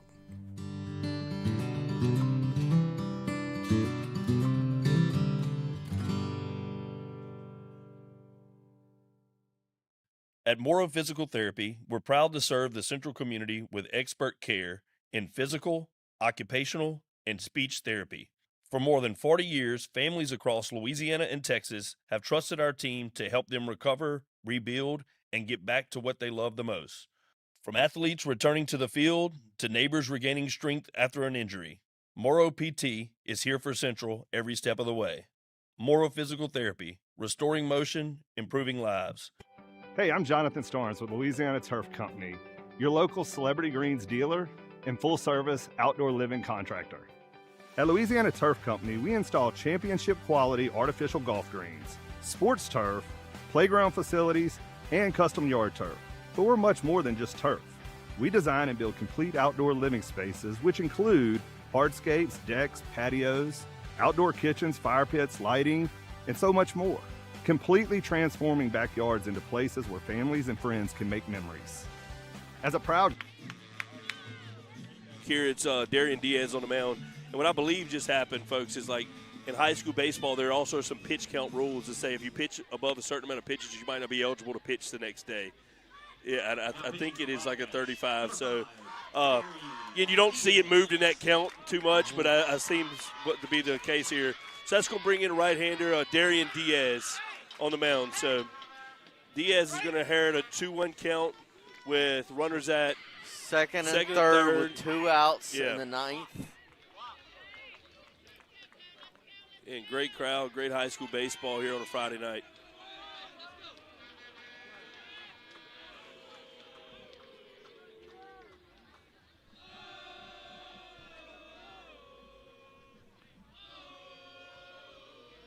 Diaz comes out and throws a bullet for first pitch, but it's a highly competitive pitch that just misses for a ball. Diaz has a good arm, good breaking ball. Not a ton of playoff experience, but this is where you get it. You got to get out there and do it for the first time. It's a competitive bolt for his first pitch. That's 2. It's a walk. But look, he threw 2 competitive pitches right there. That's all around the strike zone. Those misses aren't no, they're not big. They're not big at all. So now you got Diaz with the bases loaded, 2 out. He's going to get a fresh count on this batter. And you're kind of, for Diaz, is in the meat of the order. This is Landon Blanchard, a hitter. I believe Blanchard's a commitment to Nunez Community College. Yes, another competitor by Diaz. I like what I'm seeing out of Diaz right now, too. So he throws strike number 1. He's ahead in the count 0-1, 2 outs, 7-7 ball game, and we're in the top of the 9th.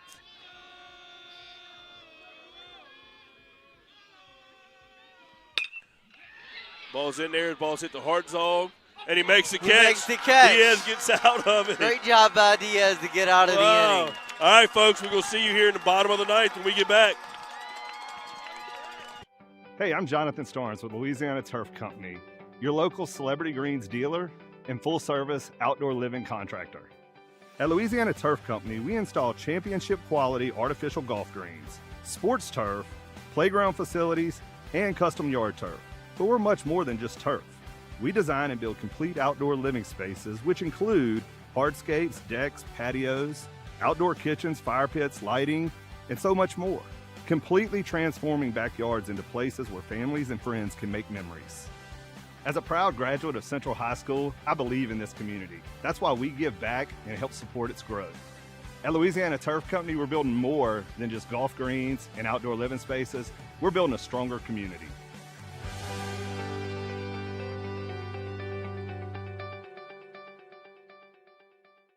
At Neighbors Federal Credit Union, we've been helping families reach their goals for over 70 years. From savings and checking to loans and mortgages, Neighbors is here to make banking simple and personal. Proud to be Wildcat Legacy sponsors, Neighbors FCU, where you're more than a member, you're family. Hi, my name is Michael Ulara. I've been a State Farm agent in Central since 2012. I'm located here in Central off of Sullivan Road. I'm excited to announce that on September 1st, I'll be opening up a second location in Jackson, Louisiana, so we can help more people in more ways. My State Farm agency focuses on helping individuals and families with their insurance and financial services needs. We try to personalize our service, and we really try to customize things so that it meets the budget and fits what they're looking for. I hire local, talented, hardworking, and dedicated people that follow my lead to serve. The reason I'm an active investor in the City of Central is this is home. Number 29, Gage Daigle. I'm about to check that name again. We got a new pitcher for the Gators. That's number 29, Gage Daigle. Gage Daigle, your pitcher. We got a right-hander. That's going to bring Houston Miley up. Houston Miley's up at the plate. He had the web gym in the last inning. Houston Miley launches a ball. Foul. That ball was smoked. Man, if that didn't get you off your seat. Watch where I'm sitting over here. I mean, welcome to the game, Daigle. You know, first pitch, and Miley gets off his best swing.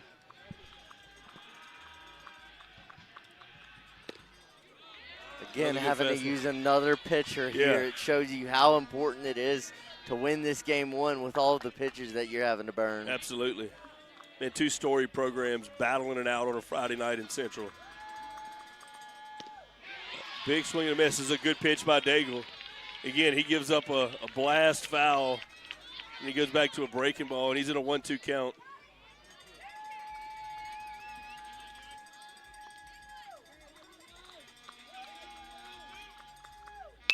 Ball's hit to third. Oh, it gets by the third baseman. Big leadoff hit from Miles. He tries to press to go get two. There's going to be a play, and he looks to be out at second base. He's out. What a throw. Tried to stretch it to two. Unfortunately, was not able to. Houston Miley thrown out at second to begin the bottom of the ninth.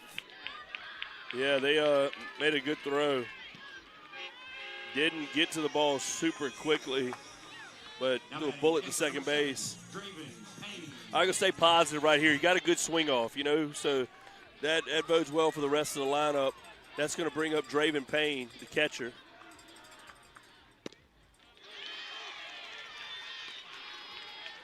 As he drives in strike number one. 0-1 count. This has been a heck of a baseball game. 7-7 score. Want to know where this guy's been. Daigle's not coming out attacking his zone, working quickly.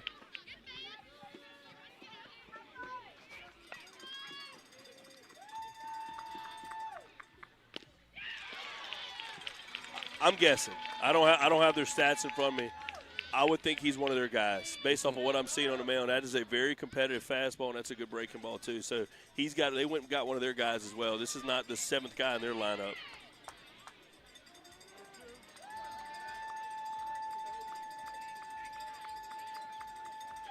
Oh, 2 count. Heater up.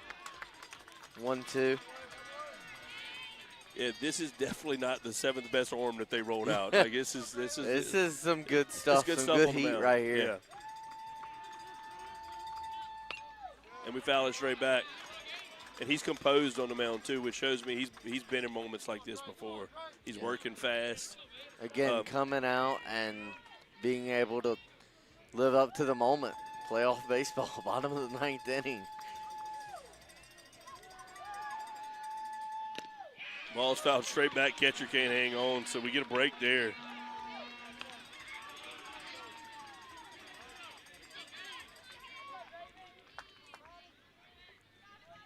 Man, I'm sure walk-ons is buzzing right now. 1-2 count. One out. Payne, another heater up. And a lot of coaching decisions having to be made early in this game. When to pull guys, how long to leave them.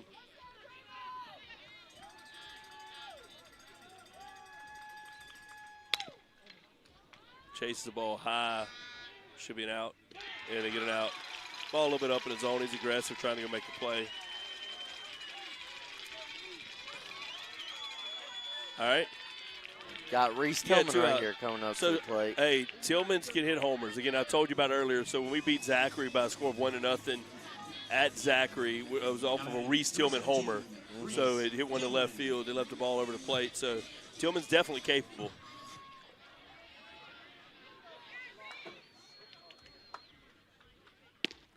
Ball's up. And again, this guy's going to give you the velocity to do some damage. So he's got heat. More heat than I think we've seen tonight from Santa Ma. Yeah, a good swing and a miss. Pitch. Yeah. 1-1. Again, this is a different pace. Yeah, for that sure. the Central lineup is having to adjust to. And he takes the curveball. And this guy's locked in on the mound.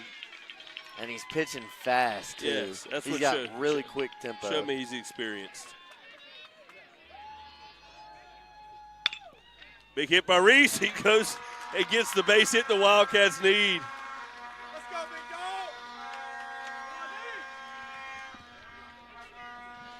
All right. This is it with all the subs. I think you had Diaz had to enter the game for Walls, which Walls was the DH that ended up being the pitcher. And now Diaz is going to hit. So Darian not a regular in the lineup, so I'm not sure how many at-bats he has on the year, but he's definitely capable of it. He can, and what a moment it would be for him to come in and get a few key outs and then come in and have an at-bat to go win the game. So you have Tillman at first base, 2 outs, Diaz at the plate.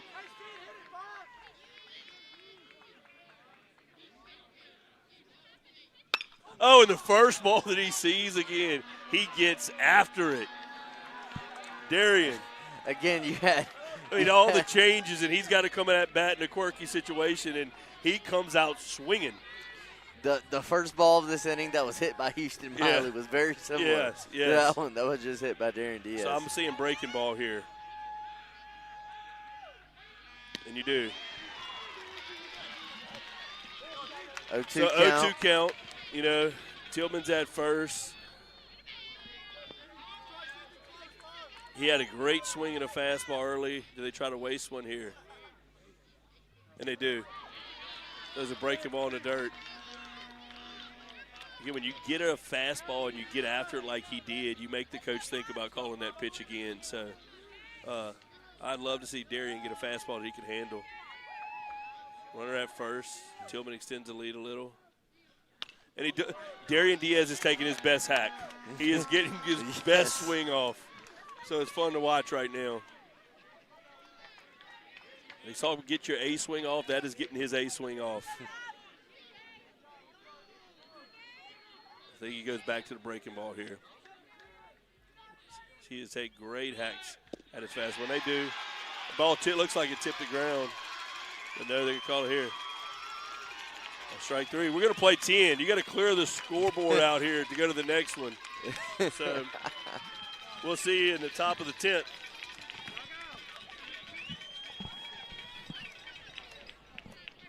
I might be driving straight to Broussard. Hi, my name is Michael Ulara. I've been a State Farm agent in Central since 2012. I'm located here in Central off of Sullivan Road. I'm excited to announce that on September 1st, I'll be opening up a second location in Jackson, Louisiana, so we can help more people in more ways. My State Farm agency focuses on helping individuals and families with their insurance and financial services needs. We try to personalize our service, and we really try to customize things so that it meets the budget and fits what they're looking for.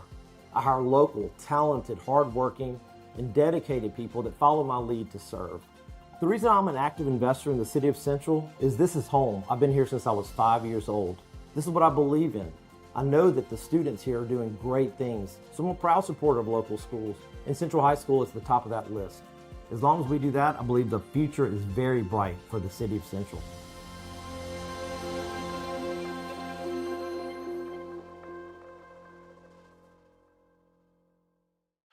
For nearly 60 years, Baton Rouge Machine Works has been a trusted leader in precision machining and industrial repair. With more than 100,000 square feet of advanced shop space, our team delivers expert machining, fabrication, welding, and equipment restoration. Call 225-775-2542 or visit brmachineworks.com to learn more and request a quote. All right, we're back. 10th inning. Man, they cleared the scoreboard out. This doesn't happen much. I was just sitting with the guy next to me, and he said he went 14 innings with North Shore. It was a North Shore game here, and the Wildcats walked it off. So this will not be a record for this year at this moment. If they played 14 with a win, we're going to the 10th. 7-7 ball game. Diaz on the mound. Robert with yet another at-bat. His 10th at-bat of the game. Yeah. So you got all this technology right now, so there's a lot of pitches are called in to the catcher via like a comm system. So this is the point of the game. You might have to go recharge your batteries. Coach Storns takes his off and is going to exchange with Draven Payne.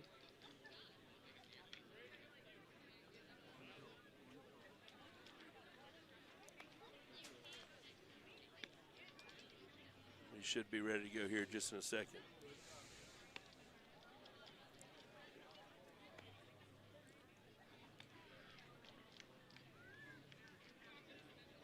Again, like when you go pitch count eligibility rules, it makes these coaches make such interesting decisions to be able to keep guys alive, to be able to pitch the next day. So Diaz on the mound, 0-0 count. Fastball, that's a great swing by Kuntz.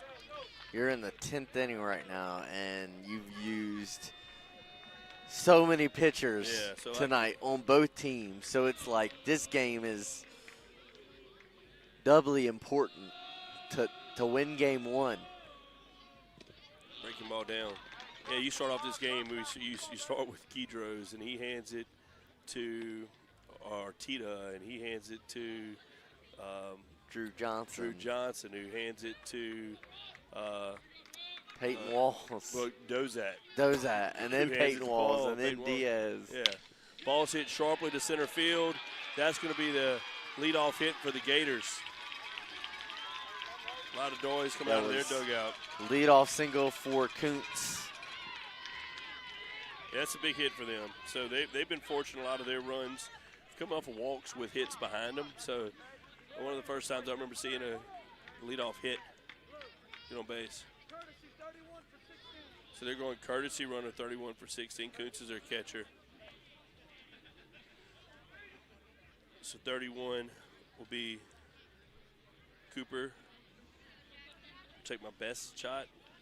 Bouquet. I'll let Clint Arteta give it a run over here. Now batting number 7, Jax Robert. Jax Robert to the plate. Been hit by pitches a few times with a few base on balls as well. They're going to run the first pitch, fake bunt, steal. We get a shot to throw him out. And they're safe at second base. So what's incredible right here, they do fake bunt steal, and I don't know if Coach Rica had it on. He just looked across to the first base guy and said, what was he doing? So they get away with a fake bunt steal, and I don't think that's what the Gators are actually trying to do there. It's either a fake bunt or a sack bunt. So you got a pinch runner or courtesy runner who's entered the game for the first time, and you got a runner at second base. They're going to show bunt, pulls it back. Now I do think a bunt's on here. They're trying to get him to third base to get a one-run lead. They're just trying to get a run in. Yeah. With 0 outs.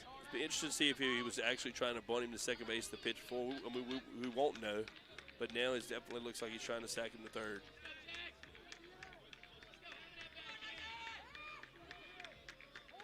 Diaz looks in, checks runner at second, goes to the plate. He's the ball up in the air. Draven's trying to get to it. Oh, and the ball just a few feet away from us. We get the ball popped up that we want it. Yeah, that's a hard play for the catcher. Both shot out. Make. Yeah, he got out of his stance and gave it a chance. So that's all you can ask for. 2-1 count. These guys are exhausted too. You know, it's been a long day. It has been a long day. I'm tired. I've been sitting here drinking Powerades the whole time. You got to think about the prep they have for this game. Yeah. The warm-ups, get to this game, and we are into what? Over 3.5 hours now.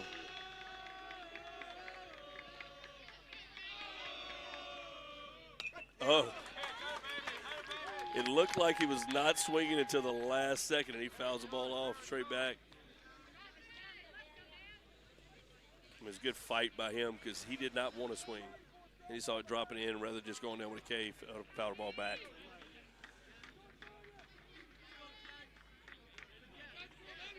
He's trying to hook a ball here and get him to third base.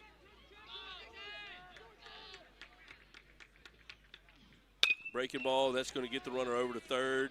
Should get us an out. He puts the pressure on it. First out of the inning right there, though. First out. Gators got what they wanted. Again, they're fake bunt steal, which I don't think they were trying to put on. Look by the coach's body language and what he said. But they get the runner to second, and they get a ground ball to third, a ground ball to short, and moves the runner to third base with one out. So that's going to bring up Leighton DeLon, who's their 7-hole hitter. So infield, the infield's going to be in here. So everybody's playing even. They're going to have to check the runner and go to first. Good break, is breaking ball. Draven blocks it up. Block it up pretty good right there from Draven Payne. Yeah, those are like the little insignificant plays that just kind of like people take for granted. It goes unnoticed. Goes unnoticed. That's a run, you know, if he doesn't do his job. Ball's hit. No, they got to get the out. It was a great play by Aaron Keller. You know, it was a great play by him. He dived and played, but he wasn't going to be able to throw him out at first base. So good for us to still be able to get it out right there. Santa Monica takes the lead, 8-7. Yeah, I mean, a great play by Keller, and you got the second out. Santa Monica takes the lead, but it was really a great play. We've seen some good defense. I mean, tonight, remember that amazing catch out in right field by Lane Billings early in the game? An amazing catch by the Santa Monica right fielder as well. Had a few lineouts that didn't go Central's way. It's been a heck of a game from offense, defense, from pitching. I mean, it's just you're in the 10th inning of a high school playoff game 1 of a 3-game series, and some high-level baseball being played tonight in the yard. When I see this happening right here, Coach takes a little time. He's trying to get a guy warmed up in the right field, in the pen. So they threw a guy down there late. Right after they got that winning run, you see him signal, say, I want to get the righty right here. So he was buying time so they give this guy a few more warm-up pitches. But Cooper Babin at the plate. Yeah, Babin's at the plate. We talked about, he was a quarterback for the Gators this year. He's pinch ran a few times early in the game, and now, or courtesy run early in the game, and now he's having his second at bat.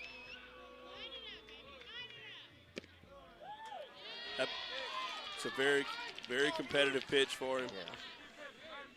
You know, with all these guys, you think about how good these guys actually are. I think he's had a pretty good zone. That's a lot of pitches he's called in this game already. It's a hard job doing what they do. And he's in a 2-0 count. Where our guys have got to know this. We've come back from this before, so you want to see them stay positive right here and talk to the guys and say, like, hey, we're capable of scoring a run. It's one run. We can do it too. So this is where positive self-talk comes in. So if you're on my team or our organization, we're playing a game a lot. So when you're in these moments is when Darian Diaz needs behind you. He needs to hear you. He needs to hear that you're behind him. Just talking, saying something every pitch.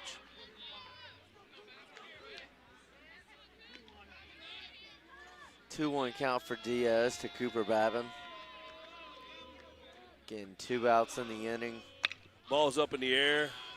Tillman's got a beat on it. He should be under it. That's out number 3. All right, we're headed to the bottom of the 10th, and the Wildcats need one run to stay alive and push it to an extra inning, or are you going to need two to win it? All right, see you at the end of the break.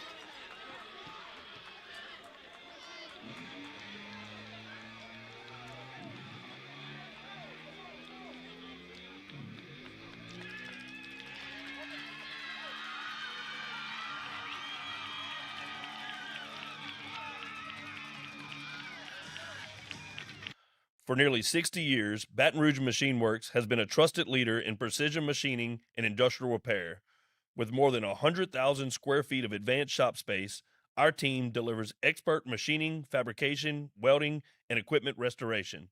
Call 225-775-2542 or visit brmachineworks.com to learn more and request a quote. Here at Advanced Office Systems, we are a business technology company. We specialize in printers, network copiers, multifunction devices. We're pretty much a one-stop shop for all of your business technology needs. Our corporate mission here at Advanced Office Systems is to develop loyal employees who build lasting relationships with our customers. In addition to that, our corporate vision here at Advanced Office Systems is to help people succeed. If we get it right with our employees, they will get it right with our clients. Being from Central, Advanced Office Systems would like to say, go Wildcats!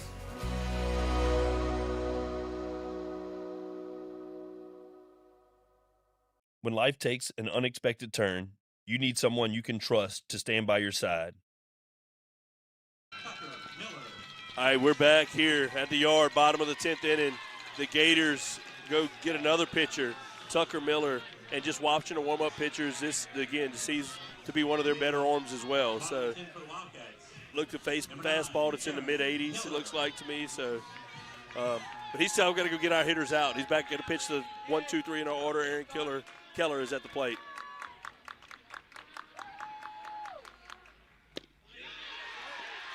He takes strike number one. Got the top of the order at the plate, though. Oh, absolutely. Still like our chances here. I like to see our Wildcats take some good swings. All speed up in the zone. And the fans have stayed here. Nobody's really left. It's past 10 o'clock, been over a 4-hour game, and everybody's locked in. Ball's up in the zone and away. 2-1 count.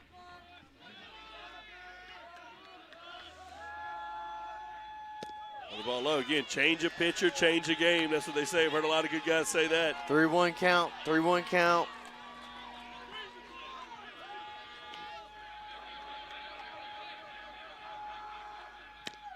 He delivers a strike.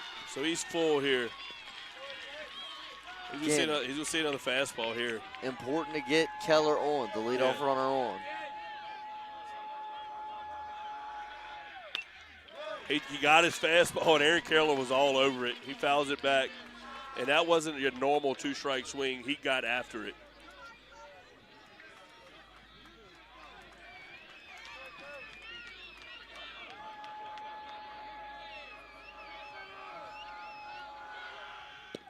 Great at-bat by Aaron Keller. Great at-bat. Fouls some pitches off. Fouls it straight sitting back. On that fastball and Man. able to foul a few fastballs off, and then has a good eye to get the leadoff runner on base for the Wildcats. And now you got Cooper Austin at the plate. Yeah, ultra competitive guy right there. Keller is. He's a leadoff hitter for a reason. He's hitting that spot the majority of his life. Tough out. He showed it right there. So that's going to bring up the shortstop Cooper Austin, the junior, and 3-year starter for the Wildcats with a little playoff experience.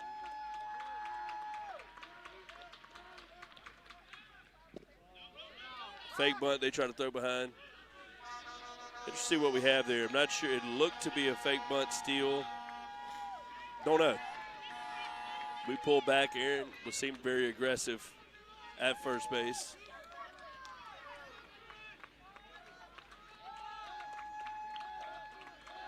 Fans are making noise behind us.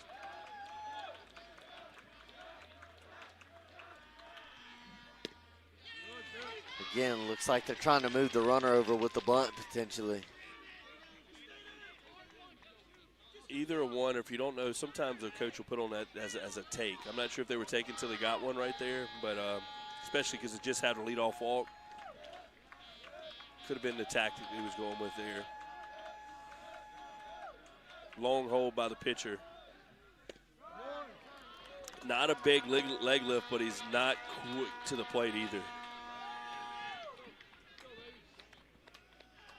And so many decisions to make. And the Gators, again, are warming up yet another pitcher in the bullpen.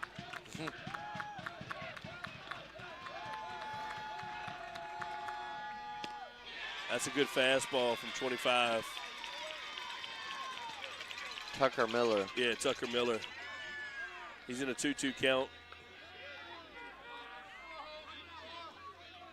Cooper Alston at the plate. Wildcats down 1.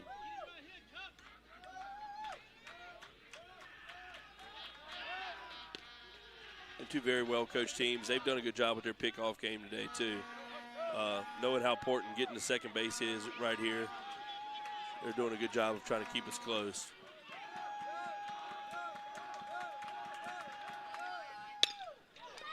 He got a good fastball down and put a good swing right on it. Right to center field. Hit it right at him. I mean, baseball, sometimes you got to get a break. Cooper put a good swing on a 2-2 fastball and hit it right at a center fielder. Now you got Hartzog coming to the plate. Again, Hartzog, and then the guy after him, Brady Wiles, have had a very nice game tonight. Yeah, you got to keep believing in this moment. Like, you've already played 10 innings. You know, you got to believe all the way to the end. You got to fight for your teammates, and you take it one pitch at a time right here.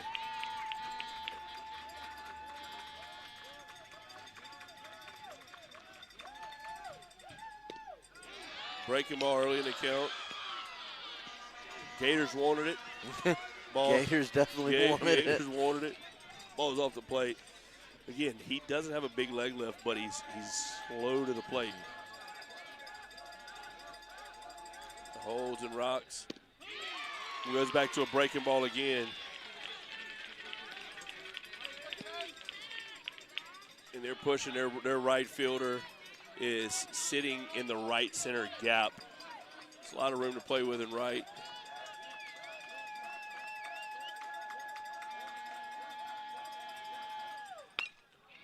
And 3 breaking balls in a row. So they respect Hartzog. He's had a good day at the plate.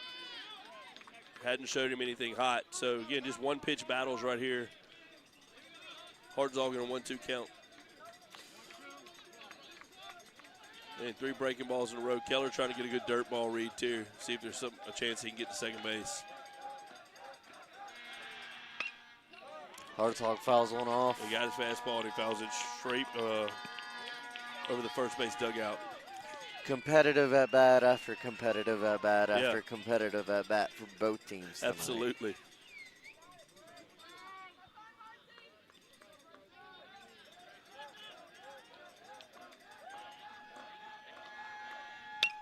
Ball's up in the air. That's high. The guy's running in. He seems to be under communication ball. Oh, and they have a blunder. And the Wildcats catch a break. Hey, the ball, it happened earlier in the game in left field for the Wildcats. Now it helps us. Yes. So you have runners at first second. What you had is a communication ball with a shortstop and the left fielder all barreling down on it. Nobody called it. The ball drops, and then they had a shot to get us at second base, and they mishandled the play there. So that's one out. It's going to bring up Brady Wiles with runners at first and second. Brady was intentionally walked his last at bat with the base open. The senior looking for a big moment. And he gets a fastball. That ball's going to be hit down the line. If it's fair and it's going to score a run, it's foul.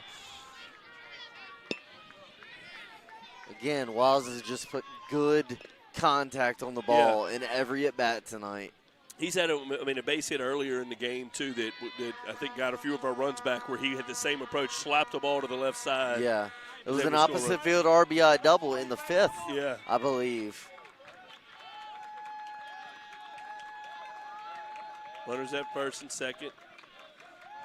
Wildcats down a run. Leaves the ball off the plate. And again, the Gators don't like it. We've been on the other side of this too, so this ump has been pretty good at the plate. I think he's been consistent with his own tonight for sure. Yeah. And understand emotions get high in games like this too.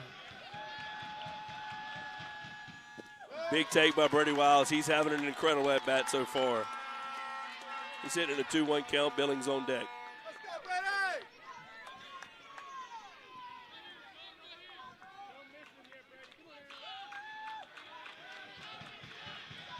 You know, I'd be weary. This is a long time I'm looking at a pitch.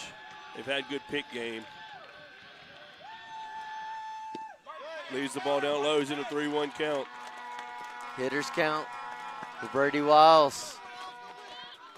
Got Lane Billings on deck, who's also had a nice night tonight for Central. Yeah, this is a big pitch in this game right here. 3-1. Do you give him something to hit? Brady Wiles is looking to do damage if he gets a heater. He gets a heater. That ball's going to have a chance to be a double play. They get the first one. Not in time for the second one. They try to throw behind, and they catch it right here. So they get runners at first and third. It's a good job by Wiles of actually getting down the line so they don't get the double play ball to end the game. The Gators give it a shot, try to throw to third base to get the guy advancing. And here we are. We're runners at first and third, 2 outs. Wildcats need a run, and you got Lane Billings at the plate. Billings has put some good at-bats together so far tonight, and there's not a more important at-bat right now than this one with runners on the corners and 2 outs. Yeah. So they're late in the game right here. So what you're trying to do is Brady Wiles just had a good at-bat. They're probably going to pinch run for him right here, get a little bit faster guy on the bags. And if he needed to, if we tie this thing up, if he needed to come back in the game, he'll be able to.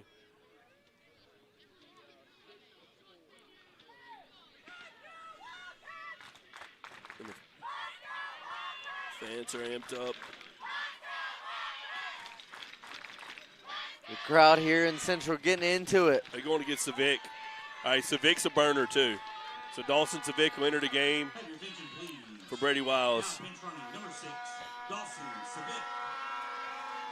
Runners at first and second.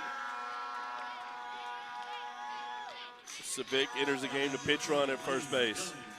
He's going to bring up Billings with 2 outs in the bottom of the 10th inning of game number 1. He stepped off and had to show baseball. I got Harry there for the pitcher there. Nearly dodged a balk call. Gets a breaking ball. Again, we've taken good hacks at his fastball. We've been on everything, so. Fouled a bunch of fastballs off and been able to really hit it well.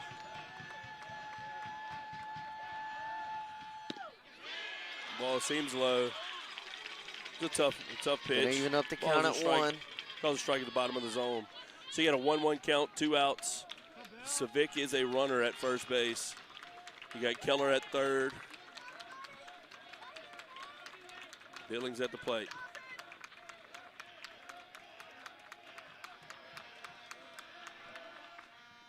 Ball's hit up in the air. They have a guy there that looks like it should do it if he can squeeze it, and he does. And there's a big win. Gators are going to win game number 1, 8-7. Again, this is going to be best 2 out of 3. It's a tough loss for the Wildcats.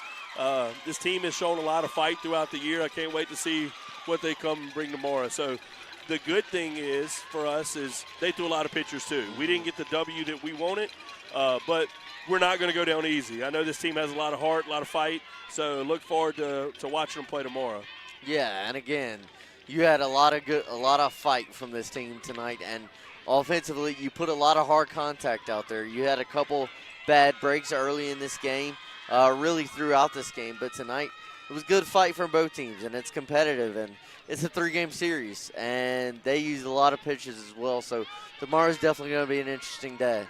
Yeah, so I enjoyed calling the game with you. Wish we could have came out victorious, but look forward to doing this with you again. So thank you, Justin. Yes, sir. Thank you. All right, thank you, everybody, for watching. We'll see you tomorrow.